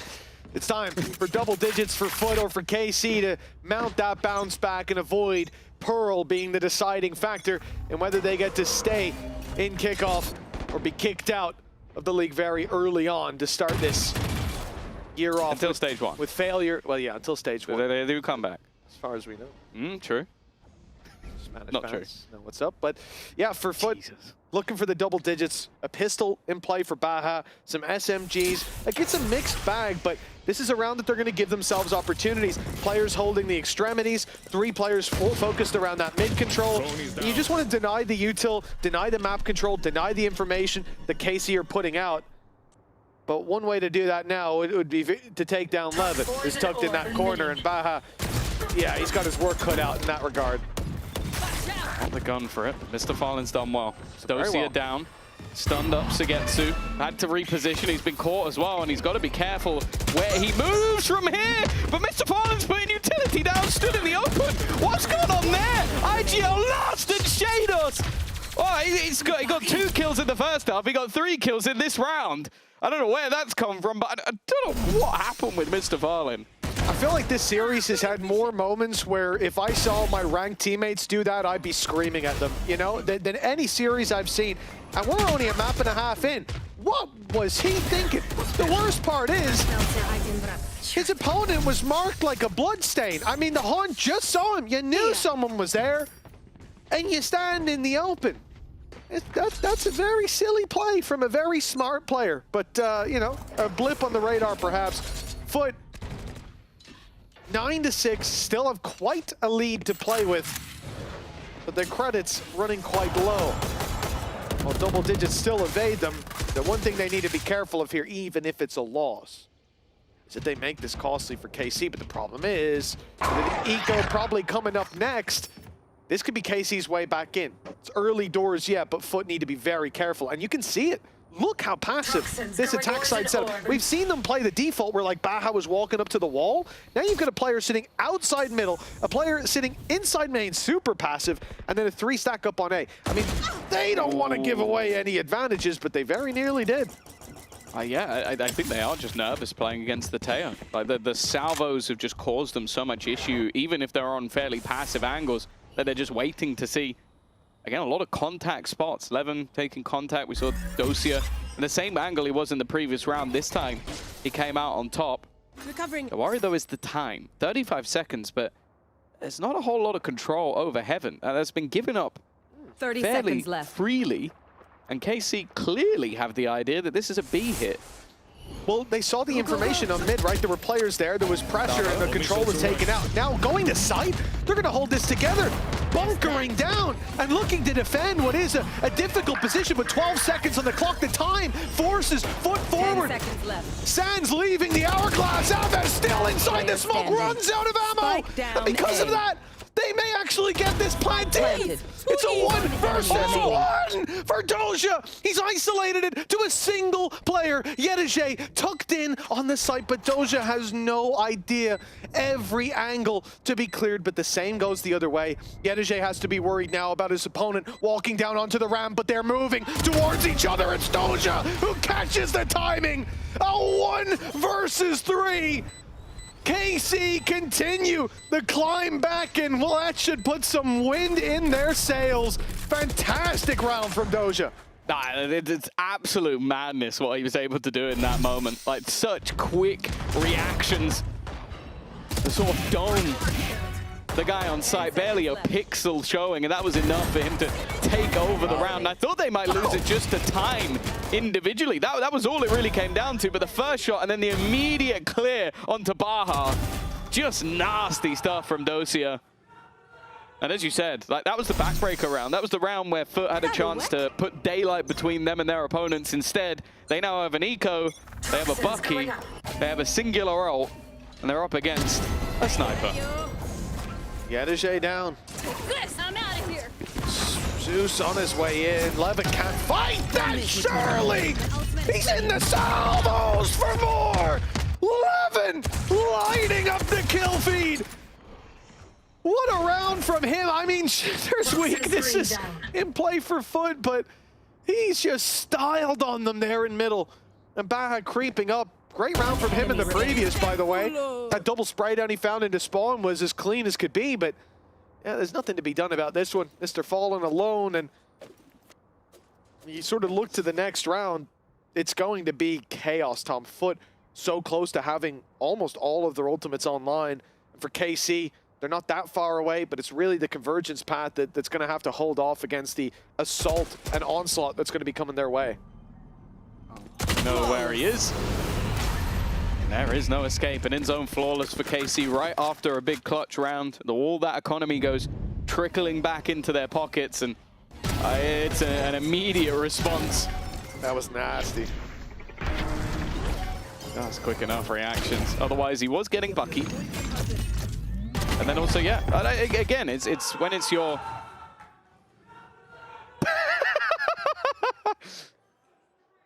That reminds me of the first time meme. First time. Yeah, Geis has learned. I think he's got some advice from his physician about returning to this role. So I think during his break he went up into the mountains or with like the monks dressed up and was just and now he's just zen. He's had his Kill Bill arc, like exactly. He's done his training arc. He's good to go. I've not seen him break a sweat once. It's true. It's true. I saw that man get lightheaded from standing up once after a matchup, and now he looks fine. Yeah, he's just like, hey, we lost a round. High five. He's passed on the... The funny thing is, that first time also works both ways, because Bambino can look across having a record of being on tough teams. I'll put it that way. Tough teams.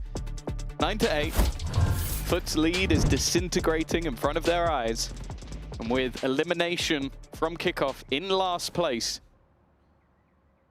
the outcome, if they lose this map or the next, They have definitely got to dig deep. They've definitely got to have got something done with the pause. Now, ults-wise, they're not in too bad a position, but they need to get to a point where that Viper's Pit becomes valuable. Levin is just walking out immediately. You can see he's feeling confident. Well, I think you could definitely see that last round with the Outlaw, even holding as close as he was in events before, running through Salvo's Doja. Not ready for Yedishe to be that close. Now the Cosmic Divide should get them through to the site. Snakebites there to delay them.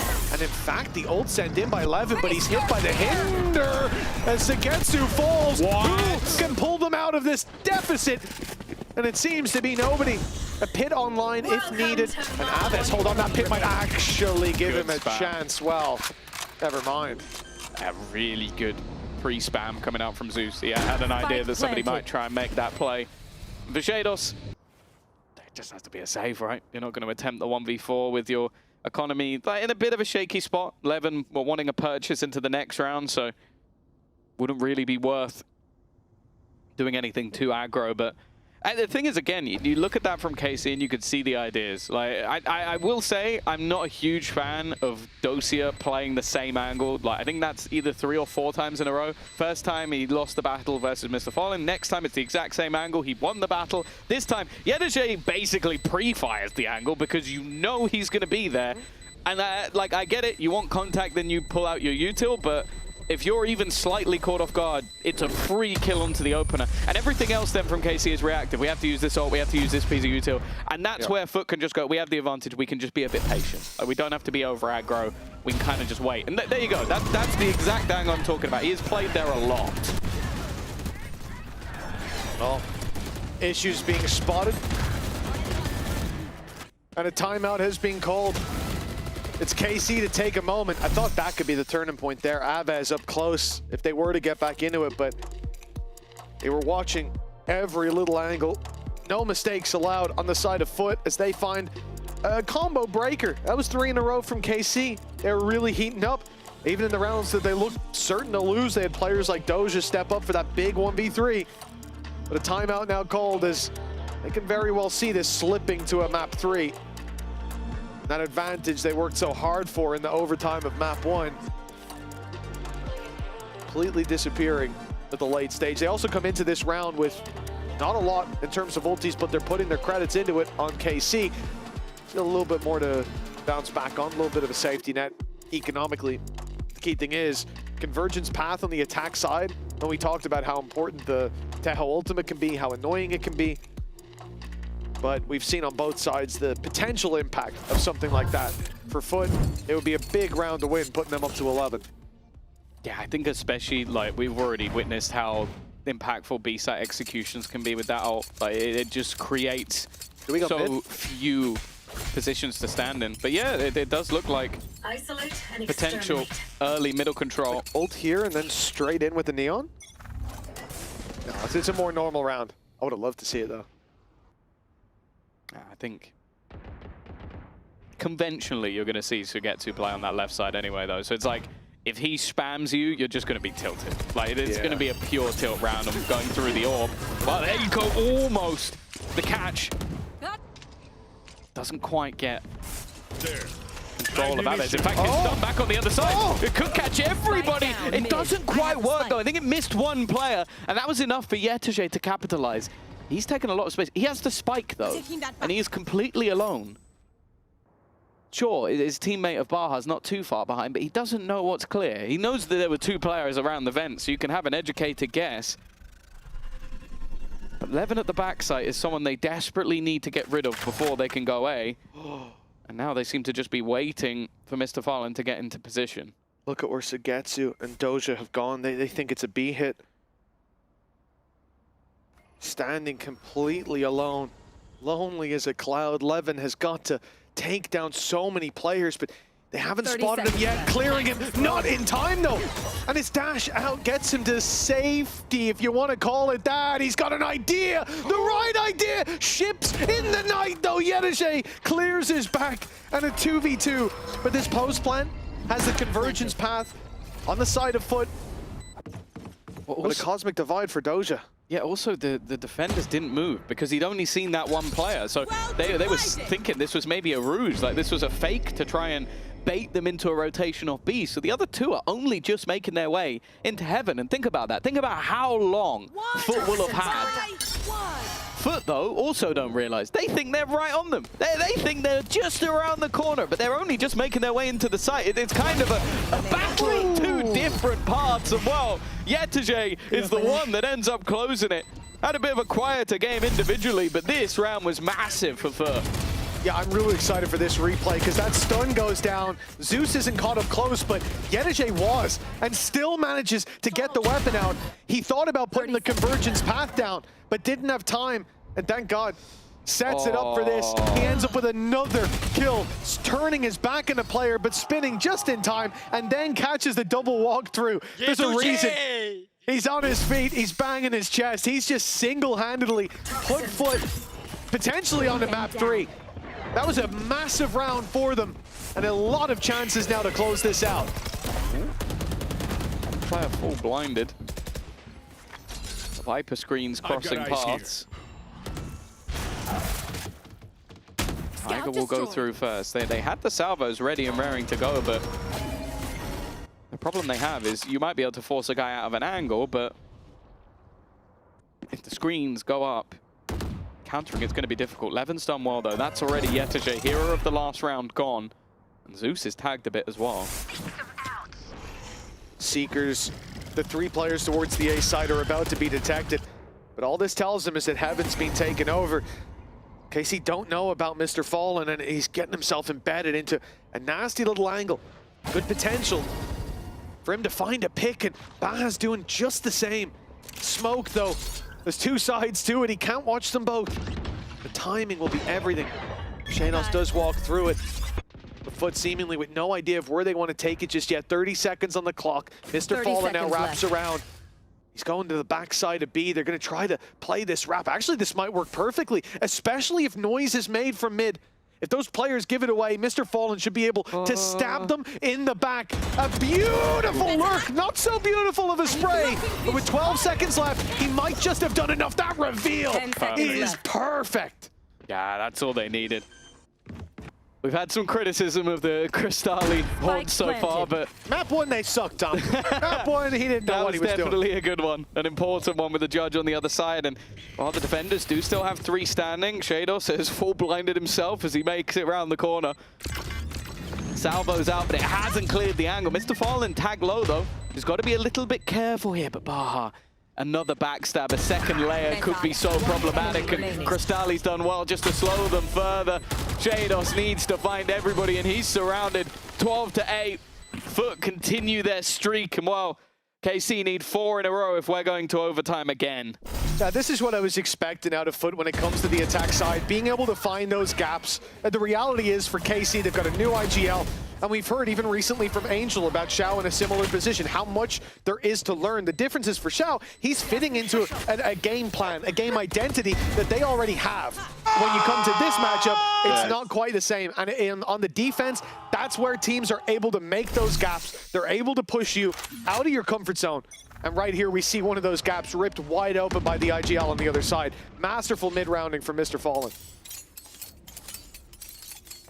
It has made this purchase a little bit awkward. I saw Dosia during Project Blender play quite a few shotguns, but a lot of that was because I believe he was still in Kazakhstan and was playing with 80 to 100 ping. So that made a little bit more sense. Enough. Him playing it right now has made less sense, but it seems like he's given that over. So get to in the pit. Baha with the Baha blast has just taken out Levin immediately. I'd like to retract everything I said about Baha earlier. If we could delete that VOD, that would make me feel a little bit better. Because I came in today thinking like, okay, everyone here but Crystali and Baha, I don't understand the pickups. Map 1, Crystali was great. I was still critical. All they needed Baha, was a Mitch curse. He's really shown up, genuinely, yeah. Now he's going to be taken down second. I praise him by Shados, who's really at a struggler of the game. Oh, here we go. Shadow saves. Into the side they go. Pop flash. But bear in mind, there's still quite a lot of utility to expend. Mainly looking at the salvos and looking at the annihilation, but it's not actually going to go through. They're waiting to play the retake instead, not going for plant denial, which has bit them a little bit in the past. They are taking their time. Toxins Only just getting into position now. The clock has been burning. Yeah. Armageddon Day is coming. Here it is. It's backside, but it's already been cleared. Cristalli stood in front of the ult. They were ready for that play. Cristalli's double proves it. A fantastic showing from the rookies on the side of foot. They have claimed their map pick and bought themselves one final map. For one of these teams, it's the end of kickoff on Pearl after the break.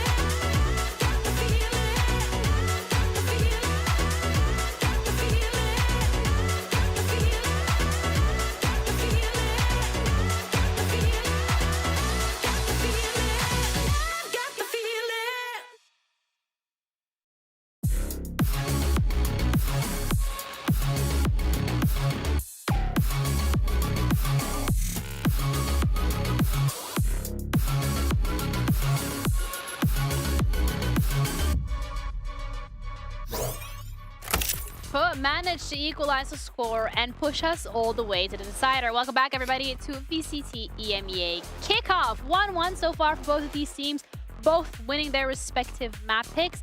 This one was a lot cleaner from Foot than what we've seen earlier. Yeah, it was, and I think like for the most part, like it actually convinced me that, you know what, Foot can have the firepower that they need, and the supporting cast that we were talking about earlier, like 4 of those players other than Zeus being in the bottom 12 ACS, looked like they were shooting. Yeah, I think Crossley was very good in map 1, and he continued that on into map 2. Like, I think he was the highlight of this map for me, and I think that it's like a really nice sign. Like, I've been a little bit maybe pessimistic, a little bit negative about what I consider like what I consider maybe like a version of Foot that maybe seems a little bit weaker than historically. But honestly, if this is just a slow ramping up for these new VCT players, then it could be good signs in the future. Do you think this is potentially a slower ramping up? Like, are they getting closer to what you were hoping them to be to? Yeah, I mean, they're doing better. I think that reality-wise, they're in the lower bracket playing in the first round. So I think that there has to be some measured expectations. Fair. But ultimately, I'm seeing signs of life, which is good. Yeah, that's what we ultimately want to see from Foot. And Crossley also coming through with 210 ACS, Cairo. Bit of a big man job there. Yeah, he's doing well, you know, playing on the Fade as well. It's not a bad thing to have a high ACS, especially when you've got Zeus and when you've got Yetiji, who on the Whaley, I know many of you were criticising it, but for overall, I think it gets pass marks for this map. Yeah, he was right. Absolutely, and I think as well, when something you wanted to highlight specifically was the setup that Foot was able to give. Yeah, so what I was really impressed with in this game was essentially the way that Foot came into this with a game plan. Because Zeus is now using the operator more, it allows them to explore deeper game plans. So here Foot is on the defense, and we're going to mostly be looking at the Neon and the Fade towards the A side of the map. So you're going to see at the start here, the Neon is waiting here for a potential waylay dash with the operator. So if we play this out, he's just going to be waiting. And then what ends up happening is Crossley on the Fade is going to set up the Neon into a deeper position here. So you see this, the Fade Prowler coming in to set up Zeus onto a deeper angle, and eventually he's going to go down even further. And this is really important because KC are using this Viper wall here. And that means that the Neon can get in front of it and take a deeper line, get all the information, and then Foot can rotate the other side of the map very easily. And this was happening every single round. Every single round, Zeus had the operator. Every single round, Fade Prowler was coming in and he was getting deep information. Basically, a very good game plan and anti-strat against this Viper wall. So we see here, Zeus sets up. He's got the deep line. We see the rotations happening here. And at this point, you know, KC are setting up now for a B hit. And Foot already have 3 players here looking directly at this choke point. So what looks like a very easy way of like Foot shutting down this exec has that thought behind it. They're not just randomly looking there and able to shut it down. It's because of that deep setup from Crossley onto the Neon that allows them to easily shut this down. So yeah, so I was really impressed here just by Foot's game plan and approach. And Zeus ulping isn't just about him getting frags, it's also a new layer to their game plans potentially. Yeah, and that's what we need to see, and we also want to see from every single one of these rosters. Even though you're in this lower bracket, this is, as we already touched upon, your opportunity to show us what you are made of. And for Foot, 13-8, it was a great game from their side of things, but now we're heading on to Pearl. And Pearl is what I find really interesting, Cairo, because when we're looking at KC in the past 2 weeks, that's the map that they would immediately ban when they had the chance, but now it's left open. And Zaysh saying, yeah, we had to leave it open because if we're not good at it, then, you know, like, our map has to get better, then what are we doing? Yeah, I guess I somewhat agree, right? Like, you can try and expand your map pool, but is it the best idea to try and expand it, as Minnie said, in the elimination game in round 1 of Kickoff, right? Maybe KC, like, as a team, have decided that they want to try and use Kickoff as a way to kind of bond and mend the team together, but I don't know if I'm fully buying into that, just to be honest, considering that, like, you look at how this team's built, it has firepower, it has players that should be ready, like Levin, who have experience in VCT. I think, if anything, like, I would maybe allow that excuse for Foot in terms of the fact that they have rookies on their team. I think to me it's like a little bit worrying that you go from permabanning a map to suddenly introducing it into a series. It kind of means that you don't have too much confidence in your map pool, but at the same time they could be a positive to some respect because you're basically adjusting to what the reality of the situation is. Like, Karma Core aren't in that good a spot, so adjusting their map pool accordingly might be a good answer. Yeah, you definitely hope so, or maybe they were like permabanning it on purpose so that teams would pick it and then they have something crazy up their sleeves. But the matter of fact is, in the reality of the current situation, that we are going to Pearl. We are going to this decider map. This is the last map for one of these teams here at Kickoff, which is crazy. One of these teams are going to be the first one to be sent home. Yeah, and I think like for both of these teams, there's things that we can draw on from the series that we've seen so far, right? And both the maps played. For Foot, we can talk about just his op and the ability to op on Peril and how he's going to leverage that. And the other aspect to that, something that we know about KC and Aves, is they love this Phoenix, and it's a map that I know from like all the way back when kind of Peril was. I think it was like, what, 2023, I saw like a few Phoenix in Tier 2 and stuff like that. So whether they bring that out, like you can draw on that and see how the game plan will work for either team. What do you think they're going to play? What comps do you think are going to happen here? Well, what do you want to see? What do I want to see? Like, obviously I want to see the Yoru, like on either side, like with an operator behind it. Not the Jet? No, I think Yoru's so much better on this map. It's so in meta, but I don't know, it truly depends on comfortability, and so far, like, we've only seen the Jet on one map for KC, so what do they want to do here? Like, Levin's Yoru on Haven got pass marks as well, so yeah, I don't know. It just comes down to attack side. I think defense, if they're starting defense with the Yoru, it should be pretty simple for them. I think the attack side is where the questions are at. And then on Foot side, I think that compositionally, I wouldn't be surprised if we see that Teo. You were referencing it earlier, that last year on Pro, it was one of the kind of innovations they had, and they were looking quite good with it.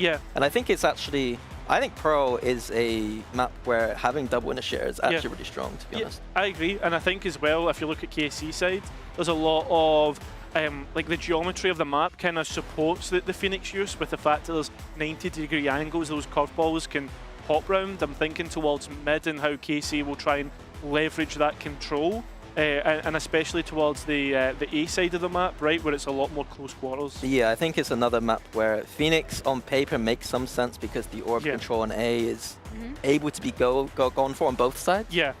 Personally, I'm not the biggest Phoenix fan though, and we're not going to see it. Thankfully, you're not going to see it, so you don't have to worry about that. We are going to see the Teo, and it's coming out from KC side rather than Foot, so interesting here. I really like this KC composition, to be honest with you. I think that having the ability to have two drones on this map with the Fade and the Teo means that you're able to take a lot of the map that otherwise you wouldn't.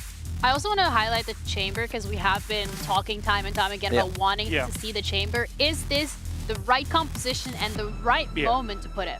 Yeah, I really like it actually, because obviously they've been trying to get Yetege into positions where he's playing like the second duelist, but he's playing, I guess, a little bit more comfortable in a Sentinel that is still like, can be that pseudo duelist.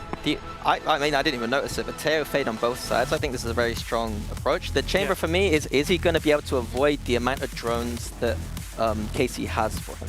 Yeah, those are all questions that are going to be answered in this final map of the series. The last chance for either of these rosters to compete here on this stage during kickoff here at VCT EMEA. We're going to be heading over to our casters, Mitch and Tom, who can also give us their great opinions on Chamber. 9 days of competition, and it all boils down to this. For one of these teams, kickoff is over. And hell, they might not have a chance at Clash. They might have to sit and watch all these other teams play out. Well, they get a nice break, a vacation. Who doesn't like a vacation? Competitors. These competitors. Nobody wants to be the first one kicked out of kickoff, but it has to be KC or Foot, and it all comes down to Pearl. Yeah, it's a map where we've sort of been waiting to see both of these squads play in the past. Historically, I always enjoyed a Mr. Fall in Pearl, but he put himself on the tail in the past, and I'm looking forward to see what Crystalli has in it, because he's been very, very good today. And while seeing Yetege, he's sort of on a Sentinel. They've gone pushing all the way up, though. A very quick rotation available for KC. The spam does damage, but eventually they have to dark out of there, and then back in they go. Levin with one, needs more, finds more, 3 already, and then just looks to try and escape. Doesn't want to overheat, wants to join up with his team. Play the advantage. Really nicely played by Levin. A chance for KC. He may well be. KC's beating hard, but Yetege in that corner, snuck in just in time. Does he get curious? No, waiting his turn, but Aves swings in and turns him to mush. It's only Mr. Fall, and then he'll find the same fate awaits him. Levin with a 4K in the pistol has given KC the leg up. Yeah, well, we spoke about in their last map when it was Breeze facing off against Liquid, the amount of 3v5s they're able to win. They've just added another to the tally, and a lot of it came down to this man right here at the back of the site. Able to move in early, took some early spam damage, and then from pretty much the rest of the round, he was just ripping heads. 1-0, an important pistol. And well, there you go. Last Pearl match was a 14-12 victory. For both.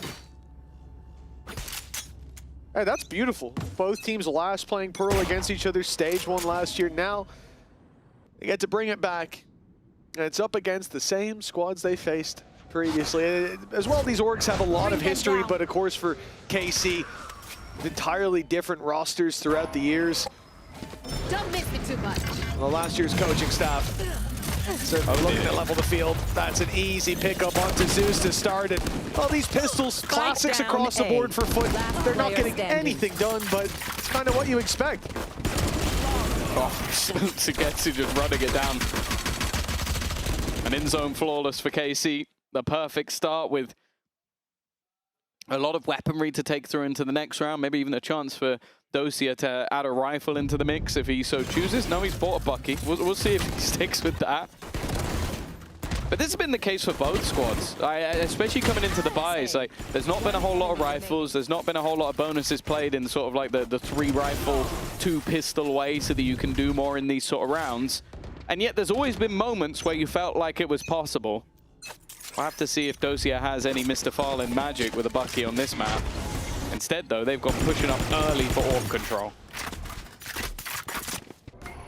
I like this early aggression from Doji. You can see how annoying it is. A main completely under his control. Even just with a Bucky in his hands. And, well, a team like Foot knows just how dangerous the Bucky can be on this map. One suppressed. Mr. Fallen certainly does. My arm still hurts from that play. As we come into round 3, very, very slow approach from the attackers, but they are now grouping up as Shados has found out, and he's going to give up control over Art. His Foot slowly claimed that. Look at the shift from KC. Very much expecting the A hit, and with a gate crash towards B, they can make that little bit of a gamble. Not sure if Foot are going to commit, though. Look how far behind Yedege is. They might take this back if they spot how many players are here. A lot of utility thrown out, but Zeus made it past. There is the Bucky. 4 more needed. And he didn't get it. Spams away, not doing as much damage as they'd hope, and the juggling rifles haven't worked out. It leaves just Sugetsu remaining. 1 versus 3. Does at least have the range, but it's only going to be the 1. A decent amount of damage for KC, but for Foot, more important that they're onto the board, off of the races. And this is where, well, we wait and see if they're going to be starting off the streak. Is there something to follow up on the back of it? And I guess coming into this map, Tom, it's been so long since we've seen it from these teams. Let's go! And the way that the game has gone so far, I don't think anybody will be brave enough to pull out predictions. I certainly won't be foolish enough. So I guess it does just come down to compositions, and I suppose that's where the question sits. Are you liking what you're seeing from Foot? You like the chamber that's coming out? Yeah, I have a feeling that both of these teams, I'd expect more on the defense. Like, I think we're going to have that aggressive chamber, lots of delay, lots of info getting for that defensive side to take map control. And I think the attack is all going to be about breaking through that. A lot of pressure put onto both Levin and Zeus. But also, once you get that defensive side operator, this map becomes a lot smaller. Favoring one, very difficult, but now at least early spat. Dosia has managed to dodge all of those bullets, or most of them at least. While hindered. Yeah, they might have thought he was gone, but they certainly know now. Shados! He's tripled up, and one was a spray through the smoke. Go for another. A few shots through. Now he's waited with Doja, and while he gets his reward in the end, not quite the ace, but a round's a round, and a 4K for Shados speaks volumes. KC 3-1. No chained rounds for Foot. I think we're seeing it again with just the irritation that can be caused by that Teo utility on the defensive side. Just slowing the initial push enough, like especially when you have that sort of solo duelist, you want to almost like explode in towards the site, but they're never really able to because one of them is then sectioned off. Of course, Shados being able to shut things down, but realistically, I am looking at Yedajay here because I know that as a lurker we can see high impact from him, but with what is basically just firepower as your utility, I need you to be getting numbers up on the board. Well, no timeout for Foot after going 3-1 down. Now they're on pistols. The next buy round, really where the line in the sand has to be drawn. Remember, we start this series out, you think about whose map pick it is, the future maps and all this, but now all of those questions, they don't seem to matter anymore. It's do or die. It's elimination time, and for Foot, every round that goes up in favor of KC, just another straw on that camel's back, and we don't know how far it can go. Don't know how much weight they can take, how much pressure they can stand tall under. For Foot, trailing by 4-1 seems inevitable, but they have got a lot of space towards the A site. There's not a massive stack up. With a headhunter and a sheriff, they can get some damage done. Already ground being taken, and Shados, does he stick around with Abez or do they give it up? They're looking for the fight and they're finding them with great success. Yeah, a lot of damage done on the initial sprays. C's also slowing them further. It makes it so difficult to break through these A-site chokes, but when you've been running it over to B, you know there's going to be an operator homing in on you, so getting through that choke's going to be difficult. I think the main thing I want to see now is how they put pressure on some of that mid-control in the other direction. Like, do they take lane? Do they sort of make that B site a little bit more awkward? Because I feel like so far KC have been able to have minimum 2, but in most cases 3 players on A, because there just is no pressure on B long or that link position. Yes, and this is one of the things we talked about for Foot on the attack side. The experience there in terms of those calls, you expect that to be where they find those gaps. Right now, no gaps being found. KC plugged it up like they've got too many planks in Sea of Thieves, and with another round lost here for Foot, they'll be almost forced into a pause. But for now, confident that they can find their way back in. We saw Mr. Fallen quick to dispense some words after the last full buy round loss. Yedajay's made it across with the op. He doesn't know there's a player tucked in on the left, and here come the salvos. He's just about made it out of there alive. I really like that, using the special delivery to destroy the trap. Just to keep the bait going. Keep the bait that there's potentially not someone close. Again, though, they're falling into the same trope. Back to the A site they go for the umpteenth time in a row. Nightfall sent through. I like the Cosmic Divide off the back of it, but the counter utility is already being thrown out. Drone to go in. Of course, spam's not possible unless they go on the other side, and there's been continuous utility put into place to make sure they can't make a move. This will be the first time we actually have to see a full-on retake out from KC. They've got that flank protection from Baha, miles away, but still when it starts to play, that flash doesn't quite land as intended. Zeus marked in the corner, gets one. Oh, he's managed to get the ult off! That's a disgrace for KC! It should have been a shutdown! That was their way back in! A trade at least, but so much time! Boy, they've got to run! They've got to sprint! And all through, and all of a sudden, Baha's alone! How has this happened? They're blocking it! The defuse still underway! KC, they fumbled, but they did not falter! A ridiculous round, and honestly, if there's not a timeout after that, we won't see one all game. What a chaotic round. They used everything. Nightfall, Cosmic Divide to take the site convergence path to slow them down. Even throwing in the tail ult at the end, and they just kept past all of it. This final shot as well had to be lightning fast from Abez. I don't know how KC made that work. They were fighting against every ultimate that was possibly on offer for Foot. And even when they used all 4 of them, Nothing. I know it's a cliche, Tom, but it was a 4 versus 3 post plant. I genuinely blinked and there were 3 things in the top right on the kill feed. It was a 1v4 in a split second. That's ridiculous. And they haven't called a timeout. Footer, they're happy to go. I get it on the first buy. You say, you know, I noticed the problems. Here's how we fix it. Let's move on. That last round, though, I almost want a timeout just to breathe. And now the drone didn't spot Doja. He's just walked right past it. And it's a low buy round for Foot, so it's whatever. But these little mistakes, they're going to add up. Surely a timeout after this one. They're also just going to irritate. Like, these are things where you go like, well, I don't know how this has happened. Like, I don't know how I've died here. And that frustration is definitely going to start building, because the last round is the sort of round where you go, that's unlosable. Like, you can't use 2 ults to take the site and 2 ults in post and still lose. And still lose convincingly. Yes. 5.5 seconds and 3 players standing. Like, that's just not good enough. And KC almost have to be laughing. We'll see. Can there be some damage for Yenergy? Yes, there can. Sugetsu not expecting it in the corner, and this is a round they definitely shouldn't be winning. But now, with a tour de force, that one remaining ult, and 2 players up against. Look at the guns. It's an operator and a judge. It's chalk and cheese on the retake. Foot have the advantage, but Yenergy stepping into the angle. Shot landed. And now, Doja alone, a pistol and a judge, a tour de force on the other side, and I don't know how Foot have gotten away with this round, but somehow it seems to be theirs, and that easy shot for Mr. Falla confirms it. A thrifty for Foot at 5-2.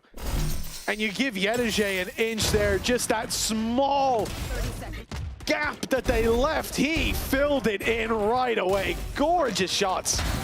Yeah, that's why you put Yenergy on chamber, like, because the raw skill is undeniable. Nice. Well, from an unlosable round to an unwinnable round, flip the script, other way around. Doesn't make sense. Not going to try and explain it. We're moving on. Still a buy up for KC. Yenergy now has that operator in hand once again. The problem is, again, you kind of sit there and go, is that just a flash in the pan? I think, I'm assuming Levin thought that was going to be shot for him. I would guess so, yeah. All right, there's a Prowler coming, and it's gone, and it's gone, and I guess I'm gone. Look at this playthrough art. Zeus has already put so much pressure on Avis, he can't get out. He can't get away. They managed to make that little crunch and now change direction towards the B site. Gate Crash is in position. Levin can rotate very easily. There will be 3 players on B as those steps are heard. Here comes Levin any second now. And he's now here. Lockdown in play, buys more time. 15 seconds on the clock. Doja in the corner, landing a double! And another to the tally! He's in a different dimension! And yet still, he's not dropped, finally! Put in his place, but buried alongside him is Yenergy. And with Baha 1v3, Spike down in the open. Only 2 players on the site. He's got a 1v1, yeah, if he checks it. Can pull these angles into individual fights at least. And he has been very reliable, but it's not to be this time. Course correction from KC, right back to winning ways. Yeah, Dosia just, again, dancing within the madness. Aves again, that's got to be an annoying one. Just being caught. And nobody checking that backline. I guess, again, you see the ult go down, you go, oh, retake setup. Okay, they're all outside the site. They've got 4 players. Maybe they gambled the other way. And yeah, oh, Dosia waving at them, probably questioning how nobody checked that back angle. 6-2. It's finally time for a pause. I feel like it's been coming, but that Yenergy sort of like huge round from him, maybe, well, put a pause on the pause. Guy still looks chill though. Well, yeah, I think coming out of the round win, hitting a little pause would be a little crazy. But now definitely time to get back to the drawing board, because this has been 2 rounds of madness for them, whereas their opponents, I think, can be a little more confident that they're going to hit those reliable wins on the board, keep that lead building. But faltering at the final hurdle like this for Foot after the bounce back on Split, really, really solid showing from them, from the rookies as well. This is no time to take your foot off the gas. The funny thing is, obviously, the meta has sort of shifted so that you're running more double controller, a lot less sentinel play. And don't get me wrong, like I think Sugetsu's still been putting up numbers on the controller. The thing that is upsetting, and it's similar to a couple of players, like I think we saw Benji have some decent performances as well. You put them back on Senti, and Sugetsu's just like, breath of fresh air, 10 of 4, top of the server. He's just been having a great time, and there. I don't know. It is sort of the meta versus comfort, but I wonder if they might look to put him on a little bit more Senti. I mean, each team's obviously going to have their optimal play. Foot. They're geared up to challenge Sugetsu, and after salvo, a lot of bodies coming around that corner. Only good for the one. There. And trades in a round like this where Foot come in with so many weaknesses, especially because they can potentially recover the weapon. Trades are all that you want on this attack side, at least in those initial fights. Now, they're a thorn in the side. All of this mid control, down towards water, even their own spawn. Like, take a look at this position that has to be watched. Shadows has to come back to clear this so they can't come in through the spawn. Basically, anywhere that they go now is a 1vx fight. Yeah, 11 as well. I wonder how much time he's got left on his TP. The answer, it is gone. Yeah, he has to go somewhere. The angle he was in was only good if you have the gate crash. He has to reposition, and that's a decent reposition, but he's then caught. That's an operator down on the ground. The cross being held by Shados, and he's not able to connect the shot. Push coming in as well on the other side. Zeus, I'm not sure how much of a fake that was being sold. He just tried to catch rotators, and now, well, Crystalli, the only man standing, and Shados will get the job done in the end. 7-2, half guaranteed. As I said, I expected stronger defensive halves, but I do think this is getting a little bit too far. Well, yeah, I mean, if it continues in this way, the gap's going to be a little bit too big for most teams to even think about coming back into. And the reality is for KC, you know, they're not showing any signs of slowing down. There's smiles in the coaching booth. I don't know what he said, but neither do they. But Doge is definitely getting confident. KC are in general. Contrast that face that Ang's making to the one earlier on, albeit it might have been his ears being blasted by sound, but the Vine looking great down in that coaching booth for KC. 11, gate crash, not even halfway gone. He'll stick around here for quite a while, and I think Foot are going to give him a challenge, but he has to get out. Oh, it was close, and actually Shados bites a bullet for it. Diving over the top. It's a good start from Zeus. Desperately in need of attack side rounds. Oh, Yetege, other than that singular round, I haven't really seen much impact from this chamber. Playing the other side of the map, looking for space, but I feel like he's been isolated. I like the idea from Foot, though. Like, you get that early fight, then you just sit patiently. Wait for your opponents to go hunting for information. Wait for them to use all of that utility. Timing here, not the best, but because he stayed in the corner, that could actually create more of a problem for Levin. Does he now go back in the other direction? Now, does he have the expectation? No, he's caught out Baha. He's leveled things up once again. And in fact, the attack side with 30 seconds left, they're going to try and move the other way, but there are still 2 defenders here. That's the thing. After you find the first, how many more will you expect? Cosmic Divide goes in, but Doge is out, and now they have no idea. But Sugetsu, he strikes a little too early. They know that he's here, and Mr. Fallen cleanly connects. The headshot puts them ahead by 2, and with a plant in, Yetege didn't need to swing. Now, perhaps a chance. Everybody in individual fights, but they'll look to swing together as they do. Levin finds another, but he's all alone. Oh, it's getting dicey. It's getting close, and he'll find himself a rifle. 14 shots still in the mag as he wraps around, but they're set up to swing this together, and he has no chance when they do. A third found for Foot. And they can still bring this back to 7-5 at the half. It's not too far gone just yet. Yeah, again, I feel like the actual setup from KC wasn't a bad one. Like, they didn't fall for the bait. I think it was just the not waiting for the divide to be fully up and not realizing how many players were here. And then also Sugetsu just unable to find the trade. It gave him nowhere to go. Like, he had to just stay and fight. And when it came to the important kills of the round, Foot found them.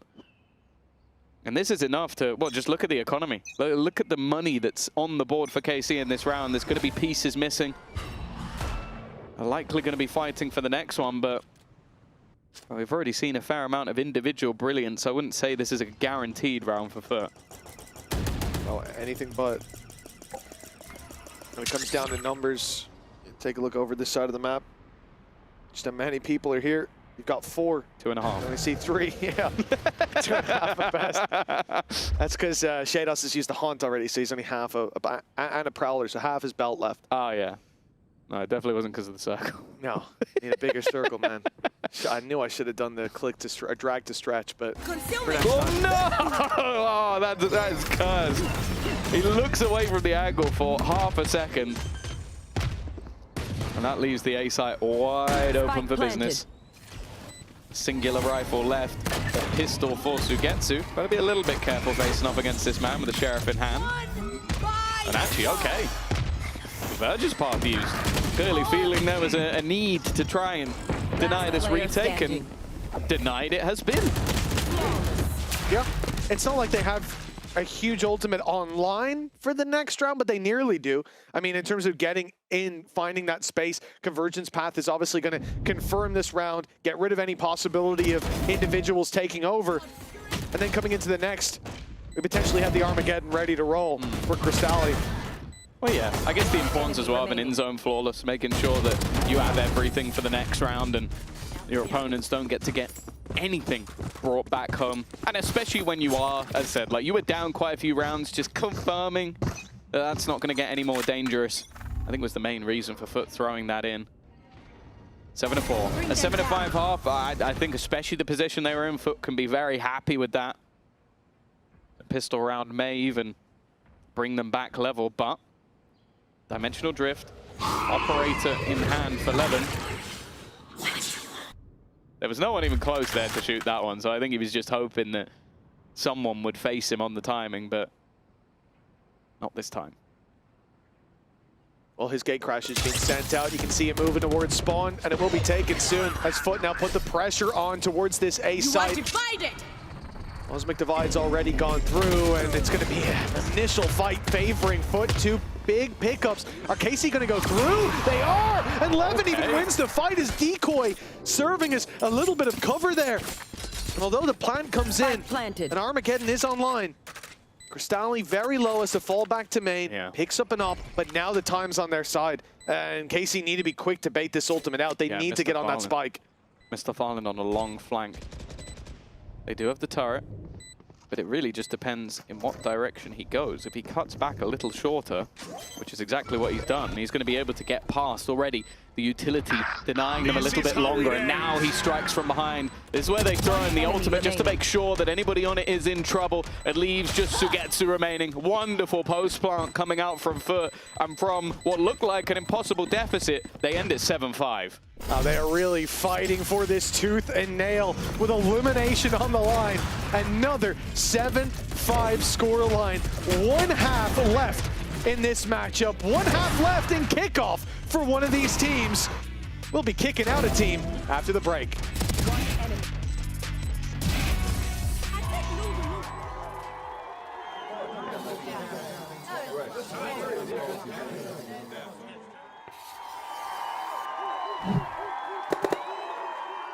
Red Bull gives you wings.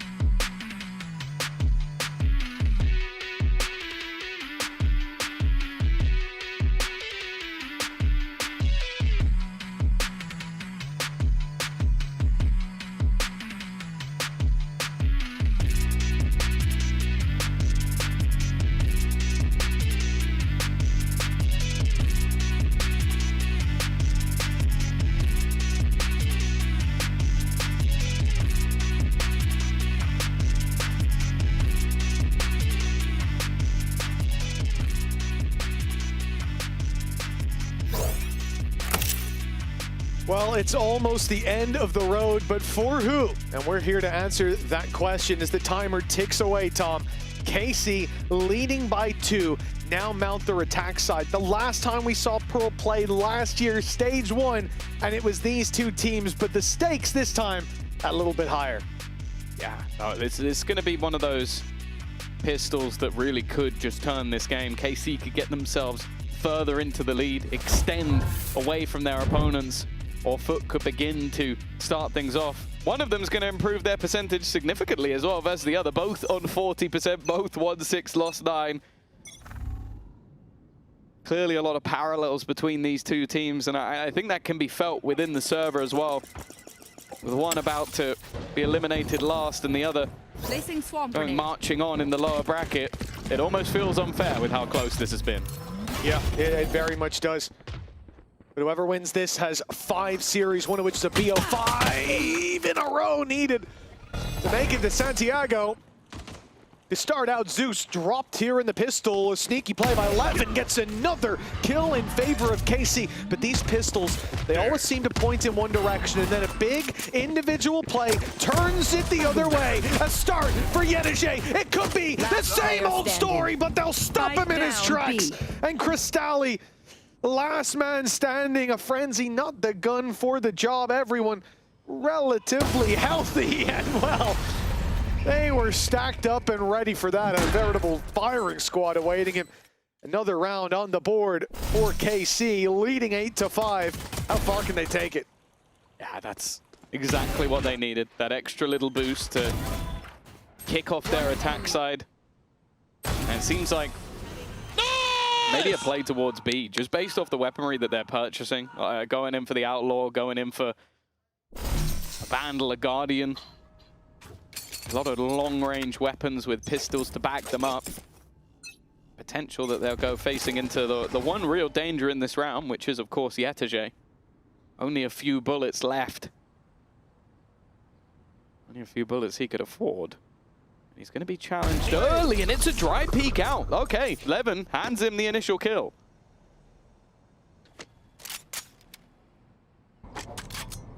Headhunter being offered another pickup as well. Doja playing with fire, but he will back off. The problem here, look at the decision for Foot. Do they leave completely? I mean, just now the drone's gone through. Aves spots 1, still a mass exodus from the A site. Foot, they're gambling it. Even after seeing that utility towards A, many teams would rotate back, but now 4 players on this B side. They will match the numbers of KC, but can they match the firepower with classics and a single bullet left in the Headhunter? Main worry, I was going to say, was that Teo utility. That's already completely gone. They had multiple salvos. 30 seconds. And it seems like they're second guessing themselves. 30 seconds left. They had things bang on, but after not seeing anything, they're immediately going to start rotating back.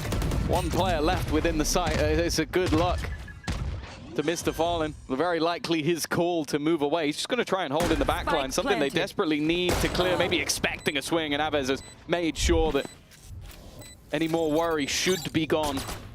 A singular bullet left in the Headhunter, and I almost wonder if it's worth just going down to the spike. The only thing, and it's something that of course their opponents can't know, is that everybody is currently holding a rifle. I think that's how it might stay. Well, they don't know where Zeus is, so maybe if he just waits, going down to the spike or making it costly on exits if they do come his way. If anybody pushes that way, they've lost their mind. Without a doubt. Yeah, long as the safe exit, and that is where KC are going. The right call made. Zeus will go down to the spike, and Foot will go down 9-5. A big resurgence needed, but that didn't stop them in the past. Thing is, we are now running out of time. So Shados had a rifle. He did, yes. I was about to say the really good thing for KC is that they kept, well, it was the rifles and of course the Outlaw in play, and so you didn't actually lose anything. And they probably did, because I saw them all laughing and giggling on the stage. Seemed like good vibes, so... Oh, instead of 0.5, you have 0.7. Good job, bro. Well, the stat padding on the other side, has been called out. 9-5. Double digits is what KC is looking for, and if they find it here, it is pretty much the beginning of the end. Foot need to stop them here and now, and it has to be more than a speed bump. We need a full-on barricade, a blockade, as they keep pushing further and further into the lead. KC now set their sights on B. Nobody anywhere else on the map.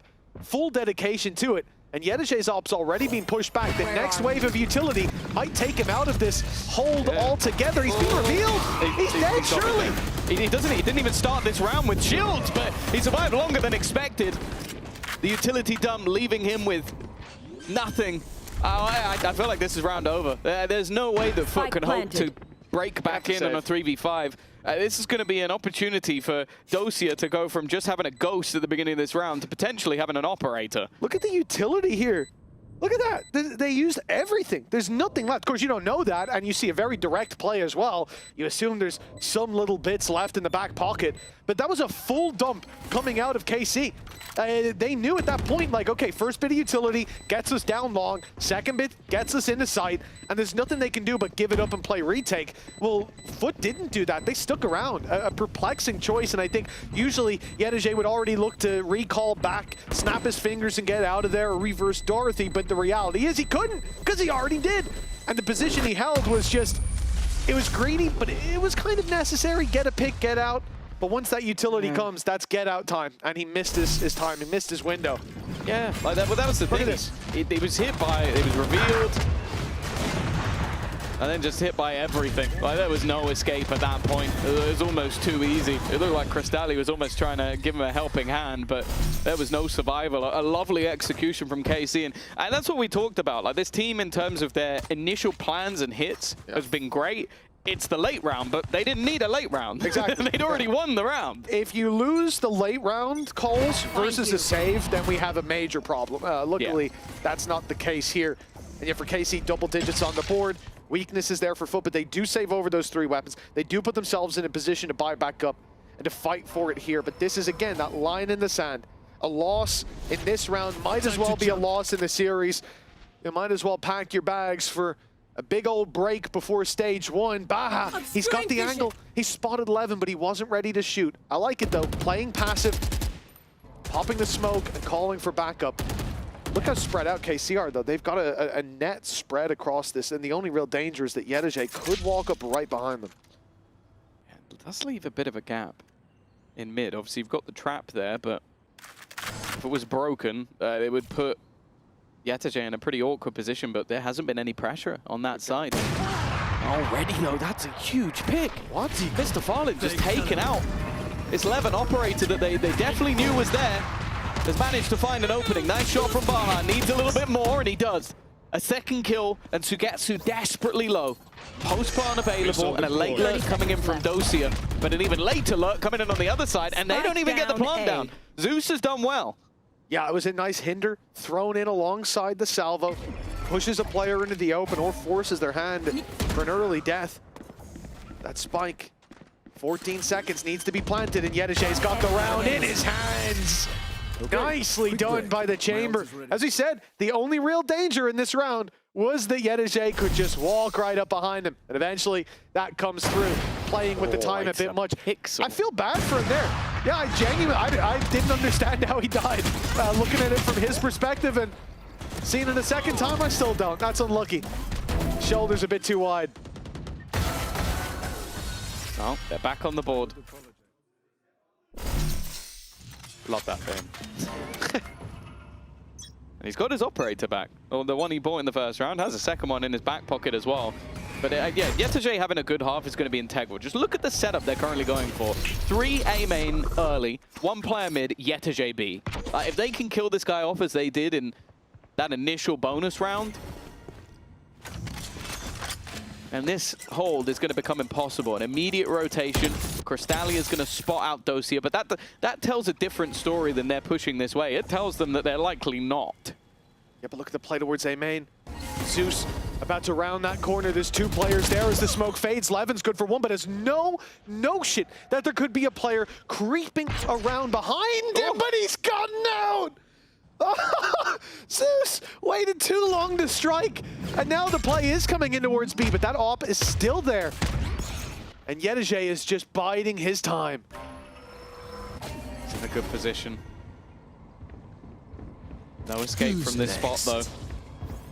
Dimensional drift becomes so important. This is only a classic, but playing aggressively with an operator. I don't know how. Again, he just seems to be surviving, hiding within, used as a distraction, and while the trades back and forth are enough for a second in a row.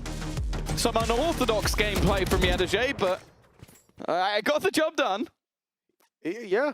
I think a little spooky there, seeing Shados hit someone with a Prowler and then jump into a smoke that he saw the guy with the Prowler in with utility out. I wasn't sure what I was witnessing quite in that moment, but Yedege survived as a result. Ended up trading blows later on, and second round in a row. Nice! That we're going to see that late fight be resolved by a flank. It seems like a lot of space being given to Foot when those executes are coming through. Foot reading those timings and getting the flanks just when they need to. For KC, time to plug those holes. They've got 2 timeouts. This is their first to be used at 10-7. And Zeiss knows how close they are to starting that run. Again, after this, you need 4 BO3s and a BO5 without faltering against teams that are trickling down from that middle bracket. The competition getting harder and harder as it goes. I think, if I'm not mistaken, it's Heretics who you play after this, which, sure, looking at current form, you could go close in this matchup and still be able to take down, but if they reach that same kind of form that they've been missing last year's form, then yeah, your run might be cut a bit short after this game. It's realistically, the teams that can drop down, you've got Mates and BBL at the very, very tip top still. One of them's immediately going to be making it through. Then you've got Na'Vi, Fnatic, Vitality, GX in the middle bracket. And then waiting in lower round 2, you've got Heretics and Liquid. So it doesn't really get easier from here, I'll be honest. Like, this is probably the easiest match either side are going to get. Yeah, after Heretics, it will be either Vitality or GX you face. Yeah, that's either one of those. Seems like a pretty tough matchup. And then there's a few more afterwards. Yeah, then maybe a Na'Vi, maybe a Fnatic. Then maybe a Mates or a BB. Yeah, it's rough. It's a long way back, all right? But that's what happens when you immediately lose 2 games. Yeah, well, normally you go out of the tournament. Yeah, so, exactly. You know, second least alive. Lucky to be here, but we'll see. Very much so. Yeah, both one of them's luck is about to run out. And although KC are in the lead, Foot have started to... Wow, they're looking for their 3rd life. To maybe last just that little bit longer. For now, though, again, it's a similar trait as the opposing side. I want to see a bit of pressure put into that link, like put in to that runway down to B. Break the trap, make it more awkward, because that trap sits there pretty much the whole round, and it means they could just do this. Leave 1 player on the other side of the map to hold half the map. Reveal, gone through, hasn't landed just yet, well, rather has landed, but it's going through. KC delay a moment, and that avoids the initial burst of utility now. They look to take that site with a clean plant out of Shados, avoiding all of the salvos coming the other way, all of the spams as well. And now Nightfall goes through, but Mr. Fallen runs in on the back of it, completely catching them off guard. Foot now with a man advantage. They set their eyes on that spike. Shots landing from main. And the late play from Doja with a star that's, well, not in the normal position, but it has still delayed. It's bought time. Doja can strike from the side, but he is being watched. He was being watched as the stun goes through. More time eating away from that clock. And a nice shot from Doja. They're set up for success. It should be the end of the round, the end of the play. It's not even half. Doja expertly playing this late round, and KC just a few steps away from this lower bracket run commencing. Again, a superb initial execute. It made things so awkward for the players, forced all the way to the back of site. Mr. Fallen definitely threw a spanner in the works by just running at them while hit by the Nightfall. I don't, maybe he doesn't know they can still hear you, but it seemed like he didn't give a damn. But then Dosia, just the final piece of the puzzle, the late play, the final free throw. And that's going to put them 2 rounds away from sending Foot packing. It's definitely not been an easy road, but if they complete this match, they can at least start getting ready for the next one. A monumental task ahead of the victor. But the disappointment that comes with defeat, with the end of kickoff. And Foot, they're not far away from that reality coming true in front of their eyes. Zeus emerges from the smoke as Doja waits, beckons him in. And soon to show Foot the door as KC 12 locked in now for Foot. 2v5 that they stand practically no chance of even coming close to winning. Teleport's ready. They've made that realization. Tour de force, it's been wasted here. Well, yeah, that's the thing. He might as well go for some damage. I guess it's just, what are you gaining? Yeah. Like, your opponents have enough credits to buy anyway, and maybe he doesn't want to give over an orb. Maybe give a to get to a lockdown or a dimensional drift. I guess that's the argument, but... Yeah. Dimensional drift on entry as well. Well, I think that's been the scariest thing for... Okay, that was a choice. He did then go and died 11. So yeah, that was a choice. I am now immensely perplexed by what I watched, but okay. That was basically the worst of all. Yes. Troy has been sent to get the pizza. I mean, that I could stand there another 5 minutes. I don't think I'd be able to put the pieces together of what neurons were firing at that moment. But unlucky. Unlucky. You won the round, I guess, for the person that died. Yeah, but, unlucky for them. Not 12 that unlucky. and 7. And yeah, I'm not sure what went on there. No, just that give was that crazy. over in the end. And we've already seen that when KC have an ult with their executions, they have been so hard to play against. Like, they have just had an extra little piece, like in that round. You see it. The Armageddon thrown to the back site, a stun put in the one place that would have been safe, and an easy opener, in fact, an easy double opener for Levin. Now he has his ultimate in play to just make this as awkward as possible for Yedeje. They already know exactly where he is. Counter Nightfall thrown out by Foot to try and slow this push as much as possible, but there is Levin with the backstab. Yedeje dead, punished for his own mistakes in the previous round. And now 3 stand to try and keep Foot alive. Oh, 2 stand to keep Foot alive. These retakes haven't looked good, but when it comes to a spam like that from Aves, well, I think you'd have more success shoveling snow with a fork for Foot. A dive in from the top rope. Bahas bringing the pain, but the hinder doesn't land in time. Aves, 3 kills, seems to lock this one in. KC's lower bracket run starts here as we wave goodbye to Foot. Kickoff ends for them today. Yeah, it's one where you look at KC and go, okay, maybe I wanted things to be a little bit cleaner, but that sometimes you have to work through these sort of problematic eras. And the more rounds they play, the more there is to be analyzed, the more opportunities for Eng and Zeiss to try and fix the things along the way, but also showing that extra resilience, losing that second map, Foot having that spring back. And again, like, you look back to their previous match versus Fnatic, a close game out. It wasn't like they've been boomed all the way through the tournament, but it's one where you look at it and go, okay, there's definitely things that need to change going towards stage 1. For KC, a lot of promise here. We can see that the prepared rounds, the structure is there. And Shados growing into that IGL role, we can only imagine that they will heat up day by day, buying themselves another chance. 5 series in a row now needed, making it 6 with this one for KC to make it to Santiago. But the dream is not over for them. Doing their club proud. On the other side, bittersweet to say goodbye to Foot. They come in with 2 rookies who've really put their best foot forward here in their final series of kickoff. Now we look forward to seeing what they can do with this downtime ahead of stage 1. Yeah, this is the time to sort of get to work, try and fix things, maybe have a little bit of a break beforehand, and hopefully we'll see a better foot forward going into stage 1. But realistically, you do kind of look at this and go, okay, there were a lot of gaps. There were a lot of problems, especially with map pool, like the first 2 series, choosing a map where you are utterly defeated. I think things will need to change if we're going to see them compete to go to a Masters or Champions once again. Definitely, but they do now have the time, as mentioned, a few weeks, more than that, to sit and watch as the rest of the world keeps on moving without them. But for KC, they're a part of that movement. And a big player today that we talked about was Sagetsu. Well, you know what? You've heard enough of us talking about him. Let's hear from the man himself with a post-game interview.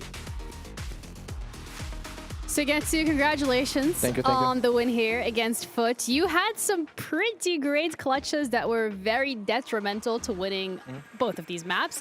So let's start there. When it comes to your performance here as individual within the team, when it comes to the team in general, what do you think are your biggest strengths? Our biggest strength is like, to be honest, it's hard to say because we're still trying to find our strengths, and right now we are just in search kinda. But of course we're slow and adaptive, I would say, but we are willing to learn, I will say. You know, we are easy to learn and we're learning from our mistakes. This is our biggest strength, I think. In terms of individual performances, I think we have strongest players also.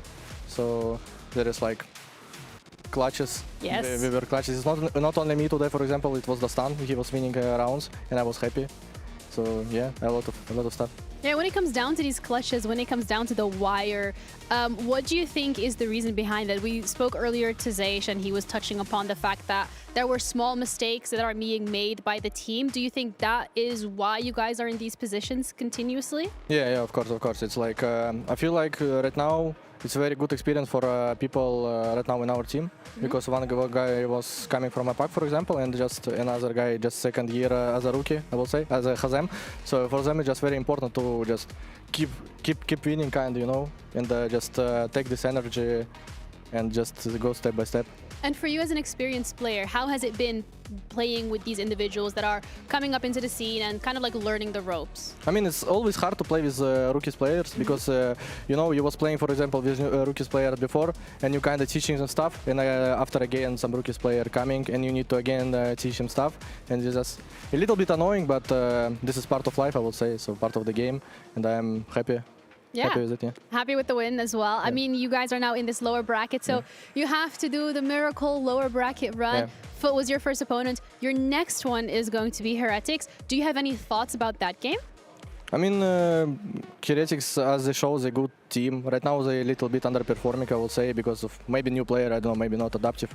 But anyway, it's like gonna be good matchup, I think, and we are excited. Of course, we are always excited, and it's good for us. Yeah. That's the good spirits. And for those of the fans that are watching at home from KC specifically that have high hopes for your team, is there anything you want to say to put their minds at ease?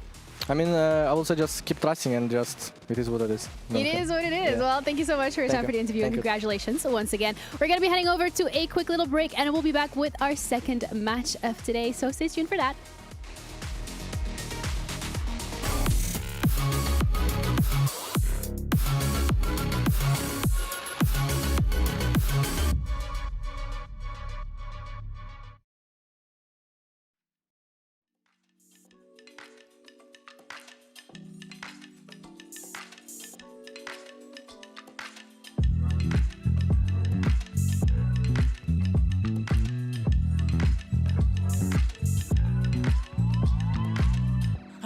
You're stressing right, you need some meditation. Don't let them ruin your vibe, no time for rumination. Let's leave it all behind, take a flight, aviation. Want you, girl, by my side, let me show my appreciation. I want you here with me, I miss your body, baby. No, I cannot believe that you're still single, lady. Wishing I could retreat. I want you here with me. Be my lover, be my trophy, be my woman, be my lover, be my trophy, be my, the only one I want, be my preliminary. Let me caress the way I think it's necessary. Monday, Tuesday, Wednesday, babe, 7 days, are you ready? I don't need to say you know it, girl, you're extraordinary. I want you here with me, I miss your body, baby. No, I cannot believe that you're still single, lady. Wishing I could retreat. I want you here with me. Be my lover, be my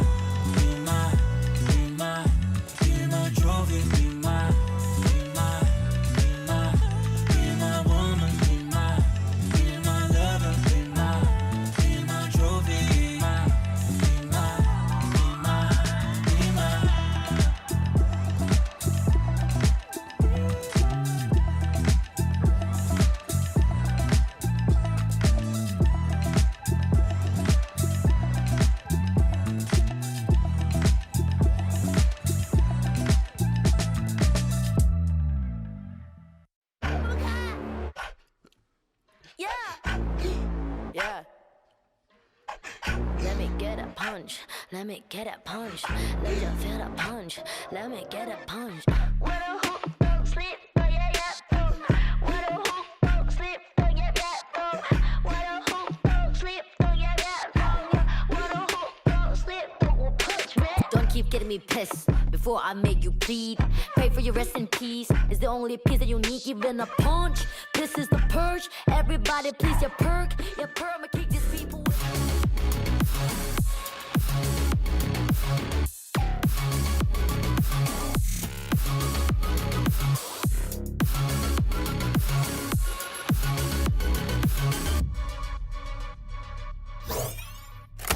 Welcome back, everyone, to VCT EMEA Kickoff. We have ULF going up against Pacific. Both of these teams, Cairo, qualified through Ascension.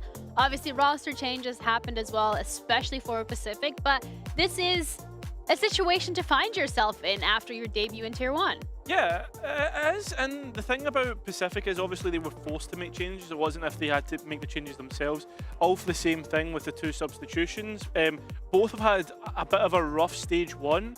But overall, like, I don't want to say there's promise because they are in the first elimination game, but like, I do have hope. Yeah, I think the hope for me is that ULF, when they don't have the full roster. Yes. Yeah. And I'm sorry every time I talk about them, that's what I'm going to be talking about, but it is Yeah. the reality of the situation. You got 2 players coming in last second, Yeah. and the 2 players that are missing, I think, are some of the best players in the EMEA. Like, they are that good. So when we get to stage 1, I'm going to be hyping them up again. So there is hope in the future. And then for Pacific side, I think the reality of this team too is that, like, it's a little bit of a leftovers team. Like, Yeah.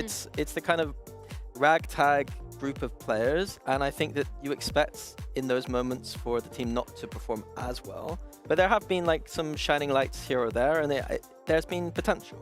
It's not like I said earlier, like, I don't think that the weakest teams in the EMEA are like last year where it was like a little bit muddy. Like, I still expect a little bit of mud today, but Yeah. it's not as bad. Like, teams are getting better. Yeah, the overall bar is raising. Yeah, The teams yeah. are keeping up with it, which is a good thing. But unfortunately, you know, it's not the start that either one of these like organizations were looking for. But they're here, they're in this lower bracket, and this does give them a chance to prove to us whether or not they will crumble under this pressure. The skirmish as well that we had earlier today to kind of help with the map veto. We'll see that. Oh, there we go.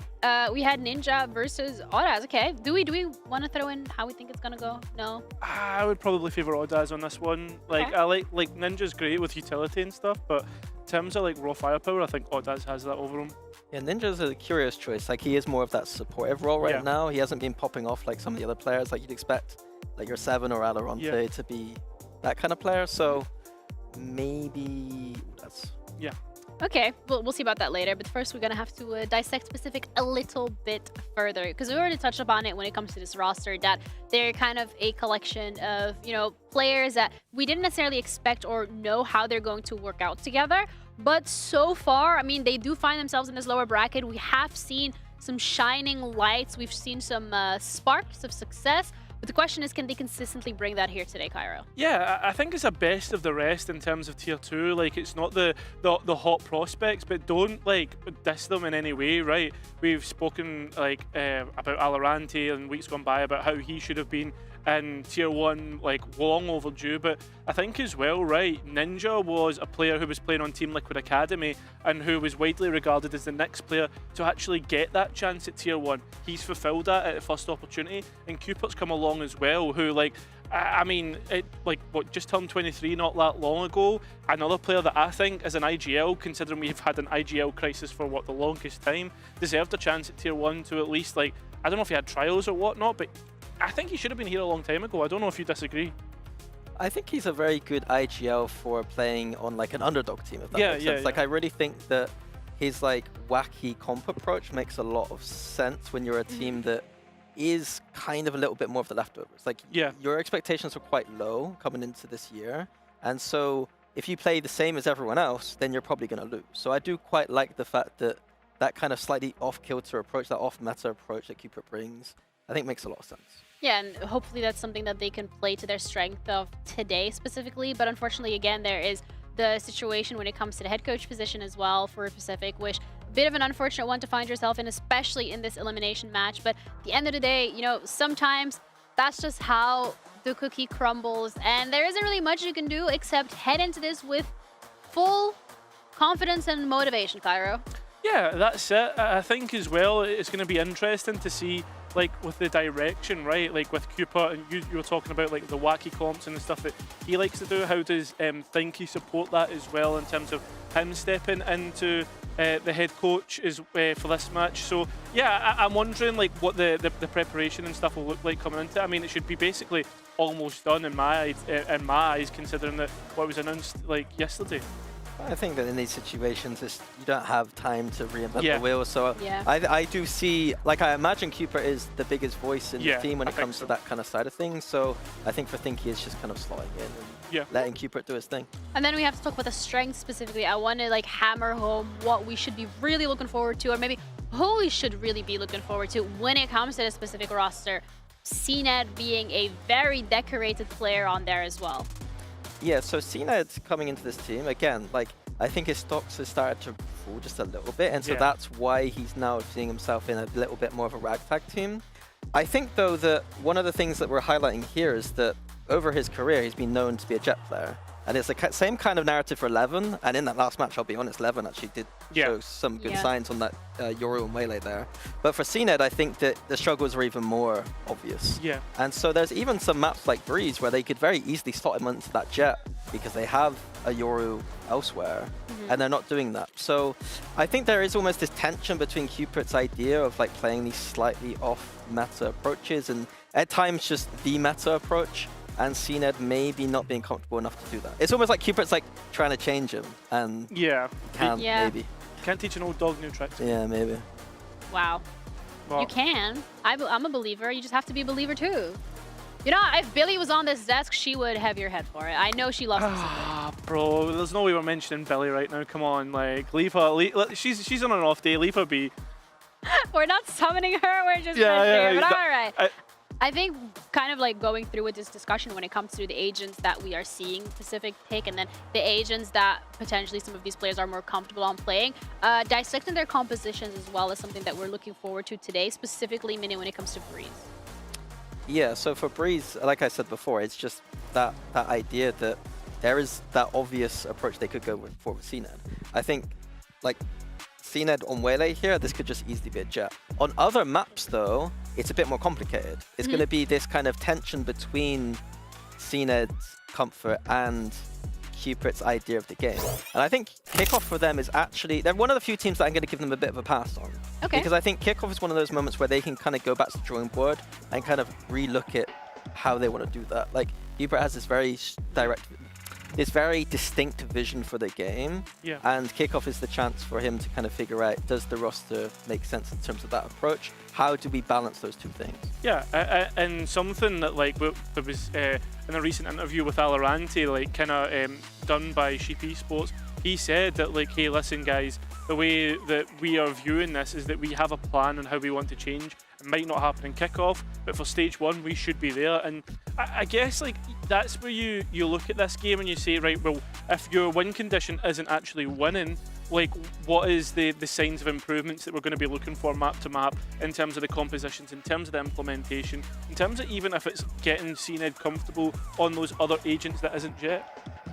Yeah, that's a question that we're going to have to wait and see what they're going to answer it to. But I think also having that mentality of like, all right, we're coming into VCT this year, we're going to start things off with Kickoff, and them not shying away from trying new things, from figuring out what works for them and what doesn't. And that's a kind of the identity conversation that we're having around a lot of these teams that we're finding in this lower bracket today.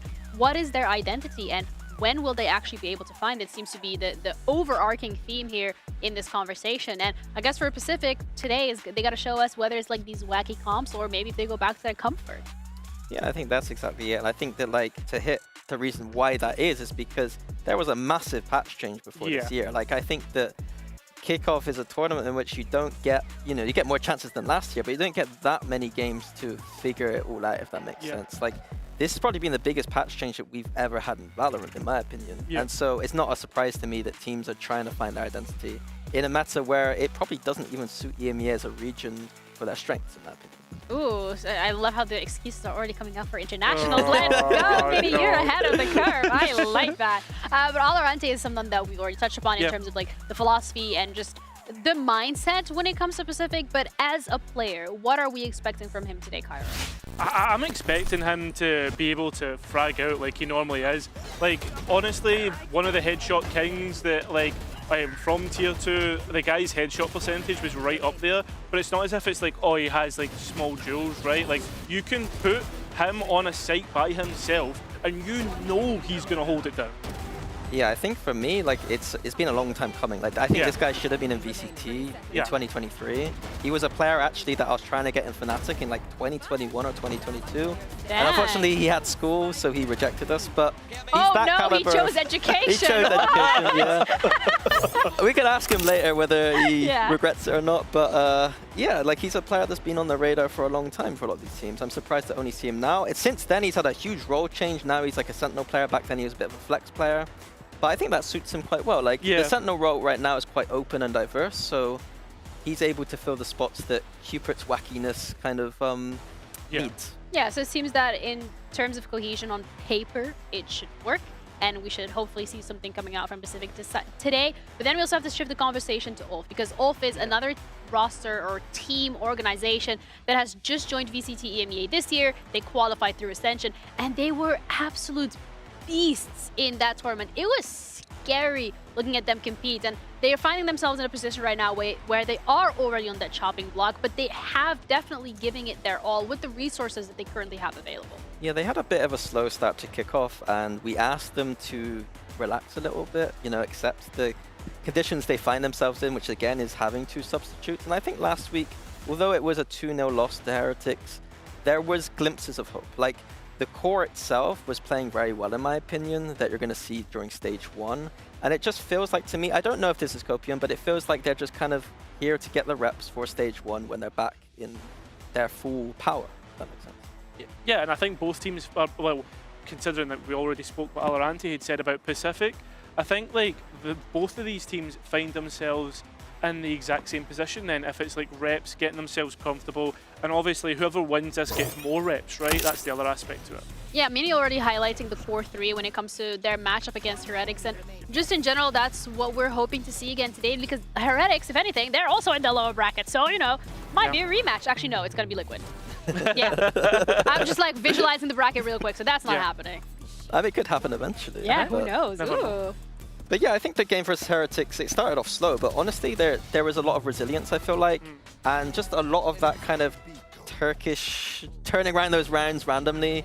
So there definitely are some moments, and I think coming into this matchup, a lot of people expect Pacific to win, and I expect that too, but I wouldn't be surprised if we have a close game here at all. Yeah, I think anything is genuinely possible, and if the first match is an indication of that, KC coming into this as the favorite, and Foots did manage to find a map. They did manage to push KC to their limits, and that's a testament of how, even though these teams are in this lower bracket, Cairo, it is still a close matchup, and it is still possible to make that miracle run. Yeah, and I think as well, like, for these two teams in terms of miracle runs, I'm not saying it's completely out of the way, but I think like it's possible in terms of like the fact that like if we see like for Pacific, right, if the ideas work together, but for ULF, like if the firepower works out, like the 2 subs, I don't know. Yeah, I feel like that's how it worked for ULF specifically during a session. It was that insane firepower. Panpok are trying to distract me. They're doing like Fortnite dances or something. I don't know what's going on. You know what? When they are casting, you should go into the casting room and you should do the exact same thing to them. But for those of you in the chat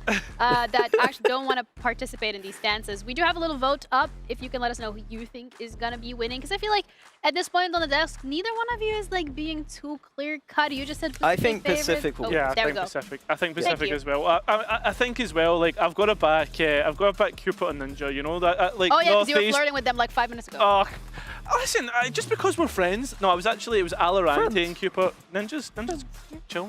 Friends? Yeah. What was that? Friends. And between us, no. You have.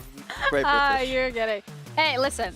The compliments came through. Vibing. They look like they're in great mood, and that is absolutely what we need from both of these rosters to be in today, because it is as much as, you know, it's, we put it into perspective, their 3rd match here in VCT EMEA, and it is a match that is elimination. The pressure is absolutely huge, and of course this is not going to be a testament to how the rest of their year is going to go, but there are a lot of eyes on them in terms of the expectations that we have from them. Yeah, I mean, I think to put it clearly for Pacific, Seven's been phenomenal. Yeah. And Alaronte's been very good. They're both players, I think, in the top 10, maybe top 15 ACS right now, despite being that lower bracket.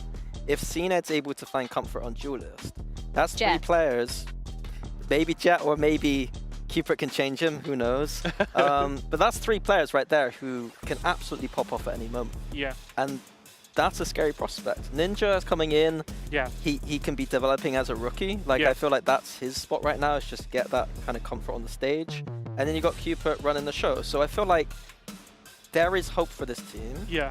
I don't give them as much of a free pass as I would for ULF, given context for ULF. Yeah. But yeah, Pacific have got potential. I don't know if I give ULF a complete free pass either, though, because it's not as if like Odaz and the other cores are like bad players either, because they can go and play and be aggressive and win these duels. So like, yeah, I agree with you. Sure, you don't have your two like big stars that you would challenge the upper tiers, but I don't think you should necessarily write them off as like bottom of the pile just because like they've not got those other two.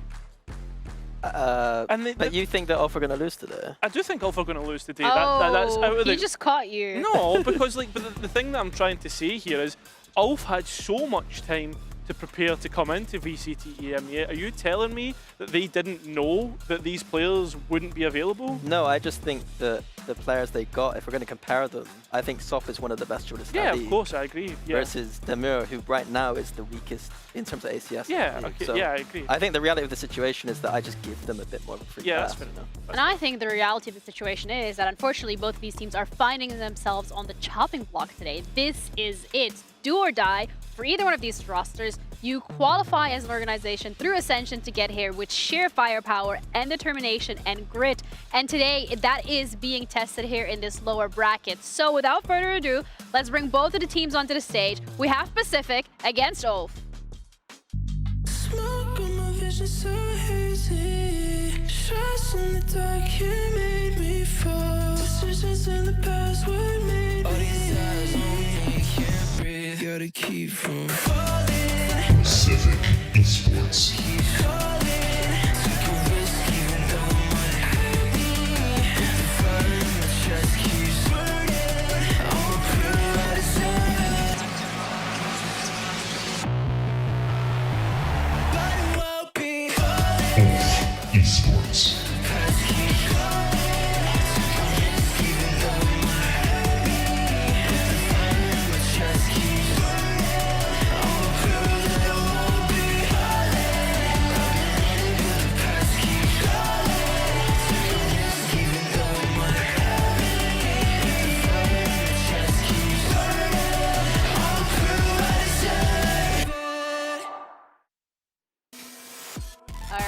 Players are ready. Coaches have had the face bump, but now we get to look at the joys of the skirmish at any point. I think we already threw the expectations there in terms of who we think is going to be able to win this, but we're going to have to wait and see.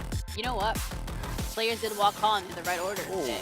That's a dope. Ninja did well again, so our analysis is completely incorrect.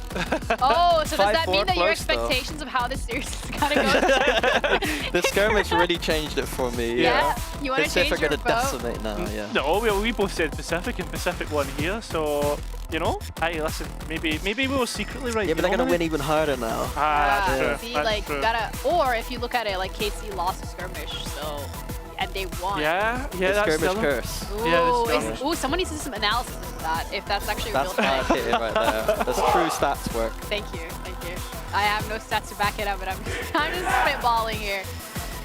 All right, then I would like to head into the map vetoes specifically, because obviously Pacific, they did manage to win this, and they start things off with going second pick, banning Haven. Yeah, so the ban on Haven here is a bit unfortunate for ULF, because ULF actually picked it last week into Heretics, which is a very bold choice, and they looked alright at it, but Pacific have a perma ban of Haven, so in this kind of matchup, I think that Pacific have more control over the veto, and are able to go to places that ULF don't want to go as easy, if that makes sense. Abyss is as well coming through. Nothing surprising for Pacific. They always want to go to this map. Not necessarily something that maybe works in their favor or not, but still, they're comfortable on it. Yeah, they're somewhat comfortable. I find it interesting as well that like we're seeing that breeze come out that you were talking about earlier, right? Rather than the bind that we've seen Pacific have success on. So like the fact that we find that as a third map is also one that maybe like we've seen Pacific do work on. Yeah, so let's jump all the way to our first map because that's what we're going to be looking at. It is going to be Split. We've seen Split from Pacific. It was a loss against GX, 10-13, unfortunately, but... Yeah, I think for me, this pick from ULF is like, they could go almost anywhere, and I think they've picked a weakness, I think, for Pacific here. I think the composition from Pacific was Waylay KO, which is very strange on Split, personally. Okay. Like, so I think that might be a very targeted idea. I don't think ULF really had anything that was like, they don't have a map in their pool right now, it's an obvious pick. It might have been Haven, it was banned, so I think it's now going into like, countering maybe Pacific. Yeah, going to the lesser of two evils in that regard. So when it comes to the agent select, it's ready now as well, and we've already touched upon what we saw last time composition-wise from Pacific. Doesn't look like they're changing anything there. Yeah, so that means that ULF are going to be able to look into that game and really, they should know what Pacific are trying to achieve with this composition. Are we liking the breach? No, I don't like breach. But I think in terms of like actual comfort and the way that ULF wants to play, I think it makes sense in setting up the Waylay. In this meta, I don't think it's particularly strong, but it makes sense for them comfort-wise, I feel like. Yeah, yeah, I guess so, but like, is that, I mean, I guess like, yeah, comfort's great and all, and especially in this position when you're trying to get the reps in, as we've already spoken about for the core, but will you have, I'm not saying a free hit, but should you not try and maybe go out of your comfort zone a little bit when you do have that free pass? I mean, you are on the chopping block, so do you really want to put your neck out at this point already? Do you want to try and stay in the run for as long as possible? I think there's a lot of I think questions. realistically on this map, double duelist is really strong, but the thing is ULF can't really run that with a composition. I think Pacific, in the long term, I'd love to see them just put 7 on Yoru sometimes and just go for that double duelist angle, in my opinion. But yeah, for ULF, it's going to be all on Waylay.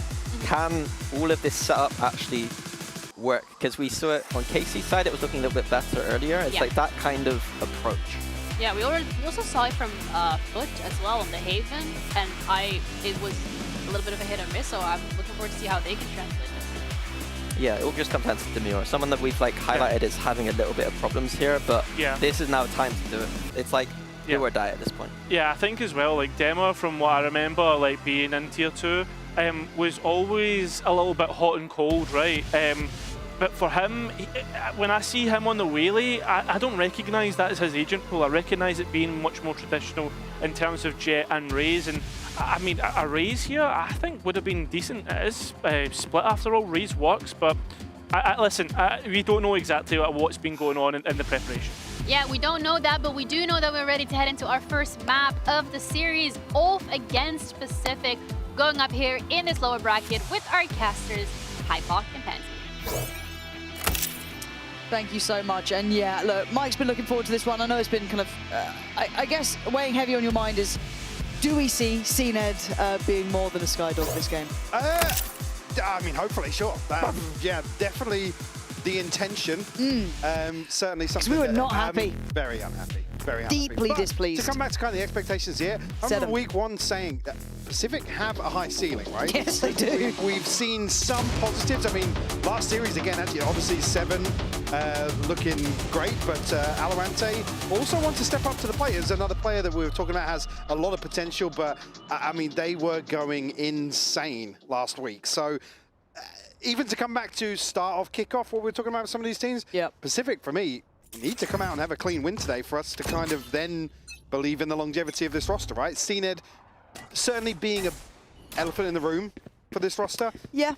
But that's not a new discussion. No, it's not. I feel like we've been here every time like, oh, could he adapt to this? Could he maybe find some footing on that? And it never quite comes through. But again, I don't think we'd seen it so poignantly until this roster. So we have to see if it works out. Off on the other side, let's see what you can do. And that is a brilliant beginning for them. Highly likely to walk away with a pistol here. CNED's chasing this down. We'll get it. Very nice. Find himself an upgrade here. Seems to encourage the hit on the other side. More going to be teed up to succeed. This is clean. Ninja. Enemy down. One more bullet to play with, and he's got Player standing. Split between decisions. yeah. It was hard to make the right call. Maybe just frozen in place. Could have maybe tried to wrap pillar, but CNED in a 1v2. This could be a lovely way to deal with our worries and woes. And he's got the first, start the second. Back in a flash. Daz there, going to try and be a little tricky.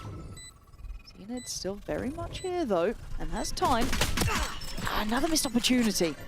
And a 44 HP. Well, both about 40 HP here, but bring around the Rosie. Oh, that's the one to close it out with a 3K and the pistol round on the board for ULF.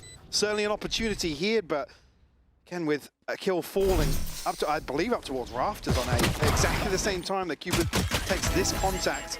Seeing the kill feed, both identical times here. Just one enemy remaining. Is the green light for ULF to follow through here to beat. Ninja certainly with an opportunity here, and that, I mean, does probably more than you expect in that situation.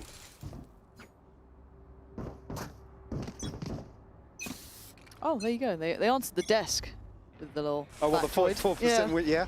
I'm glad that we were able to distract. That's the desk why we're seeing so earlier. many coaches go. Yeah.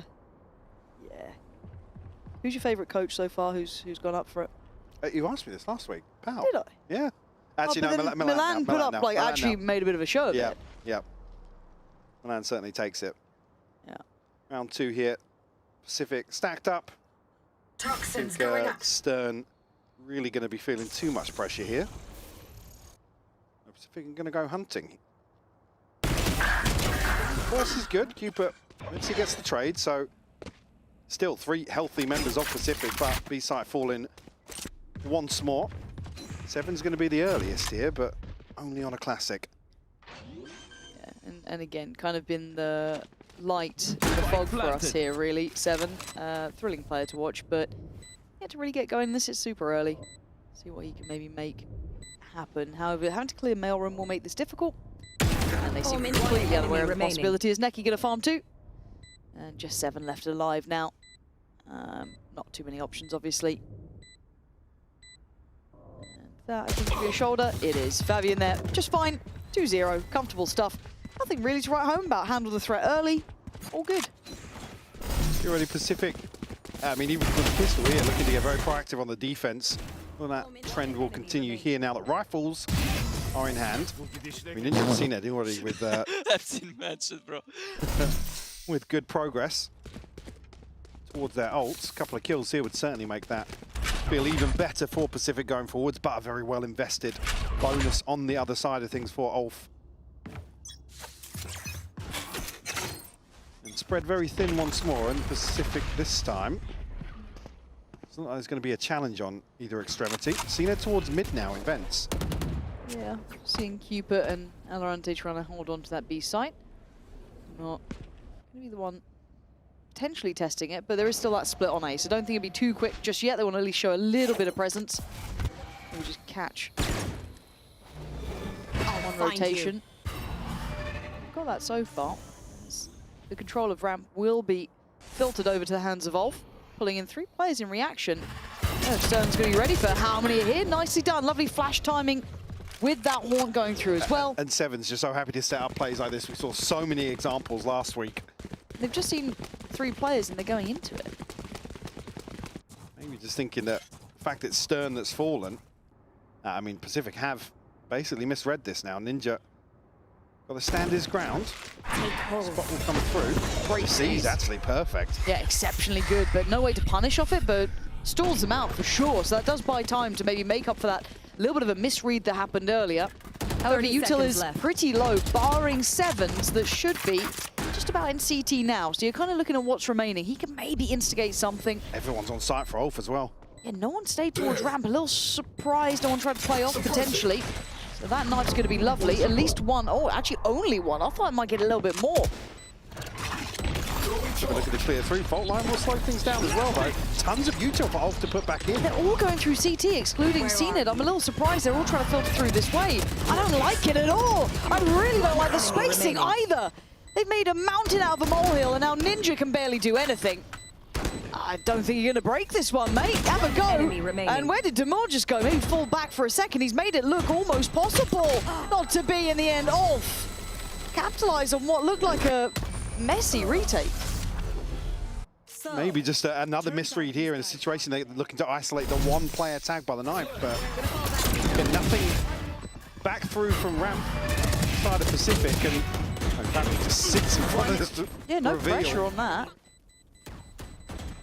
Little disjointed here.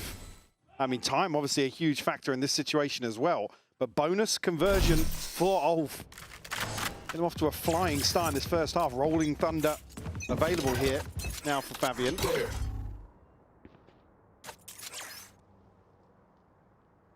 I'm just a bit stunned we're already seeing this. I know there's been issues with Pacific and, coming into it. I just don't expect to see them that flat at the very start. Alorante's at least been, again, another name to put up there with 7. Again, even Cooper kind of, we complimenting some of the calls he was doing, some of those reads he had out there. This feels a little out of sorts, but again, early days. Ton of info for Valorante there, but again, the weaponry certainly not going to enable any aggression here in round 4. As I say that, I might try and follow Stern back out towards Spawn. That's lovely little bit of timing there. And a little bit of an attempt on Cooper, who does go down swinging, taking away what has with him, but the site's now secured. I much prefer that spacing. That looks way tighter going into this, but Neki still controlling a lot of the space in middle. Just 7 and Ninja now in both, well, upgraded pistols, but a 2v4. Probably just going to settle for some exits here. Stern going to be the first. That's fine. Potentially both kills. 7 will fall. And 4 on the board now for ULF. Building up a bit of a cushion as well. It's another round where 4 survive. Obviously, everybody fell on the bonus, but Flash actually catching onto Alorante there. Not sure if maybe he thought he was a little tighter to pillar, but operator in hand now for CNED.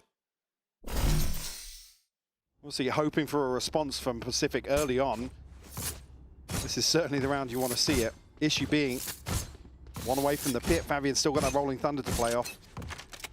Certainly an opportunity for ULF to continue this trend.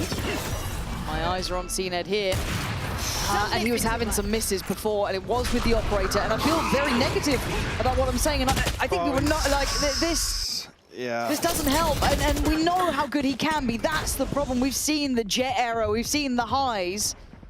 I feel like that's one of the lows there. However, 4v4, certainly not done yet. Site is very much under ULF's control, especially with Demure here. That's a lovely spot just to hold from, give him a little additional security. Good amount of util left, however, on Pacific still. See, Spawn, Prowler, still got a flash. And well, the ult gonna make it a little bit tricky because they can at least challenge from that CT side. And 2 players here, potentially going to be isolated Spawn, but Alorante, they want to fight both. Cooper, in the meantime, finds the other. Oh, he suddenly just turned on its head, hasn't it? Neki now has to try and clutch up a 1v3. Isolates the weaker of the 3, but now the 2 to go. I'm going to go down without a fight. There we go, 7. All good in the end, but... Operator? Say, yeah, Cooper now. I'm going to go in retreat Heading for a off. second. Yeah, both sitting on, but... I mean, the start of that felt like an absolute nightmare, but recovered. This is the second layer to this conversation as well. The comfort factor for CNED is always, hey, where can we put him on an operator, right? Yeah. Talk about obviously switching around agents and whatnot. Find you. Again, CNED, the times he has kind of still found comfort throughout these different matches and different compositions is with an operator in hand, particularly on the defensive side. That's what I like to see, baby. No harm, no foul just yet. Obviously, operator back in hand for him, but just another one of those instances. I mean, it's awful the timing where that happens while I'm literally mid-conversation about it. You know, you feel for him in that regard, but why's the timer stop? Silence. Kit Kat has fallen over the studio for the time being. And maybe just a little issue to look into. But to come back to that discussion again, sure. It's always so difficult because I think CNED's a player where the expectations are still just so high. Yeah, it never really tailed off, did it? There was never like oh, okay, we'll give him a break. It's always been, well, when's he going to get back to the highest level that we've seen him at? Which I still think is fair.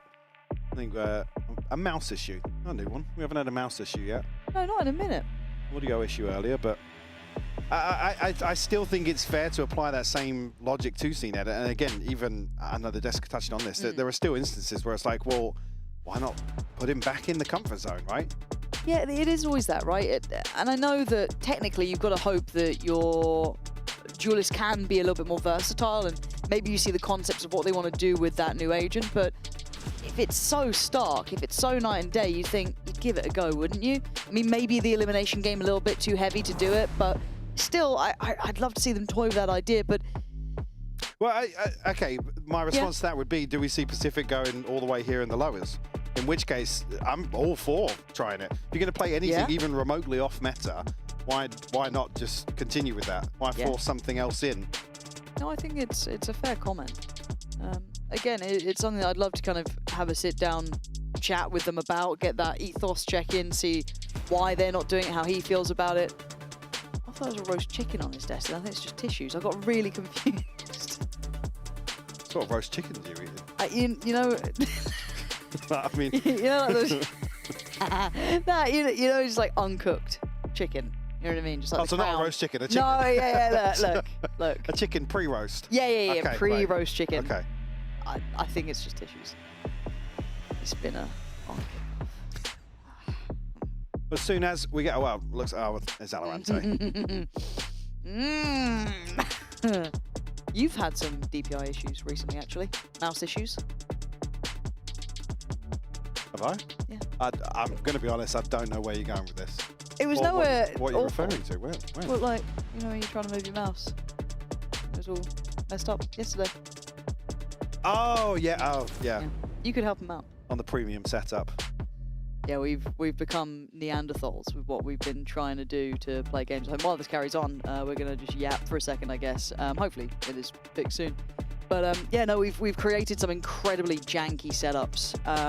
There's been like Steam Decks with about 400 cable extensions out of it. Like, our hotel room is looking pretty rough, honestly. Yours looks a bit more respectable until we started to adjust heights of things. I was going to say, there's nothing wrong with my setup. I mean, now. Never was. Michael, I have pictures. I refuse to accept. I'm a little worried that we're seeing people reclined now. Well, they've not sat up, have they? See, I don't appreciate that Aspas kind of added this whole, like, just lean back and chill thing. So, like, normally it used to be a sign of, like, this is going to take a while. Now it's just like, I'm trying to... No, Aspas is the... We lean back at any opportunity. Yeah, but that's what I'm saying. It's encouraged it almost. You know what I mean? Now they do it. It may not even be a long break, but in my head, I'm now seeing it like, oh, this could be a long break, or it could just be a short one. I don't know. I can't read it anymore. Well, Alpha's probably going to be #1 for that in EMEA. Oh, he needs to stay really stationary in his chair. Do you remember when he used to stand up and just curse the entirety of Fnatic? I miss those days. I kind of do, because you'll see him stand up nowadays, and then there's that little look of like, oh no. Like, it'll just occasionally drop. Oh, don't. Are you guys trying to, production? Are you trying to, oh, this might be a little bit longer, because we might have some features for you. Alberto, who is our producer, by the way, you might have noticed him in the lovely Kit Kat advert being mentioned. Alberto, are we heading over there now, or are we just chilling out for a sec? You want to go for it? I'll introduce you guys properly to Alberto at some point. He's a very special character. He's got, we were discussing with him some interesting phrases at the start of the day. Michael might treat you to that later. But while we wait for the game to resume, we are going to take a look at this delightful player feature on 7. I honestly don't want to put too much thought into it. I just want to be the same player I was in Tier 2. Just put it here and transfer everything that I learned, into the Tier 1 stage. Because I do believe that it's not much different. And I do think that I'm able to prove that.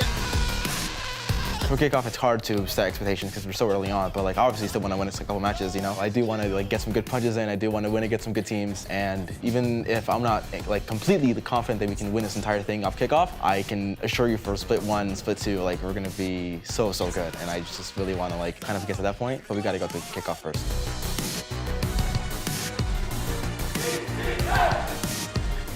We've had one of the most productive weeks I've ever played in my entire career on this team, and we can't always keep that kind of pace, but if we do keep it up, we're going to be very, very good. So I do think that we're going to be able to surprise some people.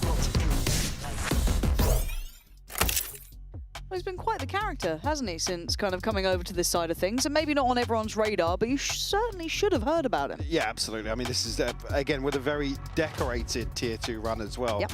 And again, to come back to kind of the composition discussion as well, we obviously see Yoru here, but a ton of playtime on other duelists as well. Very versatile. Certainly been very versatile in terms of being able to probably put up similar performances regardless. And we're seeing it on the KO as well. We saw how aggressive he's happy to be, set himself up for plays, but also to coordinate things like we saw on Ramp a couple of rounds ago. Was that this round or a couple of rounds ago? I can't remember now.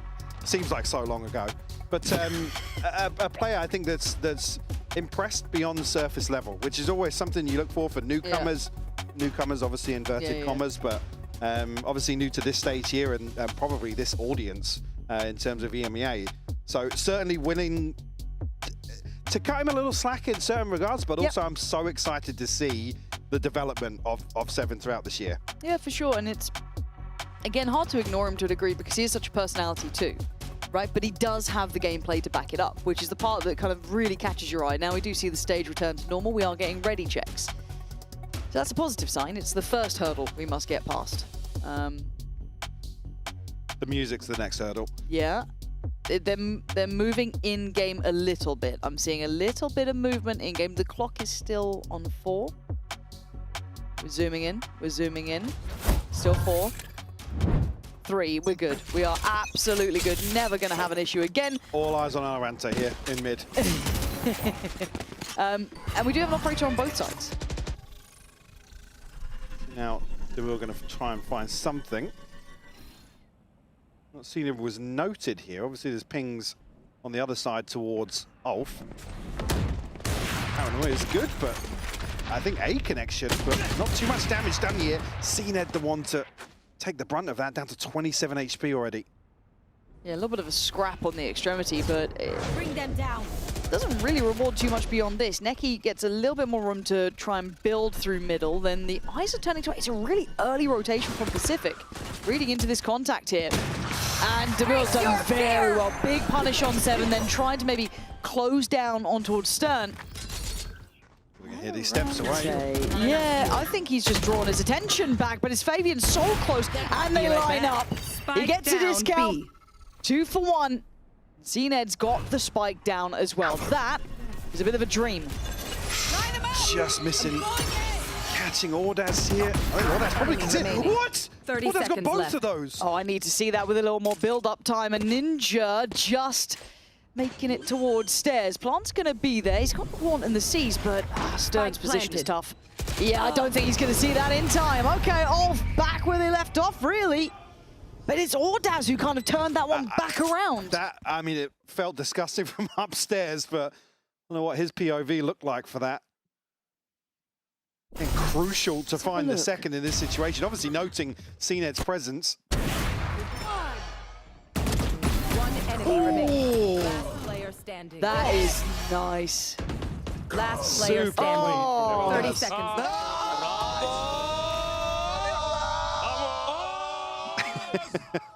At least still having a good time down on the stage. Vibes are good. I mean, definitely should be. 5-1 scoreline here and total control of this first half.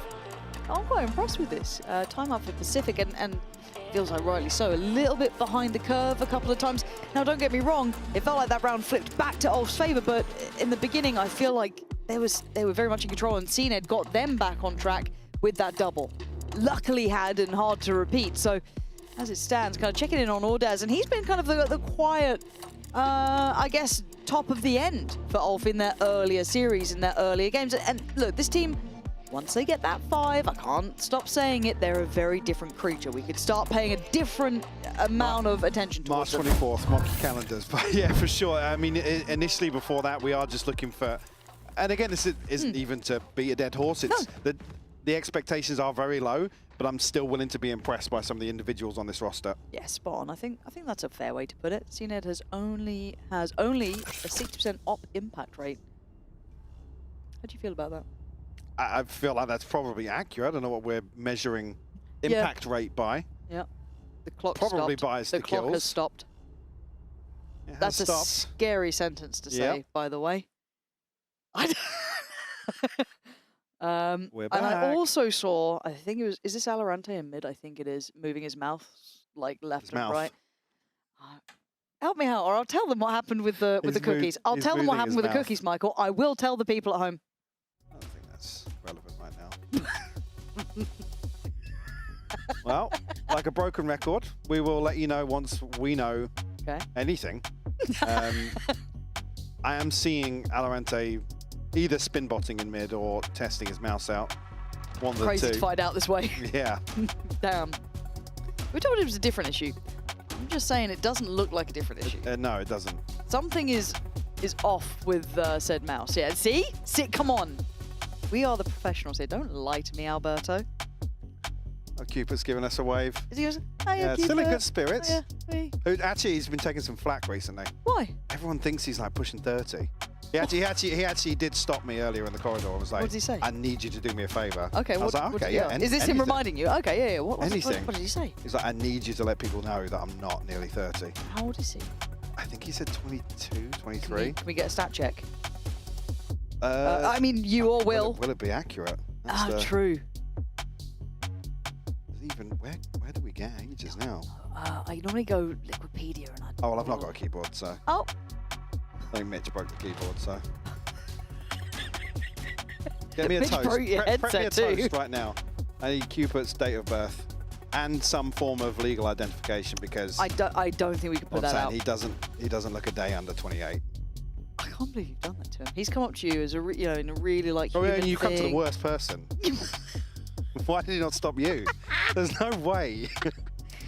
No, I mean, yeah, or maybe like it goes to Mini or I was gonna say Cairo, but But yeah, I mean, basically, well, I'm also asking chat and Twitter now to yeah. welcome Cupid to the region and make him feel a little bit Hey, better. Cupid. Obviously, it's getting to him. Yeah, you guys need to stop being horrible. Ageist. Can't be having that. Can't be having. How old am I? Am I 35 now? Oh my god. How old are you? Yeah. He probably Seven's came just to you unplugging thinking. things. Seven's literally pulling So do cables you need out the a back of mouse? his monitor. Oh no, he That looked actually like- is. that No, he looked like actually the is. What's he kettle lead. doing? That looked like the kettle lead. No, don't unplug it. No, go back. Change the camera back to him. Yeah, go back. Come on, producers. Seven's Don't. right. Look, they're Look trying at to him. figure it out. Is he joining the admin staff or what? He's I'll done pull the out this classic cable, Pom the Pom, just mouse works. Start yanking cables out. Yeah, we also don't want to talk about how we made our games work yesterday, the lengths we've gone to try and play video games in a hotel room. Good lord. Yeah, so 5-1. Hopefully those league officials are done investigating. What do you think the issue is? Let's go for it. I'm going to be honest, I'm fairly certain it's either a 7 monitor issue or an Alorante mouse issue. I think Alorante mouse, but I'm going to say sensor problems. Oh, okay. Not even just like a DPI issue. I think a sensor problem. No, we're not tossing to AD, because right now Cupid's kind of serving, you know what I mean? He's putting on a show of his youthfulness. No, we're not tossing to the break yet. I'm keeping you hostage, Alberto. Unlucky. I'm looking at Alorante. Is that a backup mouse? Does it change color? Could we have a look? Because it looks like it. Mike, you've got better eyes than me. Oh, they've hidden it. It's too high. It's too much headroom. Where's Can't Leah? blow a third. Where's Leah telling us to lower it down? No, because it looks like a different mouse color. I swear his was just like a neutral, normal, like, you know, black or something else. I swear it's a different color. I'm seeing green now. This is getting tense, Michael. Would you like to hand it over to the desk? Me? Yeah. Oh, the desk standing by? Yeah, because Alberto's yelling at me. Oh, Minnie's queen waving. Look at that, it's very regal. So we're going to head back over to the desk. Yeah, Minnie is very happy. I was happy eating my chicken wrap. I even wiped off my lipstick, but here we are. We still have some great information, actually, that you brought forward. Yeah. And you're like, oh, shoot, we should have talked about that. Yeah. We didn't, so... That was the kind way that I said it, yep, 100%. But You know what you didn't like? My nonchalant, like, toss? People know me, you know, like I did, but... They do? Yeah, but the point... Wow. Really? Really? Right. You started today with a high joke. Yeah, well, that's true. That's true. But the point that was being made was the fact that, like, Demo did actually sub in for Team Liquid Academy for Cupid and Ninja. For both of them? Yeah, well, not for both of them, but playing with them, sorry.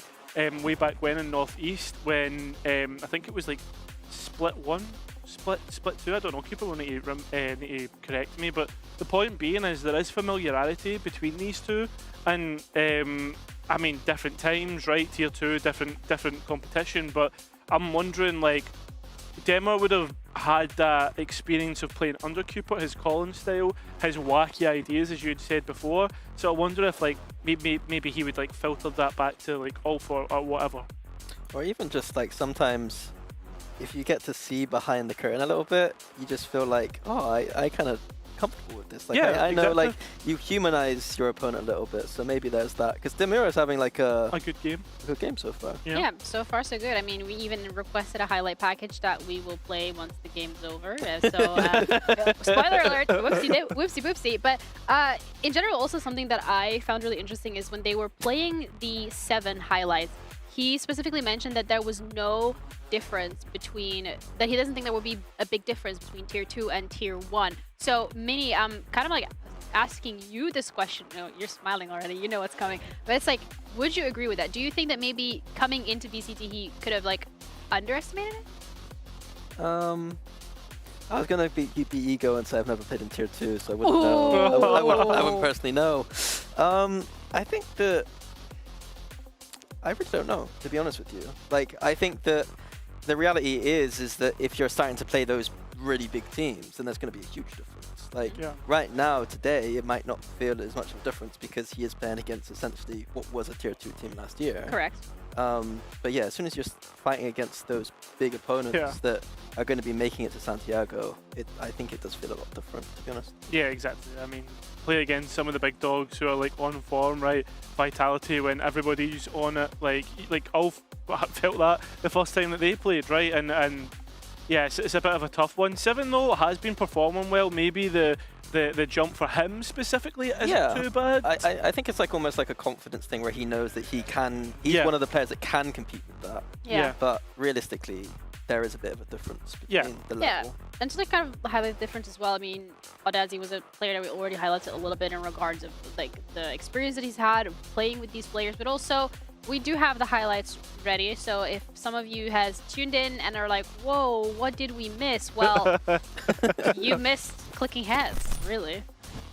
Yeah, I mean, Audaz is definitely a, like, this is the remember before we kind of threw to the game the first time, when we had the conversation about the or I had the conversation, started the conversation before actually being able to shoot, and maybe the fact that SOP and that were missing wasn't too much of a big miss. I look towards Audaz, I look towards Favi, and like these players who can go and like frag out, and I've seen it time and time again. You don't get through all the way through Ascension to VCT EMEA on 2-star players.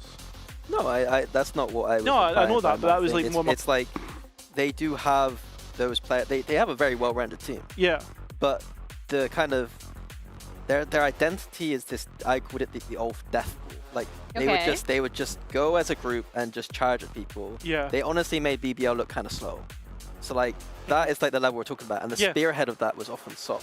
So I mean, I just think that like identity-wise and both firepower-wise, we're looking at a different Ulf today. Yeah. But so far so good. Like when I was talking about the breach maybe making sense for them, I think it's about that aggression. Like they really like to play aggressive. But right now they're struggling to run double duelist as much, it looks like. So the breach kind of is that kind of secondary option. And it's looking good so far. Yeah, I mean, so far no complaints really. If I remember, I mean, the score is 5-1, so very much Ulf is in the lead.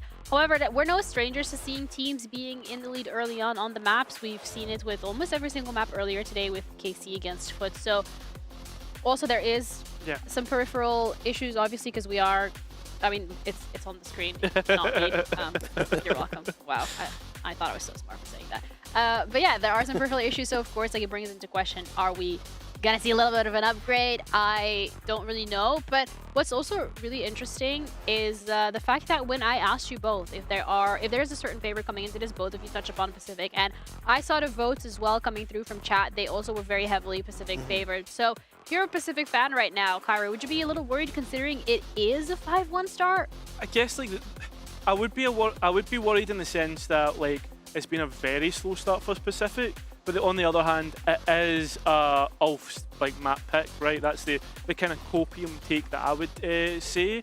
And the good thing about this tech pause, the benefits that Pacific are going to get is that momentum that Ulf had at the very beginning of the map is going to be completely squashed. I think for me, it's about the fact that because of Pacific's wackiness, like this comp isn't the wackiest in the world, but KO on this map is fairly strange. So to me, some of these ideas are just going to miss. And I think that this, for me, isn't this. Like, Yeah. Okay. I think that KO on Split, just for me, doesn't suit this meta. I can see reasons historically why you'd want to pick it. Like you can use the knife to disrupt the Viper, especially around middle. But I think right now the meta's a lot simpler. It's just a lot of just explosivity on this map. And I think that you're going to miss some of that with this composition. No. Game plan wise, it seems like Pacific came out with this idea of controlling B main a lot. Yeah. And I think that Alpha did a really good job at shutting it down. Ulf Having a laughing great their time. heads off right now. They're having more fun than I am. Oh, so this is not fun. Is it because it's Cairo? I mean, I'd rather not be. I thought we were friends. What is that? Why am I getting thrown under the bus? Also, Pansy and Highbuck are also booing me right now. Yeah, no what? You're the pantomime Maybe villain. they should like join us on the desk here. Jump. It is. That's your. You can jump. I believe in you. Mike needs to get his steps in. Oh, all right. Whoa. That's rude. How about you get your steps in? You walk up there and go have I'll go up if you want to. I'm used to being up there.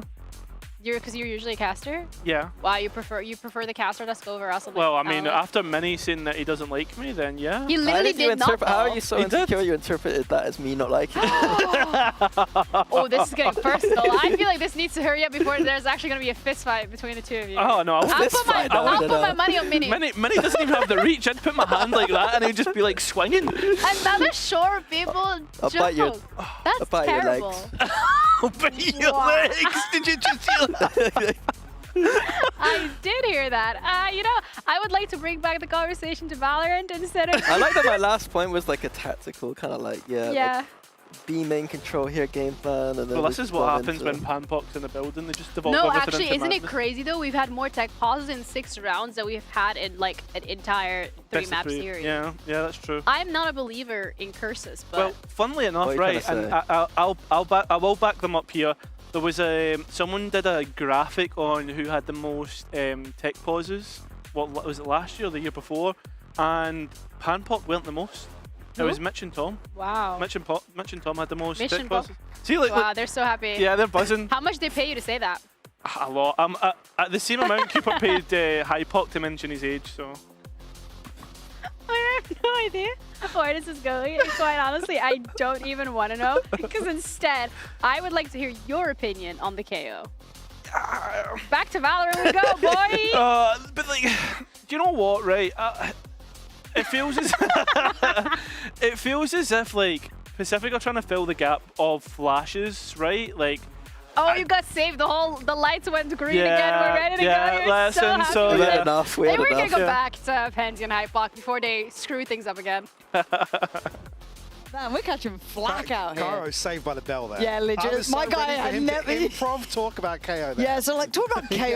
Yeah, like actually, you're right. I really wanted to deep dive that point. We'll get back to the desk soon, guys. Don't Yes, worry. stick around for an hour worth of a monologue on KO here specifically. There's a telestrator in there somewhere. There will be, and yeah, I need to refocus as well. It's all good. Everything's good. Everything's fine. Minnie's an ankle biter.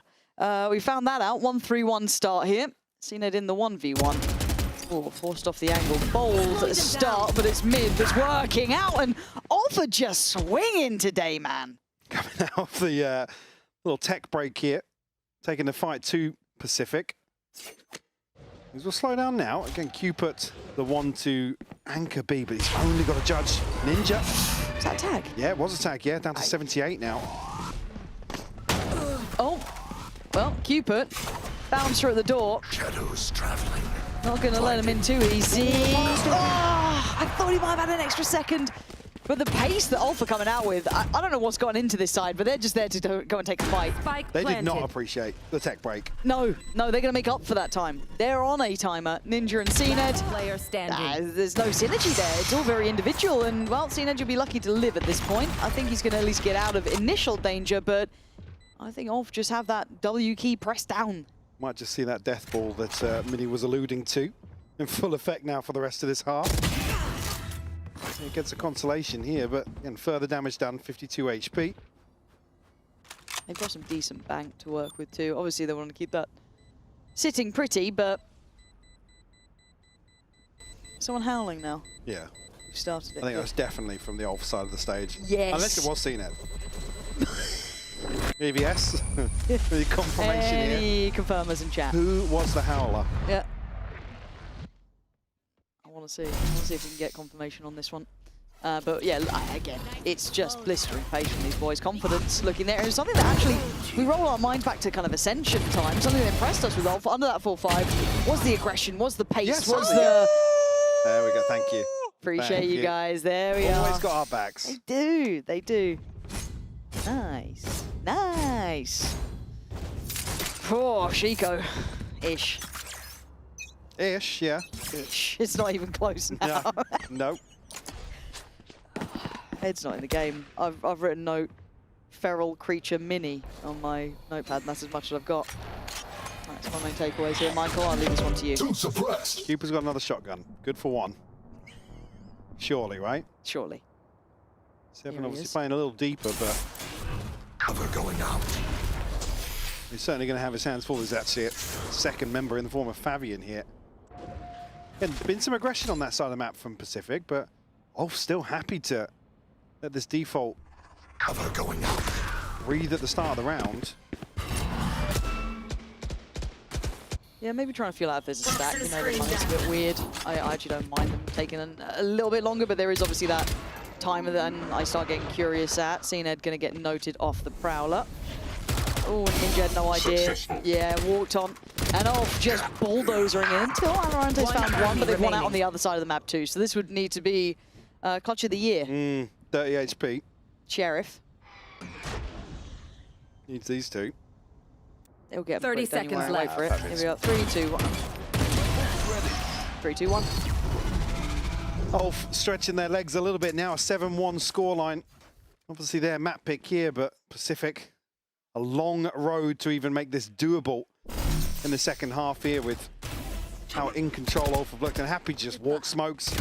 Take these very easy contact plays that look like very, very comfortable for them. And even so, Stern finding tons of value in this lurk outside A. Here. Certainly an example of something we want to see from ULF, right? Playing with freedom is they're playing with house money effectively.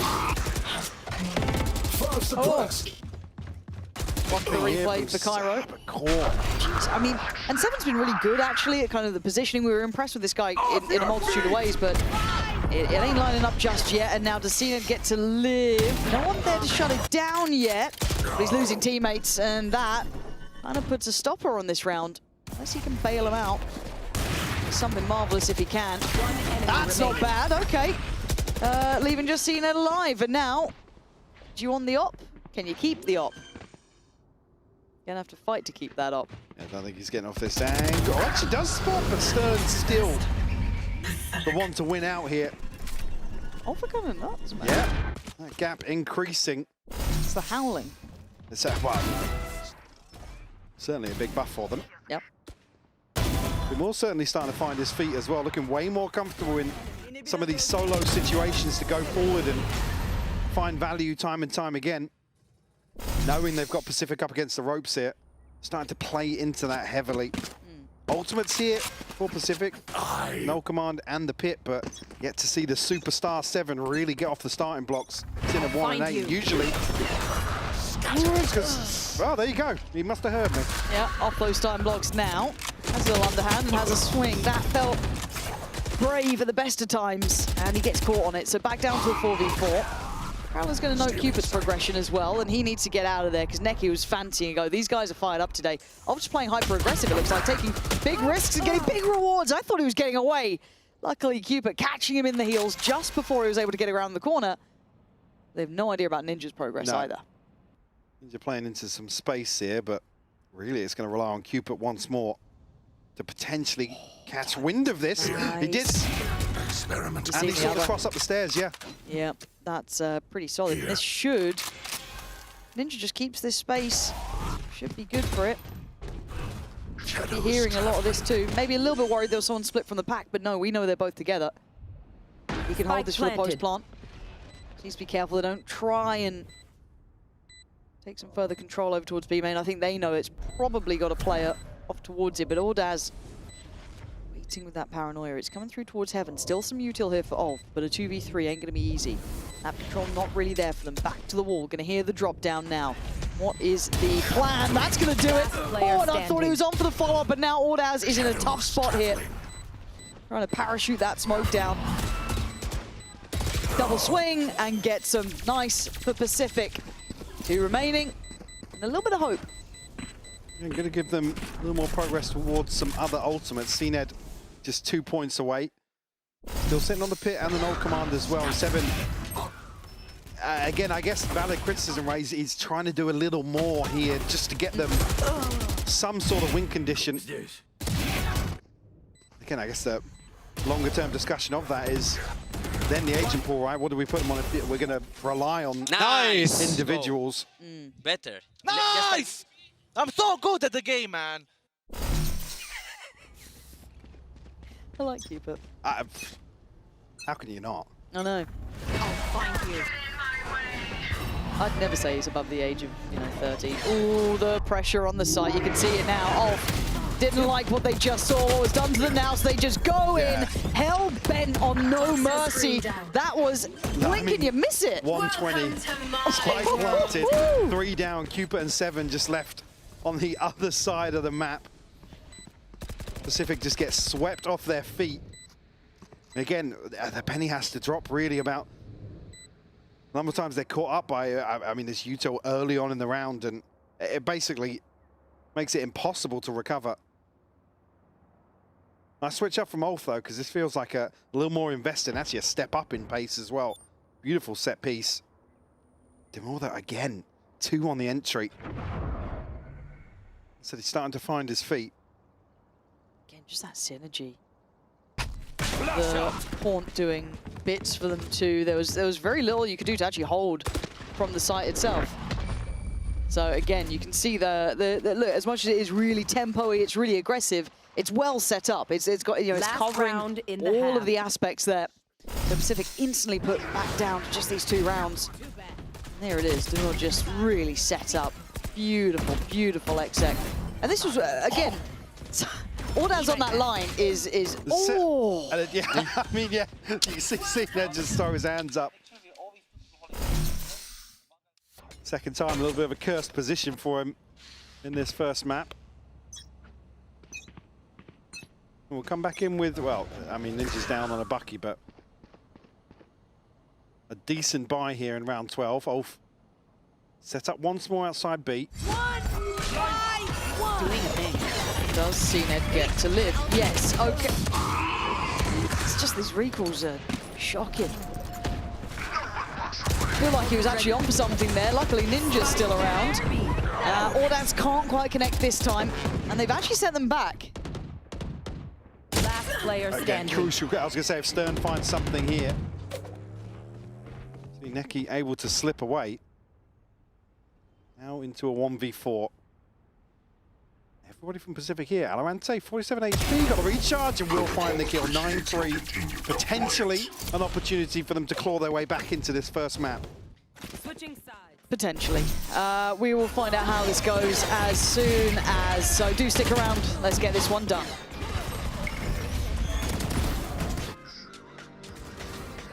Spike down B. One enemy. Your body knows. A sense of victory. Seized when mind, movement, and gear ignite as one. Now, step into your zone. Designed to win.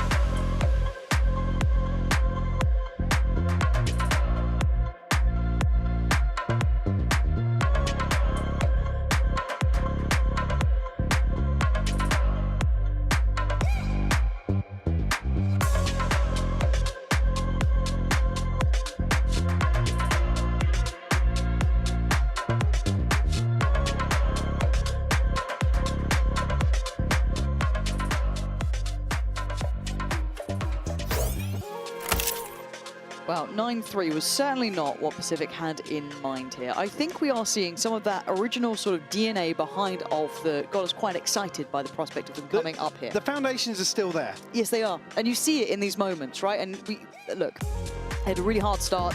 They haven't had easy opponents, but there aren't particularly easy opponents when you get to Tier 1. There shouldn't be. Now, the issue is Pacific has looked really behind the wheel here. This has not looked solid for them yet. I think we can speak honestly. And for ULF, though, this is a bit of light, because they got, beaten into dust by Vitality at the start. No respect shown, and just run over. But from this point onwards, maybe we start seeing them just get a little bit looser. And again, also, just talking about bigger picture-wise, it's almost, dare I say it, a benefit to lose out in such a way to a big name once you step onto the stage. It's like, okay, guys, here we are. Pull out all the stops. Like, now, I don't want to say nothing matters, but now or never. We can play totally risk-free. Yeah, I think there is some benefit to that. I think that's why we're seeing this sort of performance now. Yeah, and for Pacific, obviously, I don't say higher expectations, but there's certainly a higher caliber of player on this team that you might hold to a higher standard. Now, let's see how these executes look. Now, I like what we're seeing here already. That slip back towards CT. I think that was from Neki. Yes, it was. So kind of understanding that B-side was never going to be held in that moment. So slips back and waits for a retake to get started. Spike planted. Still, I mean, a little bit of chip damage done, but crucial engagement here potentially. Fabian actually managed to escape with his life there. Pressure comes through. Cupid will fall immediately, but it gets there before he fell. 7 needs that, gets it. Any more? 1 by 1, you're going to feed him One here. enemy remaining. Well, that's a little bit disappointing, really. I thought you were on the same page. Apparently not. Pacific going to get the first round in the second half here, and that's building blocks. The 9-3 certainly makes it doable, but ton of work to do to kick off the second half. Cupid actually does really well to even get 1 in that situation. See how much pressure was coming his way. 7 enemy remaining. Want to swing things back in their Man, favor. one time at a round. One time at a round? One time at a round. Man, nice! That famous phrase. That's how you have to approach this. Gonna write that one down. Iconic from 7. We'd never say anything wrong. No, never have. Never will. Don't you dare There's get no a clip. evidence. Don't you dare clip a thing. Don't miss me. Now I'm terrified, and it's probably going to be appalling, but CNED actually going in fine. And sight shouldn't be too much of an issue. Very direct in approach. I'm only seeing classics, so nothing really to worry about here. I'm not seeing Pacific shy away from the pace here. Certainly a positive. Potentially get themselves rolling in terms of this comeback. I don't think ULF are going to go for anything here. When you give this up, maybe try and catch somebody on the backside of the spike going off, but opportunities here. I mean, VALORANT can stay late on this, potentially Cupid as well. Want to protect the rest of the inventory. Let's see if they shuffle out soon. Could be about now. Yeah. See, a little bit concerned that there's someone sitting deeper behind, not the case. And I think everyone will kind of get what they wanted out of this. ULF will be able to go down to the spike. And everyone from Pacific will survive. So 5 rounds. Good opportunity here for the bonus as well. Obviously want to establish a bit of a cushion early on. And the old progress going to be lacking a little bit. Probably looking more towards round 4 on the rebuy, but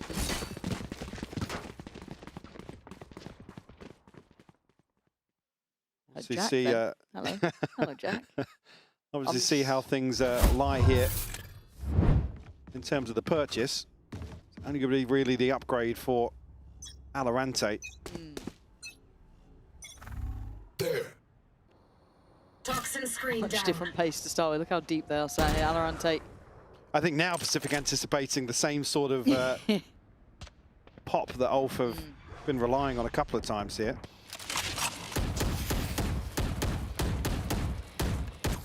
Being quite patient about this. Ooh, Stern. Almost reveals his hand a little early here, actually. Yeah, and going to be caught on that knife. So Demore needs this. Gets outdone. VALORANT starting to fire up too.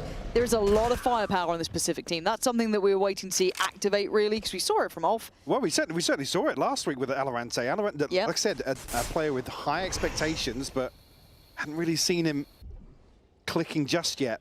I think he was going, what, blow for blow with 7, basically. Yeah. They were both very much on the money. It was just like, okay, who else is going to join them? We're going to see, you know, a third added to the mix. But down to 4. Oh, do have 3 players on the right side of the map. Good timing on the smoke here, and they walk on through. And Neki is in the right place. Good Prowler as well. Going to identify that Zenit has made it towards site, so they can keep great track on this. Lovely crossfires on the way in. And that smoke timing could not have been better. Dreamy stuff for Ulf. Zenit just getting caught here on the dash in. Looks initially like he's going to be able to create a little bit of space to get out of the choke point, but yeah, Stern just, I mean, so free to swing back out. It's looking very comfortable in terms of the hold here. Nice! Not enough disruption, like you said as well, already having 3 bodies in the right place. They can take a couple of risky trades ahead of this site here. Still a Guardian in play for Fabian here. Hold on, that was very fast. Speaking of pace, look, they've just turned it up again. Lose out on the first hit, but maybe this was the concern that Pacific had when they were playing super deep and cautious, because we know that Ulf will get aggressive. Doesn't work out for them this time. They're going to have to be on red alert now. We're feeling like they have an opportunity towards A here. Shadows traveling. Potentially mid as well. Pacific now, maybe calling the audible. Fabian going to be called upon. Only has a Guardian. I mean, the clue is here. Valorant gets 1, but Neki quick for the trade. That should be everything Pacific needs to make a decision here. Yeah, it's... But look at Fabian's walk. Look at this timing. They gave up mid, yeah. They gave up everything. He's cleared so far. Ordaz just needs to live for a second. They've seen enough. Surely, surely, surely, surely. He's on for it. Oh, it's outrageously good. Unbelievable. Fabian walking middle like he bloody owns the place. They could not have got the timing better there. Simply could not have. Again, like I said, had all the information to make a decision here, but I don't know if we're just waiting on cooldowns or something. No contingency. Somebody guarding mid here to prevent Fabian from just taking absolute liberties. No! That's 11 on the board now for Ulf. The buy is still there for Pacific, yes, but not a lot left behind this. Now let's see how Demir does, because we were seeing the Zenit kind of struggle from this spot, getting away from it, getting caught up by it. Let's see if that continues here. There is a 1v1 actually against Zenit, funny enough, but that might take some time to develop. A 1-3-1. Stern, there was a moment where he almost got caught by Vents a couple rounds ago.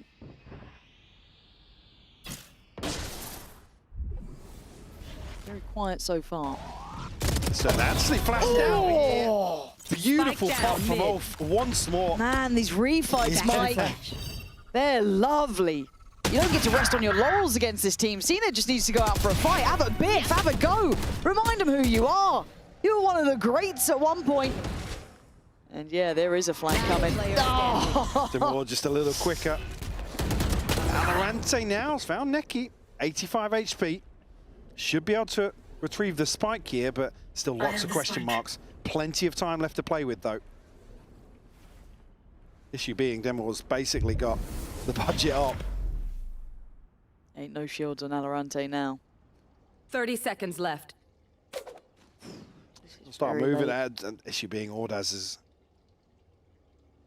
very happy to sit up here and just play audio. 18 seconds, eventually Valorant is going to have to reveal his hand.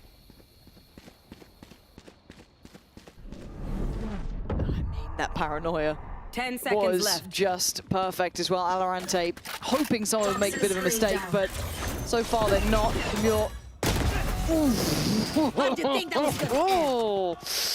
That'll do it. That'll do. 12-5, Mike. This one might be wrapped up. Yeah, Ulf just been able to take control of this half once more. Like I said, just so on point with some of these clearances.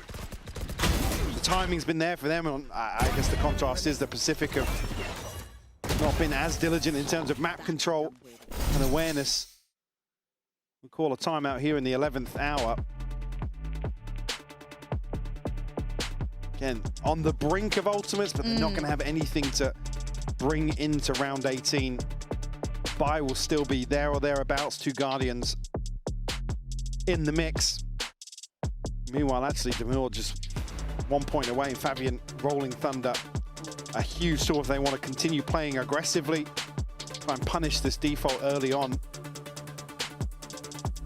Yeah, and I want to say, just looking down the board of just scoreline, everyone from ULF's turned up today. Yeah, yeah. 5 on it. It's not just been that one-man show. It's not just been, you know, duelist go kill or anything along those lines. It's been everyone kind of pulling their weight. And conversely, actually, credit's due, CNED putting some numbers up here.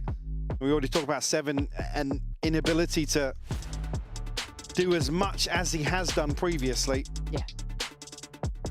Which again, in some of these rounds, just not really had the opportunity. You don't feel you get a look in some of these. You're just not on the right side of the map. That execute comes in super heavy. Have fun. But 5-12. This is a heavy loss for Pacific here potentially. Obviously, Abyss would be their map choice and it would be up next, but this will certainly sit with you. It's not done yet. One time at a round or so, they say. Yep.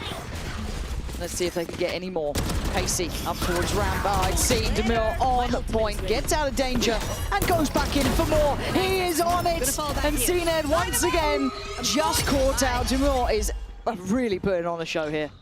Down to 33 HP. Gonna retreat here. Fabian looks as if he wanted to address that, but Valorant will remove his head.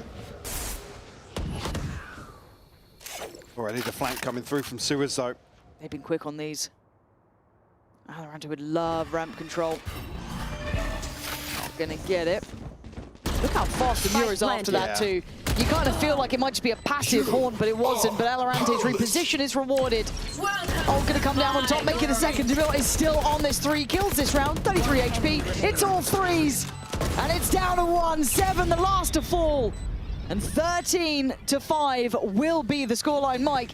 This is as one-sided as you're gonna get. Very impressed with ULF again. They're playing with house money is the overall headline here. Just looking very confident in these sorts of situations. Pacific really struggling to get anything going. Yeah, they've got to be happy with that one. We'll be back in just a sec.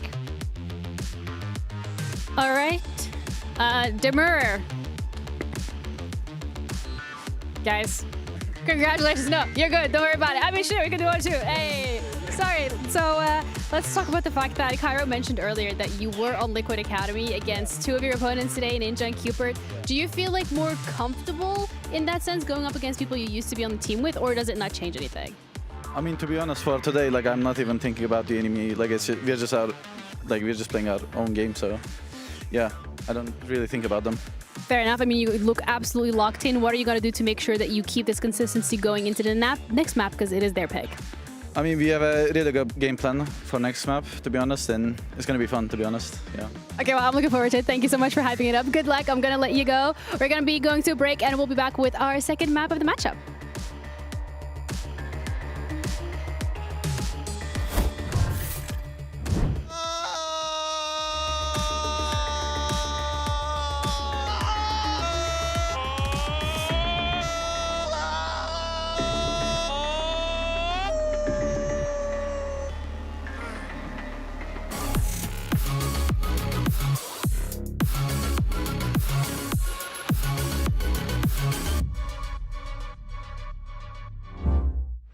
Your body knows. A sense of victory. Seized when mind, movement, and gear ignite as one. Now, step into your zone. Designed to win.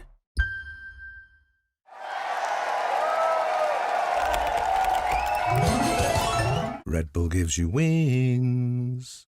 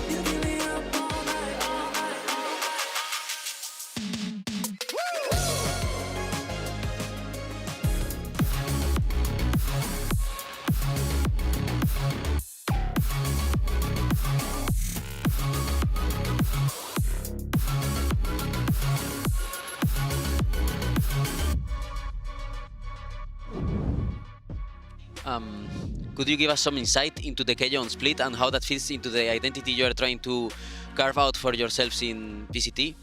I mean, we really like the agent. Like, we had like some theory on it. Like, we just really think that like used properly, like it's not easy to play, and that's why probably many teams don't run it. But I mean, for us it was really working. Also, Seven like is really good KO, even though like he didn't sign today.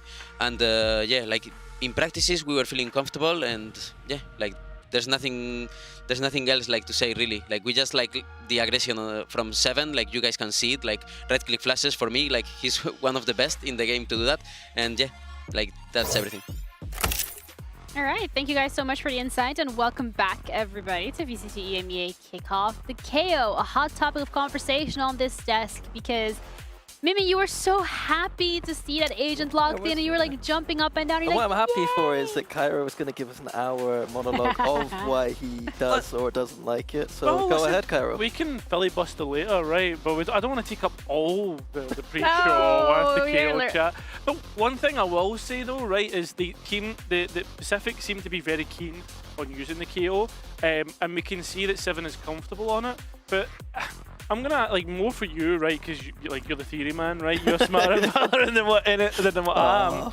But like, we've seen like other initiator players actually move on to like playing Yoru as well. In terms of like, we've seen Yampi play it, we've seen Mimi play it in Game Changers. I think we've seen Seven play it. Yeah. So why are they so like? Yeah, I mean, I think against playing that would be my point here. In this series itself, we're going to see Seven, if it goes to map 3, play Yoru anyway, something he's kind of comfortable on. I think Split is a map where traditionally that kind of double duelist approach is the most easy to run. Even there, you could have seen it on the Jet, you could have him on the Yoru. Like, I think that would make more sense going forward. I think ULF did a really good job identifying this as a potential weak map for Pacific. Even though they got 10 rounds last time, I still think it was like, they're playing KO, we can just overrun this. Yeah, and I think for ULF's side of things, it really did play out. And even like speaking earlier with Dimmer, where he was like, yeah, we're just focusing on our own games, and low-key hyping up next map as well when it comes to the fact that that is a map that Pacific has picked. I think ULF is in a really good spot here, Cairo. They look confident, they have the game plan that they're sticking to, and everything seems to be falling in place. Yeah, I really like what ULF is doing, and I think this is probably the most similar we've seen to them playing in the way that they did from Ascension. Yeah. It was two things. It was both in the game, just like deathballing a little bit more, a lot more confidence. Yeah. Even when they went 4v5 down sometimes because the entry wasn't like getting picked apart sometimes, they were still then as a group collectively just doing what they do best, is shooting their gun. And then you see how much fun they're having on stage. Like, that is what I saw at Ascension, was them just having a lot of fun, just being very confident and cocky. So both things here are looking very good for ULF. Yeah, and as when we're looking at individual players as well that played really well, Audaz is someone that we've already talked about a little bit earlier when there was like the tech pause, after which you told us you're going to do a monologue. So how about you do this monologue? What monologue? About Audaz. About Audaz? I mean, hype him up. Sell him to me. This is the reason why we said it in the tech pod. The reason why I thought that like he's going to be the guy to like, not necessarily the guy, but one of the guys that could certainly give a positive result for ULF. He was definitely like a big clutch player back when I remember him through the first Challengers EMEA tournament that I saw him in. And yeah, I think honestly, like one of the top prospects from the Turkey region, like since we've seen this new age of Turkey kind of dawn in VCT EMEA. All right, that was a echo that, yeah. Yeah, I agree. Solid job. Thanks. Nice. Well done. See, I'm not just a pretty face.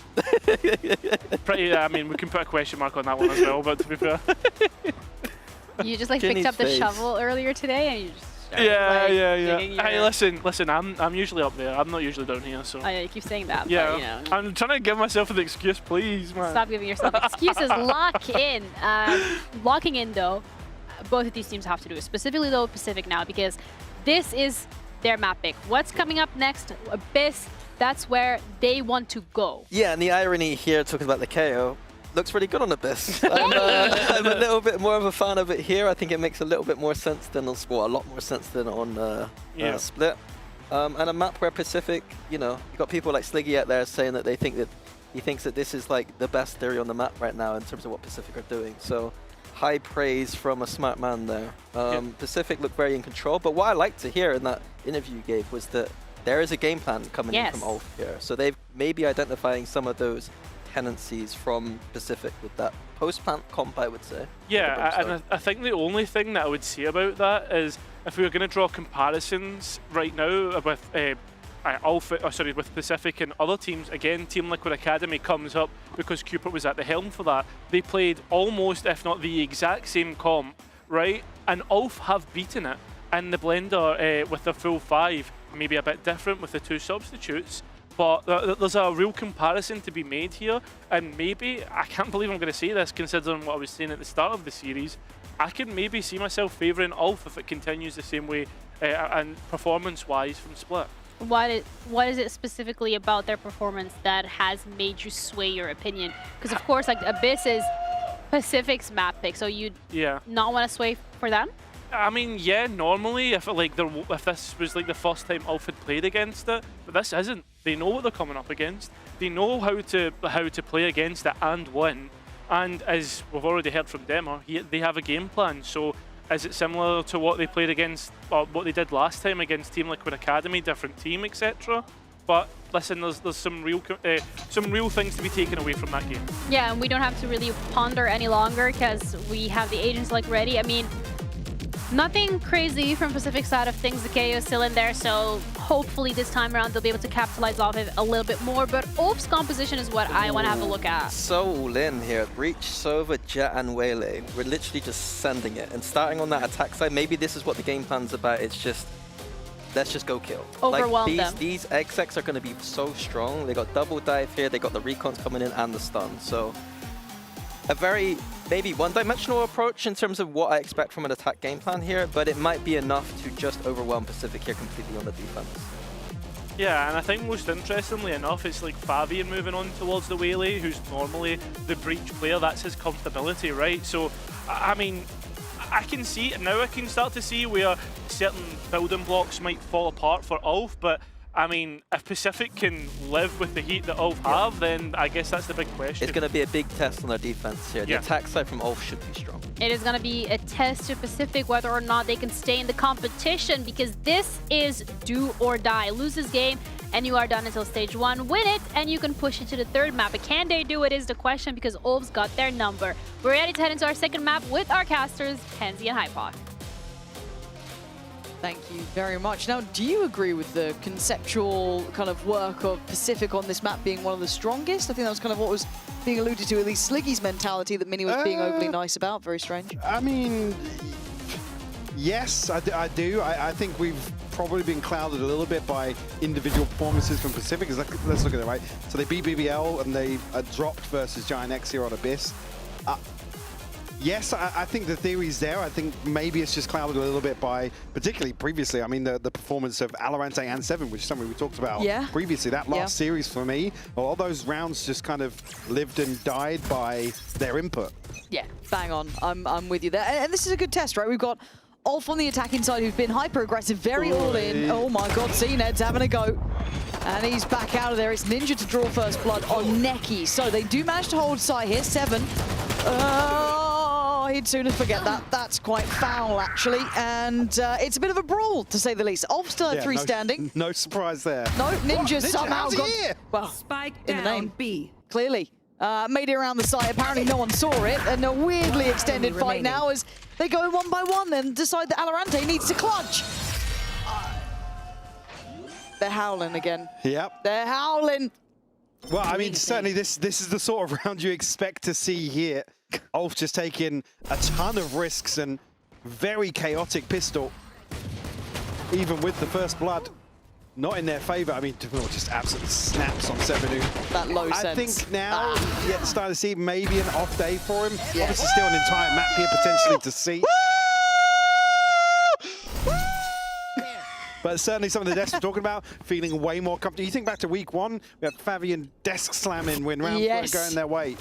The massive contrast here. And you can kind of almost understand why. If they're so used to kind of living and dying by the sword, right, this hyper-aggression, they want to get in your face, they're willing to brawl, they're, you know, a mechanically good team. If they're having a really rough time, it's going to be hard to recover from. But yeah, hold on, and C-Ned's in an absolute sitter of a spot here. Fabian trading out. It's just 2 left now for Pacific. Ninja and 7. So Ulf. An opportunity to convert the second here. Fabian might just have a couple of freebies. He's up again. He's up again. Back in a flash. This game is weird, man. I mean, it was really good Neki start. just in the trenches, by the way. Oh, replay. Guys, you can't do it. Don't do this. Oh, don't. Please, my glorious Charles Nennington, come back to me. Return to glory. I hate saying it, but we're seeing so many more examples. Well, hold that thought. Yeah, hold on. Yeah, it's Ulf on attack. Hold on, we'll have to save those for maybe post-round because they are inside 130. We've not seen someone, but he's been spotted. Look at this, though. Went a little too far, got a little too big for their boots, and Stern still dropping some bodies, but Spike down A. They were hell-bent on that again. Up middle, though, is Ordaz. Last man alive. Trying to make some moves. Won't catch anybody in rotation here. We can already see Cupid positioned over behind A site. Got to be careful. Cupid will find it. Okay. First on the board here for Pacific, and certainly the stronger aspect of Abyss so far has been locking down A site. So previously talking about Valorant and 7 putting work in. Oh. Nice. Well, if you got that third. Yeah, already seen the indication here that we just need the side-by-side of the Howl and then Cupid's yap. It's not a bark, it's a yap. You know, maybe it's bigger the more rounds you get. Take flight. Round 4. Shadows traveling. Another position he fell previously. Fabian. Right up on this smoke already, actually. Cupid tagged up. Mate, there is no fear in this team. And you can see why. Zero fear. He's not meant to be doing this much. This was one man. One man and maybe a dart. It's all a fake as well. On the back of just Fabian's. I was going to say, no way he snaps on that. Cena does shut him down. Plant will come through here. Pacific will be left in recovery mode here. A 3v4 retake. You see as well, Neki just does not want to die. Yeah, no. First contact, I think, would be Ordaz at this point if they do actually try and split towards site, but I mean, he's shouldering this. He can buy a lot of time. Next corner, yeah, next body. And they're just not getting together on this. It's so individual, can't quite scale in. Too many to handle. Felt won and lost by the start there. Fabian walking in and just destroying two. Yeah, and I mean, another one of the question marks, right? And we saw a hint of this at Ascension, which is Fabian kind of flexing onto different ages. He just looks so comfortable. Whatever you need him to do. Nice! Again, showing why you can put some faith in him. Ultimate's already starting to come online for Ulf. Fabian and Ordaz, Demur just 1 point away, and Stern 2 away from the Rolling Thunder as well. Seen it on the hero rifle. Here we go. And this time, all in, all together, all towards the A site, and all struggling to make it out. There we go, Neki, the next in. I mean, the Utah look great in terms of placement there on the way in. But also, it's just so hard to scale against these guys. They fight as 5, man. You do at least have Ordaz keeping his head down. 7's checking. He's got an inkling, but I don't think he's for him. Ordaz is on for a sitter. Yeah, that's gutting for 7. Unable to really get the ball rolling.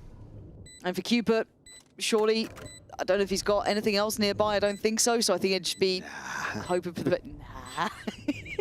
He's waiting for a smoke here. He's made some TP plays today. Yeah? Yeah. Oh. One enemy remaining. Here we go. There's a smoke. Smoke play. Told you. It was coming. 3 left standing. Snowball already starting to develop for Ulf. Just 1 point away from a full house here. I'm so happy we get to see it. Like, I don't care if we go 3 and ULF lose at this point. Now, I hope they don't for their sake. Obviously, I'm not really rooting for either side, but I'm just so glad we've seen... With the way this is panning out already, you've got to lean now heavier towards ULF just closing this out. Too, yeah. But it's just that we're finally getting to see this team that impressed us, that kind of gave us like, cool, we've got a really aggressive, explosive team coming up into EMEA. We're starting to see that here. And as you said, maybe it be that lack of fear now that, you know, do what we can, see how it goes. But big info off the knife. Rotations instantaneous. Well, were. Cupid going to be forced off here by Fabian's ultimate as well. So the site going to be on a platter. And plenty of tools to invest here. I mean, Neki still just one off the Hunter's Fury. Spike planted. Pacific might just miss the mark here. I was going to say, unless they go now. Oh, they could be screwed. Look at that. Oh, that is stunning stuff. Rarely get to see that much impact, but that is gorgeous. Now, surely nothing goes wrong. Ooh, we're going for this one. Okay, and look at Ordaz. Oh my God, don't look at him. Turn away. Guys, this shouldn't be close. There we go, Pacific, you did so well. And you did close out the round. And the Hunter's Fury gets ripped just to buy a little bit of time, but Ordaz... Too many targets. Maybe could have taken his time there. This is so nice. Yeah, fantastic combo here from Pacific. Like I said, with all those tools as well, they could have potentially missed the mark a little bit.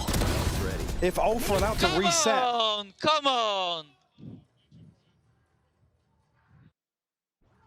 Nice! A very well constructed retake. Costly for sure. On both sides, actually, ULF using basically everything but the Rolling Thunder. Tricky little outro. Lots of info, lots of pace. Trying to slow him down, trying to hunt them down. Fabian is just unstoppable. This guy is everywhere. Ninja trying to hold back the flood. But at this point, it's already a 4v2. Who's going to try and fight this through? An underhand flash and a bit of hope. 8 HP. It's not going to happen. Cupid is still in middle. Himself a 1v3 now. Paranoia, sure, but this all looks wrapped up from ULF's side. Neki already holding this angle. Again, it needs to be clean on the first 2 to even stand a chance. Yeah, and it's not. Is ready. Down to 10 HP already. Cover going out. Have to let this one slide. Another round posted from ULF and another pacey hit just to knock the wind out of Pacific after a huge positive in terms of that round previously on B site. Someone fell off their chair then. That's right. Both of us turned around. No. But I'm a little bit surprised we didn't see a timeout, even after that lovely round that Pacific just did. Maybe a timeout just to maybe get on the same page of how to deal with these super pacey hits. I was going to say, you probably get 1 or 2 of them before you have to adapt. It wouldn't surprise me at all to see one after another example. Because this can spiral out of control very quickly. Oh, what is that for Timur? What? I mean, I know, what was 7 to 8 HP or something? Yeah. But just the catch there, and as we said, alluded to, timeout called by Pacific. Again, they have to get themselves back in a position to find a response here, but Fabian, obviously a talking point already so far in this half with the switch over here to Waylay, putting up impressive numbers and impressive rounds already.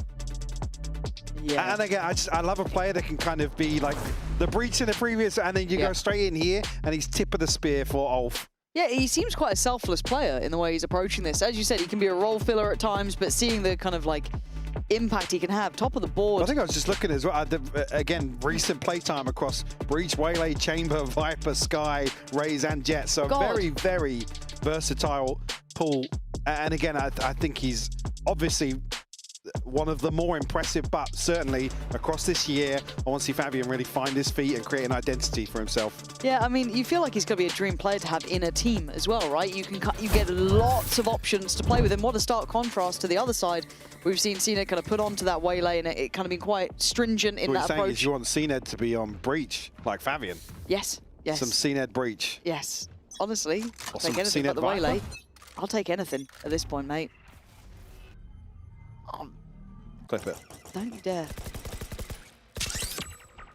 I take back A my little bit statement. of a probe sent out by Pacific now.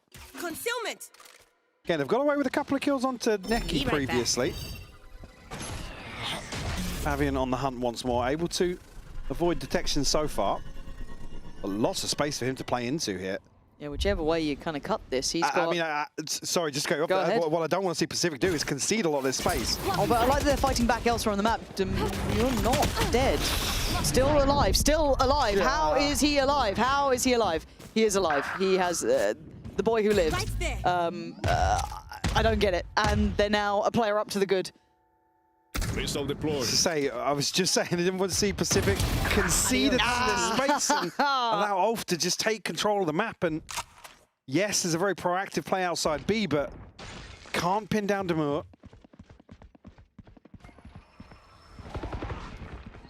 Now in a position where it's 5v3. Oh, well, man. Fabian finds 30 another 1-7. seconds left. Eventually trading out, but it's a 2v4 now. I think they're already calling it on this. Yeah, have to. Bloody hell, how did they not close down? I mean, again, EVS POV of how he's got out of that one. Because I feel like that first smoke, how is he not just getting spammed? There's two of them on the There's the angle. updraft as well. Yes. I think he even played into Stern's fault line. I'm so confused. I'm just... and that's after timeouts and everything. You're kind of hoping things start going a little bit better, but even just rolling our minds back to the fact that Fabian was able to not get that early fight like he's had in the last couple of rounds, but the space take and the manipulation on the map there. And Pacific seem very passive in this. They're not having that same sort of say on what's going on. Yeah, they gave up map control and they did fight in extremity, but they then looked scared to commit to it. You know, somewhere in between, But you caught someone. That's what you wanted. Just quickly, the issue being, obviously, talking about I don't want to see Pacific start conceding all this space. Now they have the issue of the economy. The finance is just going to be a little off kilter here. Really, yeah. I mean, it's a fairly awkward engagement on both sides of the coin.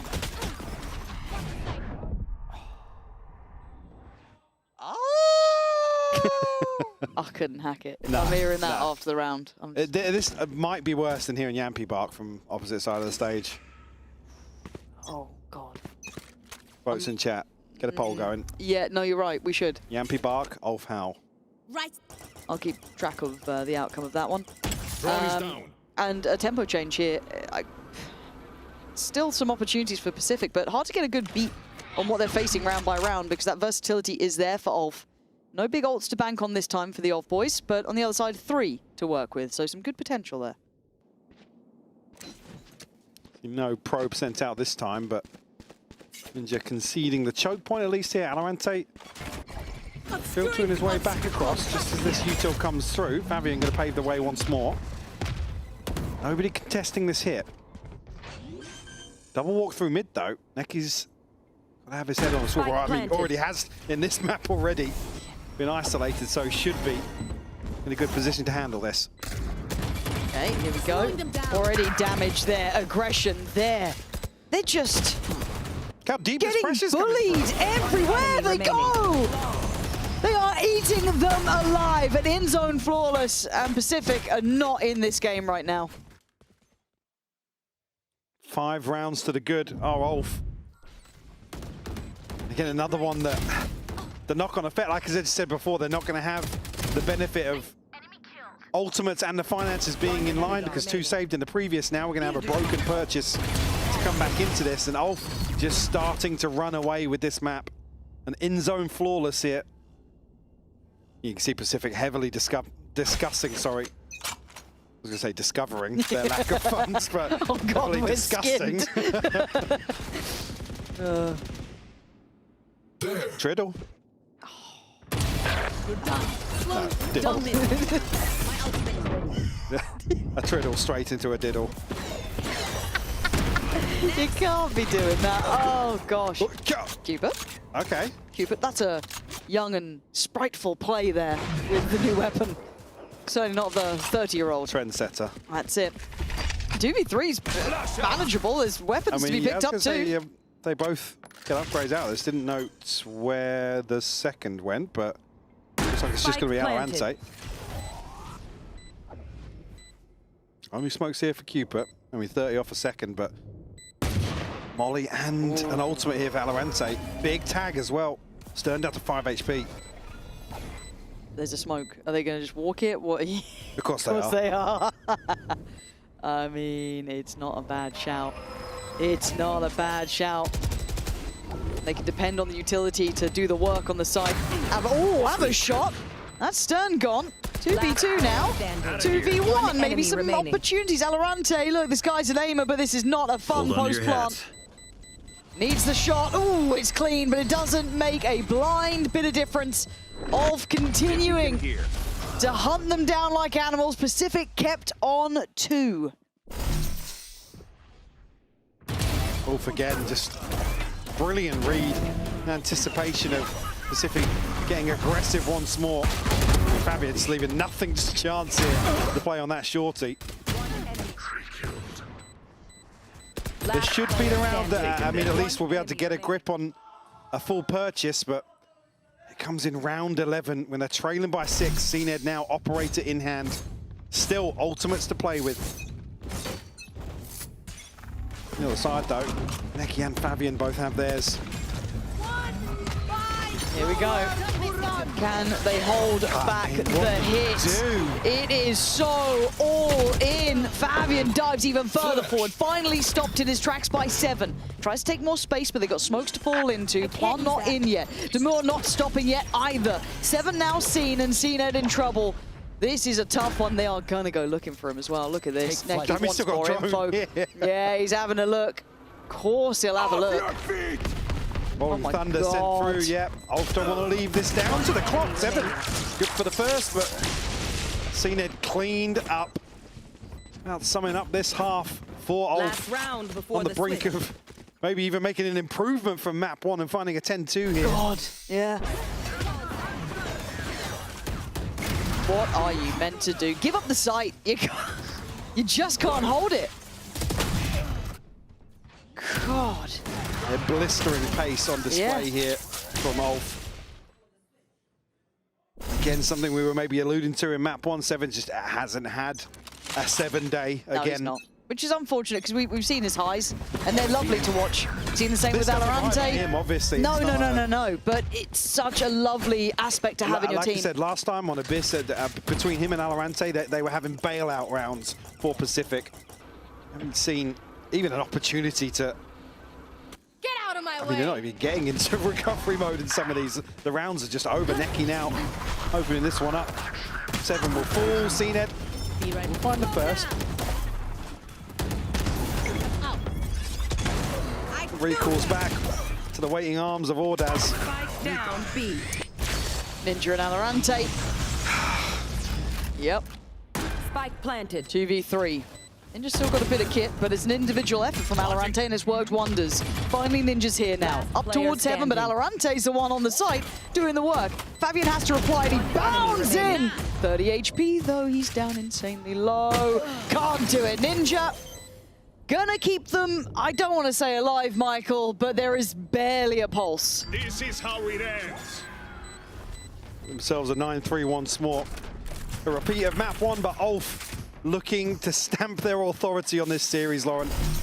Yeah, they look a whole new team here today. Maybe with the life on the line, they come out swinging. And so far in 9-3, they have.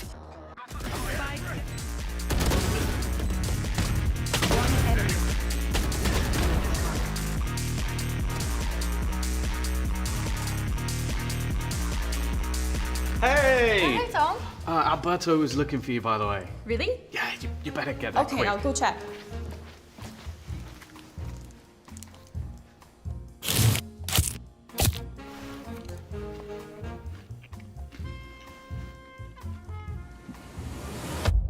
Have a break. Have a Kit Kat. Tom Biz. You've had your fun. It's my turn.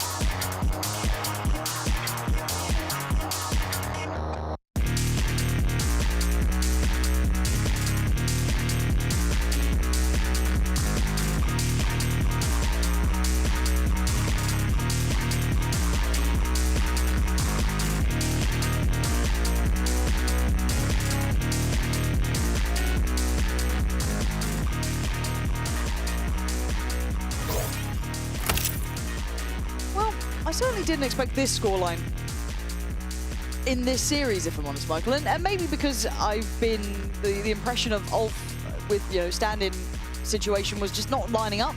I thought we saw upsides of Pacific early on. Didn't expect 9-3 on this.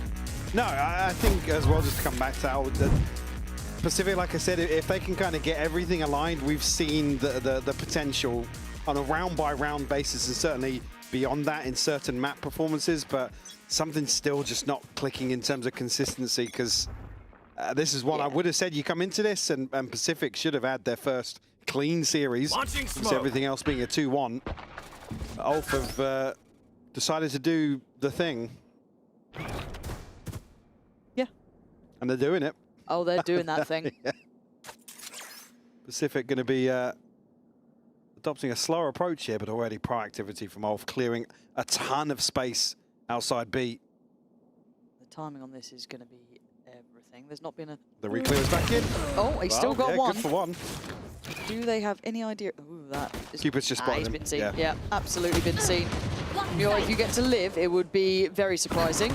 He's trying. He's managed to live. Nah, surely not, right? No, he's alive. He's alive. Surely not. If he gets a kill, I'm tilted. Okay, thank you. He did that for you. Yeah. I hope you know that. 3v4. Valorante, Sheriff ready. Oh, Sheriff gone. Okay, hold on. That's pacey. Flash not quite connecting. And Ordaz in a 1v2. Got something for us here, Ordaz. Oh, he jumped into his own start. Ninja gonna find it. Pistol posted now. Chance to get themselves on the board in the second half. Ninja obviously the one that's at least numerically delivering here.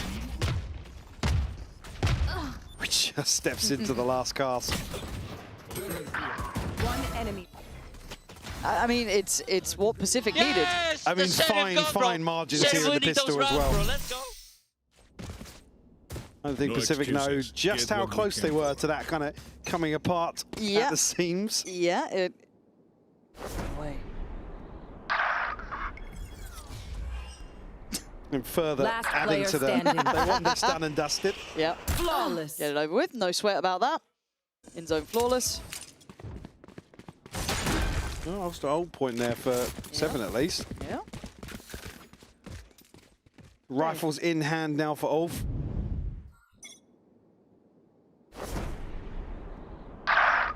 Just wanted to let that one really, really let it breathe. Last player standing. Vamp on it. Just vamp for a little bit. What? Guys, why are they dropping off the map? What?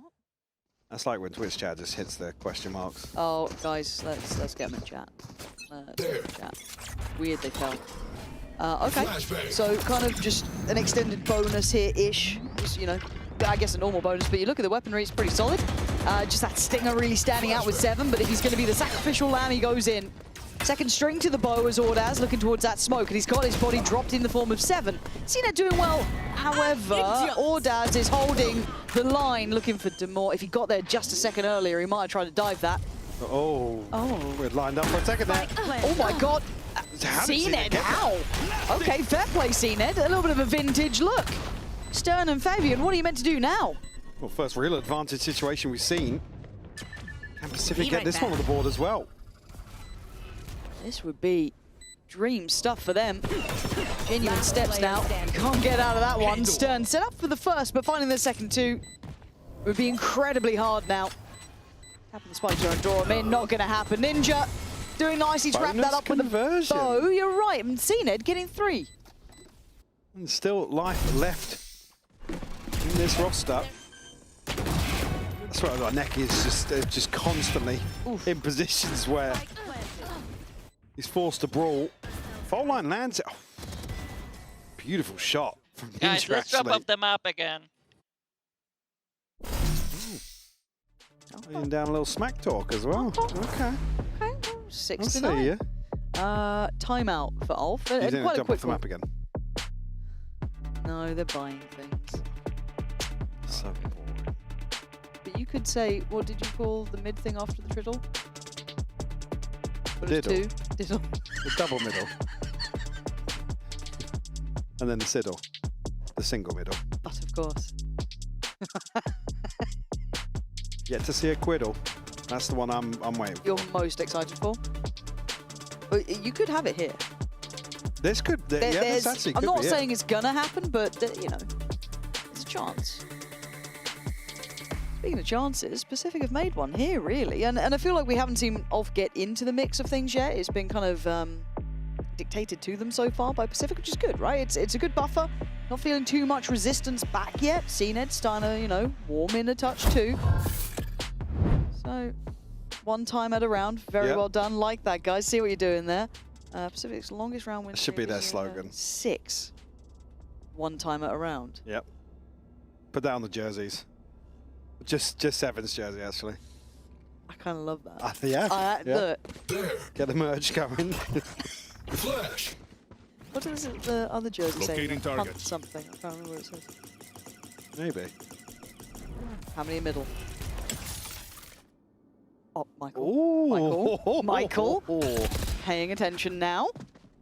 But I think Stern's too far away. Yeah, for it to count. Stern's really letting the side down. Oh, Full God. triple though. Yeah, and the triddle's still strong. CNED able to escape with it, just down to 36 HP. Nearly finding the first blood here, but very quickly will retreat back towards 8. Pacific is so cautious on approach here. Just frozen for a second. Rightfully so. Yeah. This is the sort of round where you expect ULF to try and set something in motion. They absolutely sniff it out. Again, it'll be Stern called upon in this situation. Yeah, still unsure how much they've cleared or how much they fell back. That's a shot. CNED seen in the cross now. Oh! Stop, bro. What the hell? How did he get that second? 30 seconds left. Now it's a 3v5. Yeah, I mean, also upgrades available. And bodies to the good. I mean, Aldaz actually has a Bucky here. Yeah, and there's 2 shields still up. Stern's got 1 and Neki has another, so you can get them on players with light shields. The timing on Stern's util. I think Fault Line's back up. Obviously, 2 huge upgrades to find here. Still plenty of time left to play with. Here we go. Gonna have to wait to use this though. Daz trying to set things up too, forcing them away from site itself. They're all sitting pretty close by. If this gets noted, and now the numbers start to become an issue, too many to handle, and this is how it goes wrong, and 7 can step up to the plate. Stunning, brilliant work from 7. There he is! 1 kill at a time, works out well this time for a Red Bull clutch and hope for Pacific. Huge round after a quiet series overall here. The Red Bull clutch, just when Pacific needed it. After a round that looked like it was coming apart at the seams for them. Crumbling before their eyes. 1 enemy remaining. Beautiful stuff. There he is.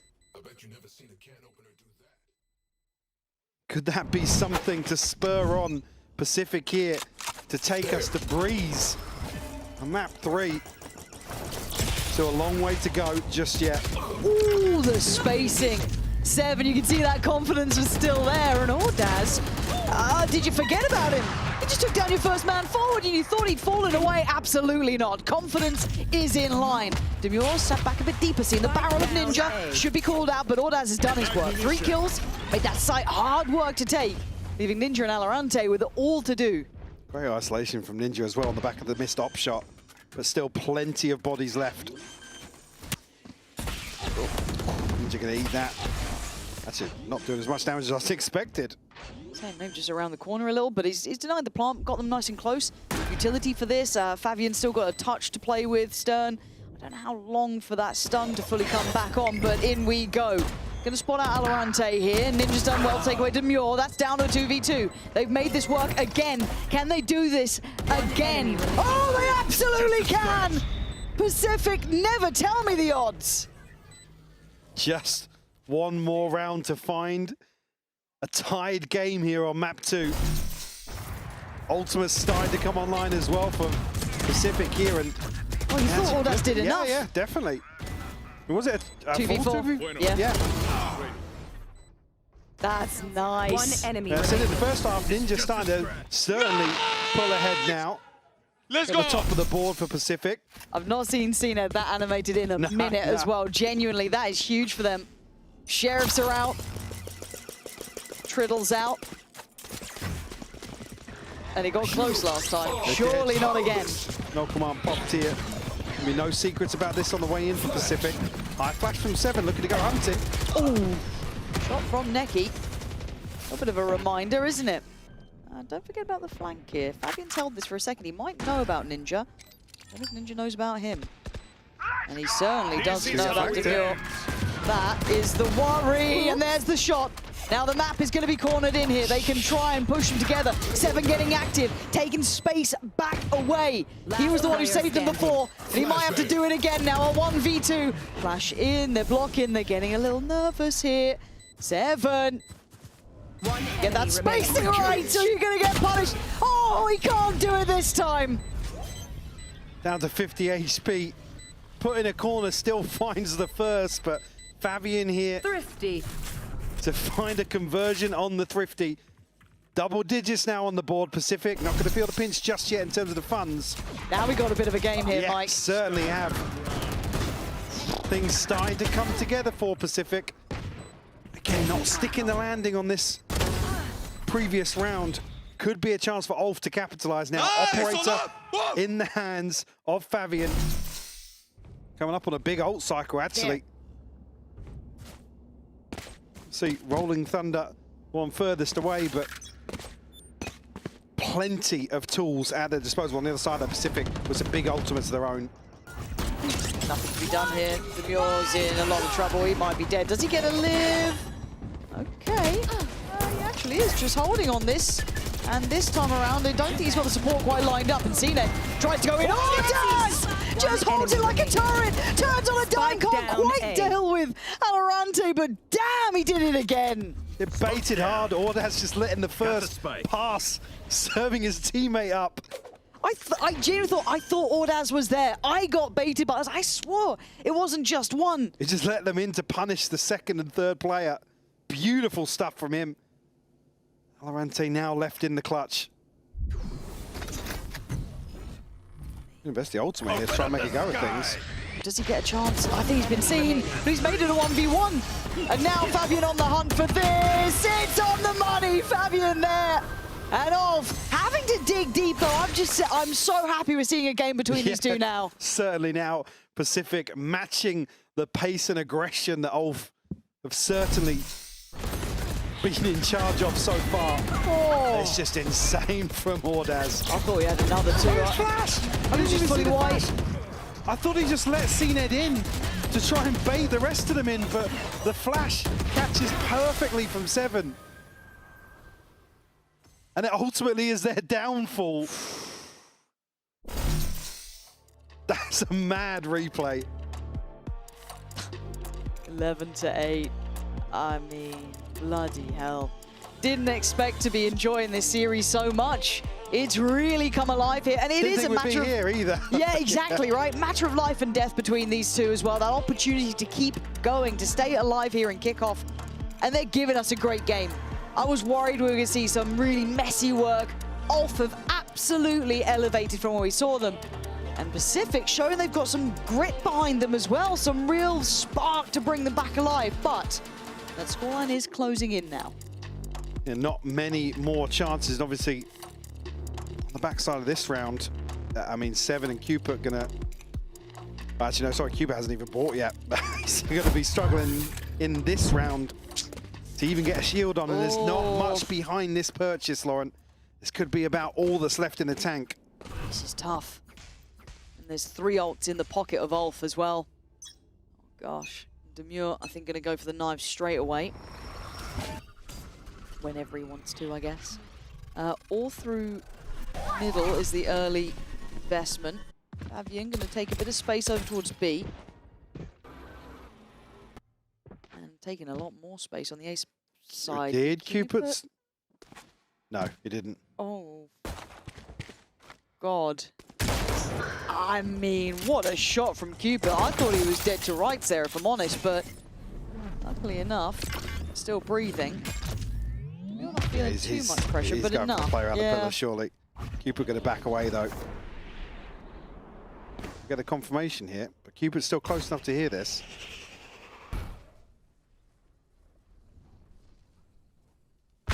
reading this, though. They're absolutely reading it. I mean, if he cancels, he's dead. And having a look at the site, though, too many targets to handle. Fabian with a missed shot, and the tempo in the read right now from Pacific is good. Hunter's Fury not going to find its target. This is 2 of those ults that they had in pocket invested. Actually 3, I think, but at this point, Demure still alive. Yeah. And okay, this is where I get scared.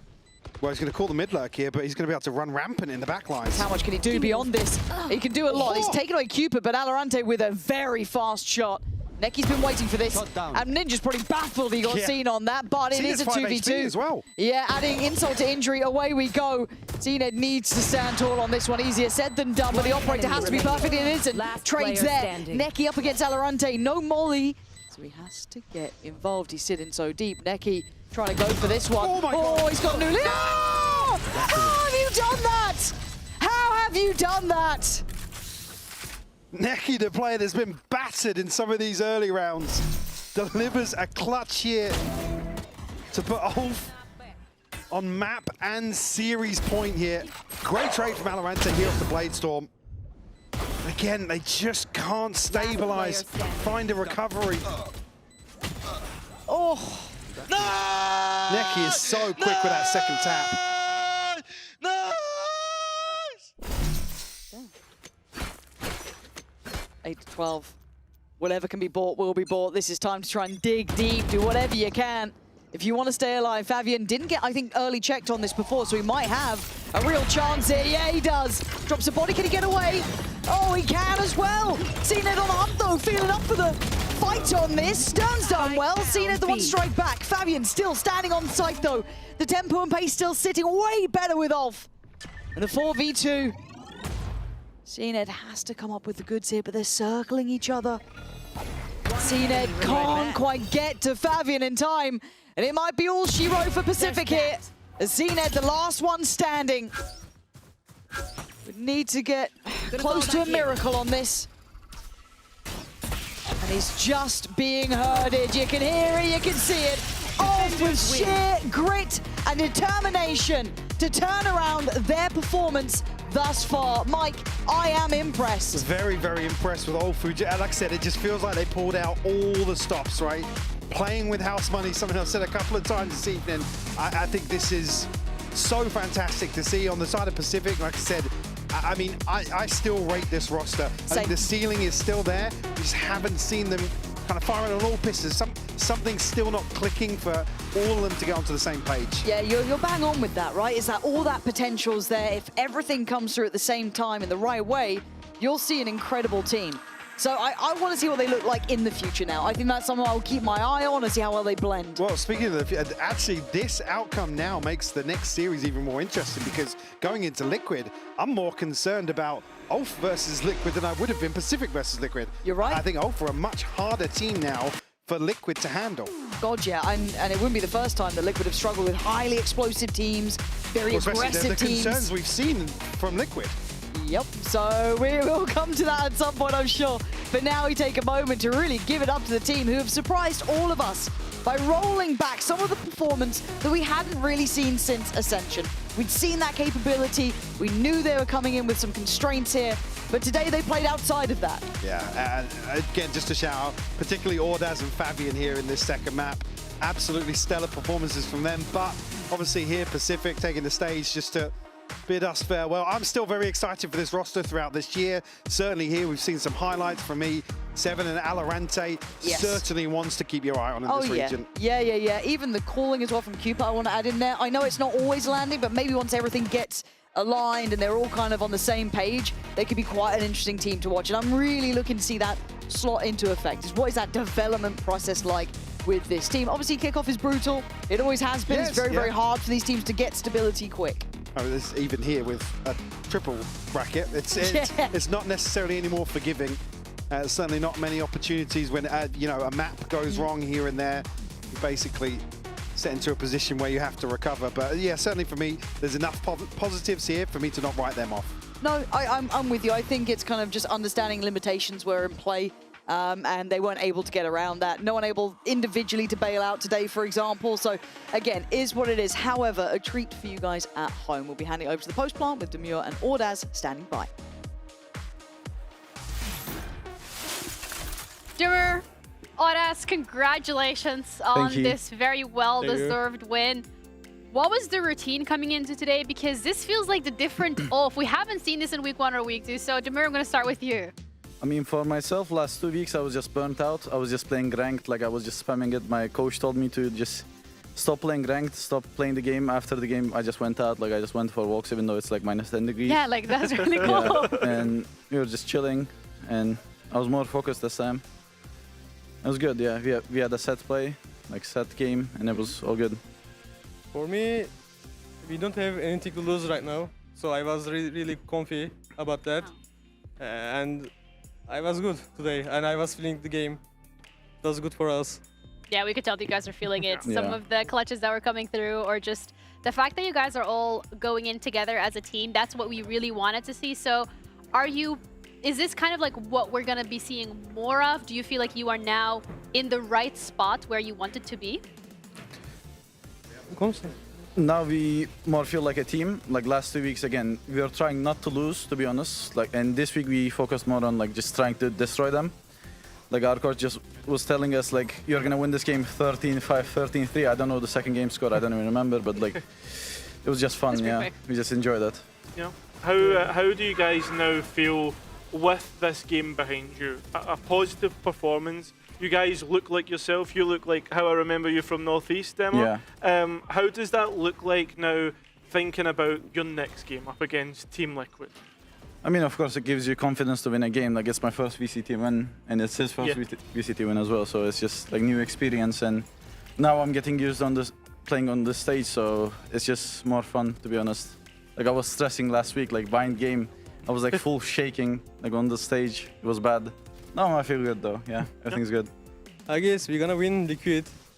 It will be not easy, probably, but we're gonna win in the end. The other games like Vitality and Heretics, there was excuses for us. We can tell about that, but it was really outside unfortunate. the game we had some problems. We had so many problems outside game. It's unfortunate for us, but I think now it's gone, and I think we're gonna win about Liquid, and I think we're gonna do the lower run. Okay, that's what I like to hear, the lower bracket run, the confidence, because I feel like at the end of the day, when we are looking at you guys as a roster and just ULF in general as an organization, I feel like that confidence to be able to just go in and shoot your opponent, take their head off is what really makes you so successful. So to hear that you feel confident is a really good sign moving forward. So Oraz, I would like to talk about your individual performance today as well, because you know you're popping off both games. How does it feel to be on the stage, VCT, you're on tier 1, and to be able to put all those great performances forward? I think in the beginning I was really stressful about that. I think we're gonna be like Apex. They lose 0-8. I think it was gonna do us like that. So I was scared at first. I was so scared at first, but now I think it's really comfy. Yeah. I'm feeling the game. Today and yesterday I was really good. And you have one win, so you could not be like them. Yeah. So that's good. Do you feel like a massive relief now for the both of you? I mean, to be honest, I didn't want to go back to London without a VCT win, so like I'm really happy, to be honest now. Yeah. Even in this weather, you would take... No, I get it. Like, absolutely. I mean, we've already kind of touched upon the future in terms of like who you're going to be playing Liquid and your expectations for that. Want to bring up the bracket as well, and it would be really nice from your perspective to hear, in terms of the teams that you've already seen here at Kickoff, is there any team that you are looking at and going, wow, they are doing really, really good? I think BBL. Yeah, okay. Yeah, I think they are really playing good right now. I mean, for me, like, of course, PBL, and they've been playing for like 2 years now, so to be honest, I wasn't expecting this much of a domination from like tier 2 to tier 1. Like, they're still dominating. It's like really impressive. And Gentlemates as well, they're new, like, they're a new roster, and they're just playing really good as well. So I think they both deserve to be on like upper final. Wow. Yeah, and I think as well, like, to talk to you guys, I think you're probably the experts on BBL, right? You've played against them like last year as well. Yeah, we played. What is it that like you think has gotten them to this point, right? And what do you think that you guys like have anything that you can kind of do the same, like that? Because obviously, like, both come from that like tier 2 Turkish scene. I think they are not scared to peaks. They always they are hunger for kills. They really hunger that. I think that's it. I mean, I didn't play against them, but I like. I watched them, and like their individual skill ceiling is just so high. Yeah. So like, basically teams need to play like us today. Like they just need to take their fights and try to win them, and otherwise, I think it's really hard to beat BBL. And they're more family than us. Yeah, they've been a was team for so long. Yeah, they're family, and it's a good thing for them. Yeah, absolutely. I mean, they trust each other on the server. They're confident as well. But I feel like now you guys are getting the time to gel together as well as a family. Do you feel like it's getting better with time too in the server for you? I mean, yeah, of course. Like we are putting the time in the scrims. Like we are playing scrims. After that, we are like going out, eating together, and then like we're just spending time together. So it's more of a like we are being a team right now. Like last 2 weeks, 3 weeks, like everyone was doing their own thing. But like this week, we were just like hanging out all together, and like everything is good. Okay, that's good to hear. Yeah. Do you have a maybe favorite restaurant that you guys go to, or favorite activity that you do together? I think just walk. I love walking at night. Okay, at night. Yeah. Wait, it's like -15 at night. What do you mean? But it's good. Yeah, It's really like cold. refreshing. Yeah. Yeah, today we saw the sun for the first time in like 2-3 weeks. It was actually so good. Like, For like 5 seconds, bro. yeah, they took like videos of it. Like it was really, really funny actually. It really does put into perspective the Yeah. weather here in Berlin. But again, congratulations to both Thank of you. you, to the whole Thank you. roster for winning. You're now making that lower bracket run. I'm excited for it. Okay, you guys hyped us up. You know, Yeah. I'm gonna keep you guys on your toes. Gotta get those expectations straight. But thank you guys as well so much for watching. We're gonna be back again tomorrow, same time, same place, with that middle bracket. We're gonna have Navi against Fnatic, Vitality against GX. So should be pretty good. We're gonna leave you with the end of day Razor highlights. I hope you enjoyed those as well, and we'll see you tomorrow. Bye. Bye.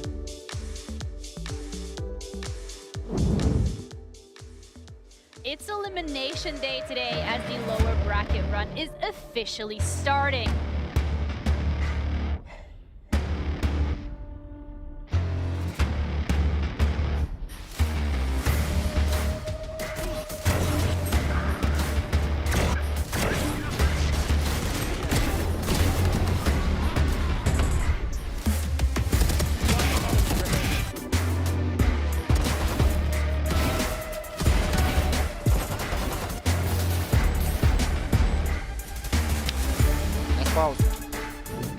Second pause, boom! He gets 2 after a massive whip in Garage Cristalli! It's somehow holding the line!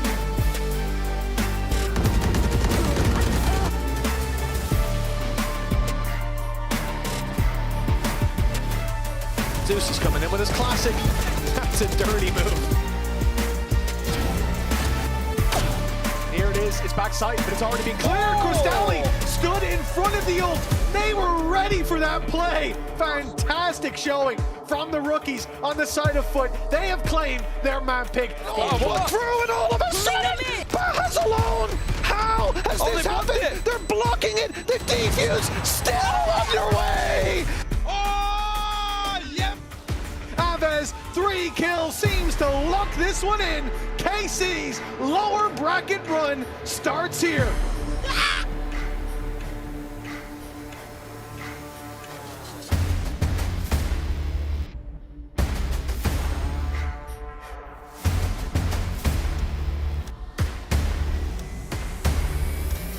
Come on, baby.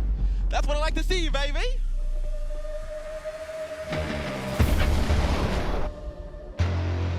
Everything's fine. Vinny's an ankle biter. Surely. He's on for it. Oh, it's outrageously good. Unbelievable. And 13-5 will be the scoreline. Mike, this is as one-sided as you're going to get. No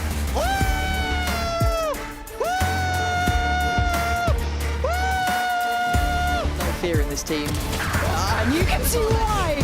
0 fear. He's not meant to be doing this much. You're not dead. Still alive. Eki trying to go for this one. Oh, he's got Nuli.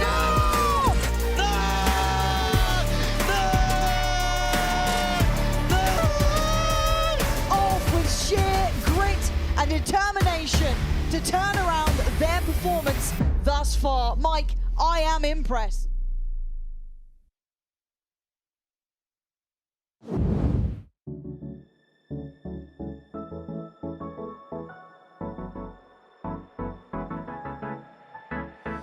Let's do something crazy, get a bit wild today, cause we don't do this every day and we deserve it. Life is so amazing, nothing is in our way. Baby, let's fly away. Do you feel it? Is your heart rushing the way my heart's rushing when you take it all in? Baby, this is where we come alive. Do you feel it? Take the world by storm, just you and I. Can't believe it took so long to realize what makes us come alive. Oh, what makes us come alive? Let's break some rules. No, we don't always have to be good. Don't always have to do things that we should. We'll feed the fire. Let's see it through and let go of what's holding us back. Just light it up and we'll burn through the past and take it higher. Is your heart rushing the way my heart's rushing when you take it all in? Baby, this is where we come alive. Do you feel it? Take the world by storm, just you and I. You and I. Can't believe it took so long to realize. This is where we come alive. Do you feel it? Take the world by storm, just you and I. Can't believe it took so long to realize what makes us. This is where we come alive. Do you feel it? Take the world by storm, just you and I. Can't believe it took so long to realize what makes us come alive.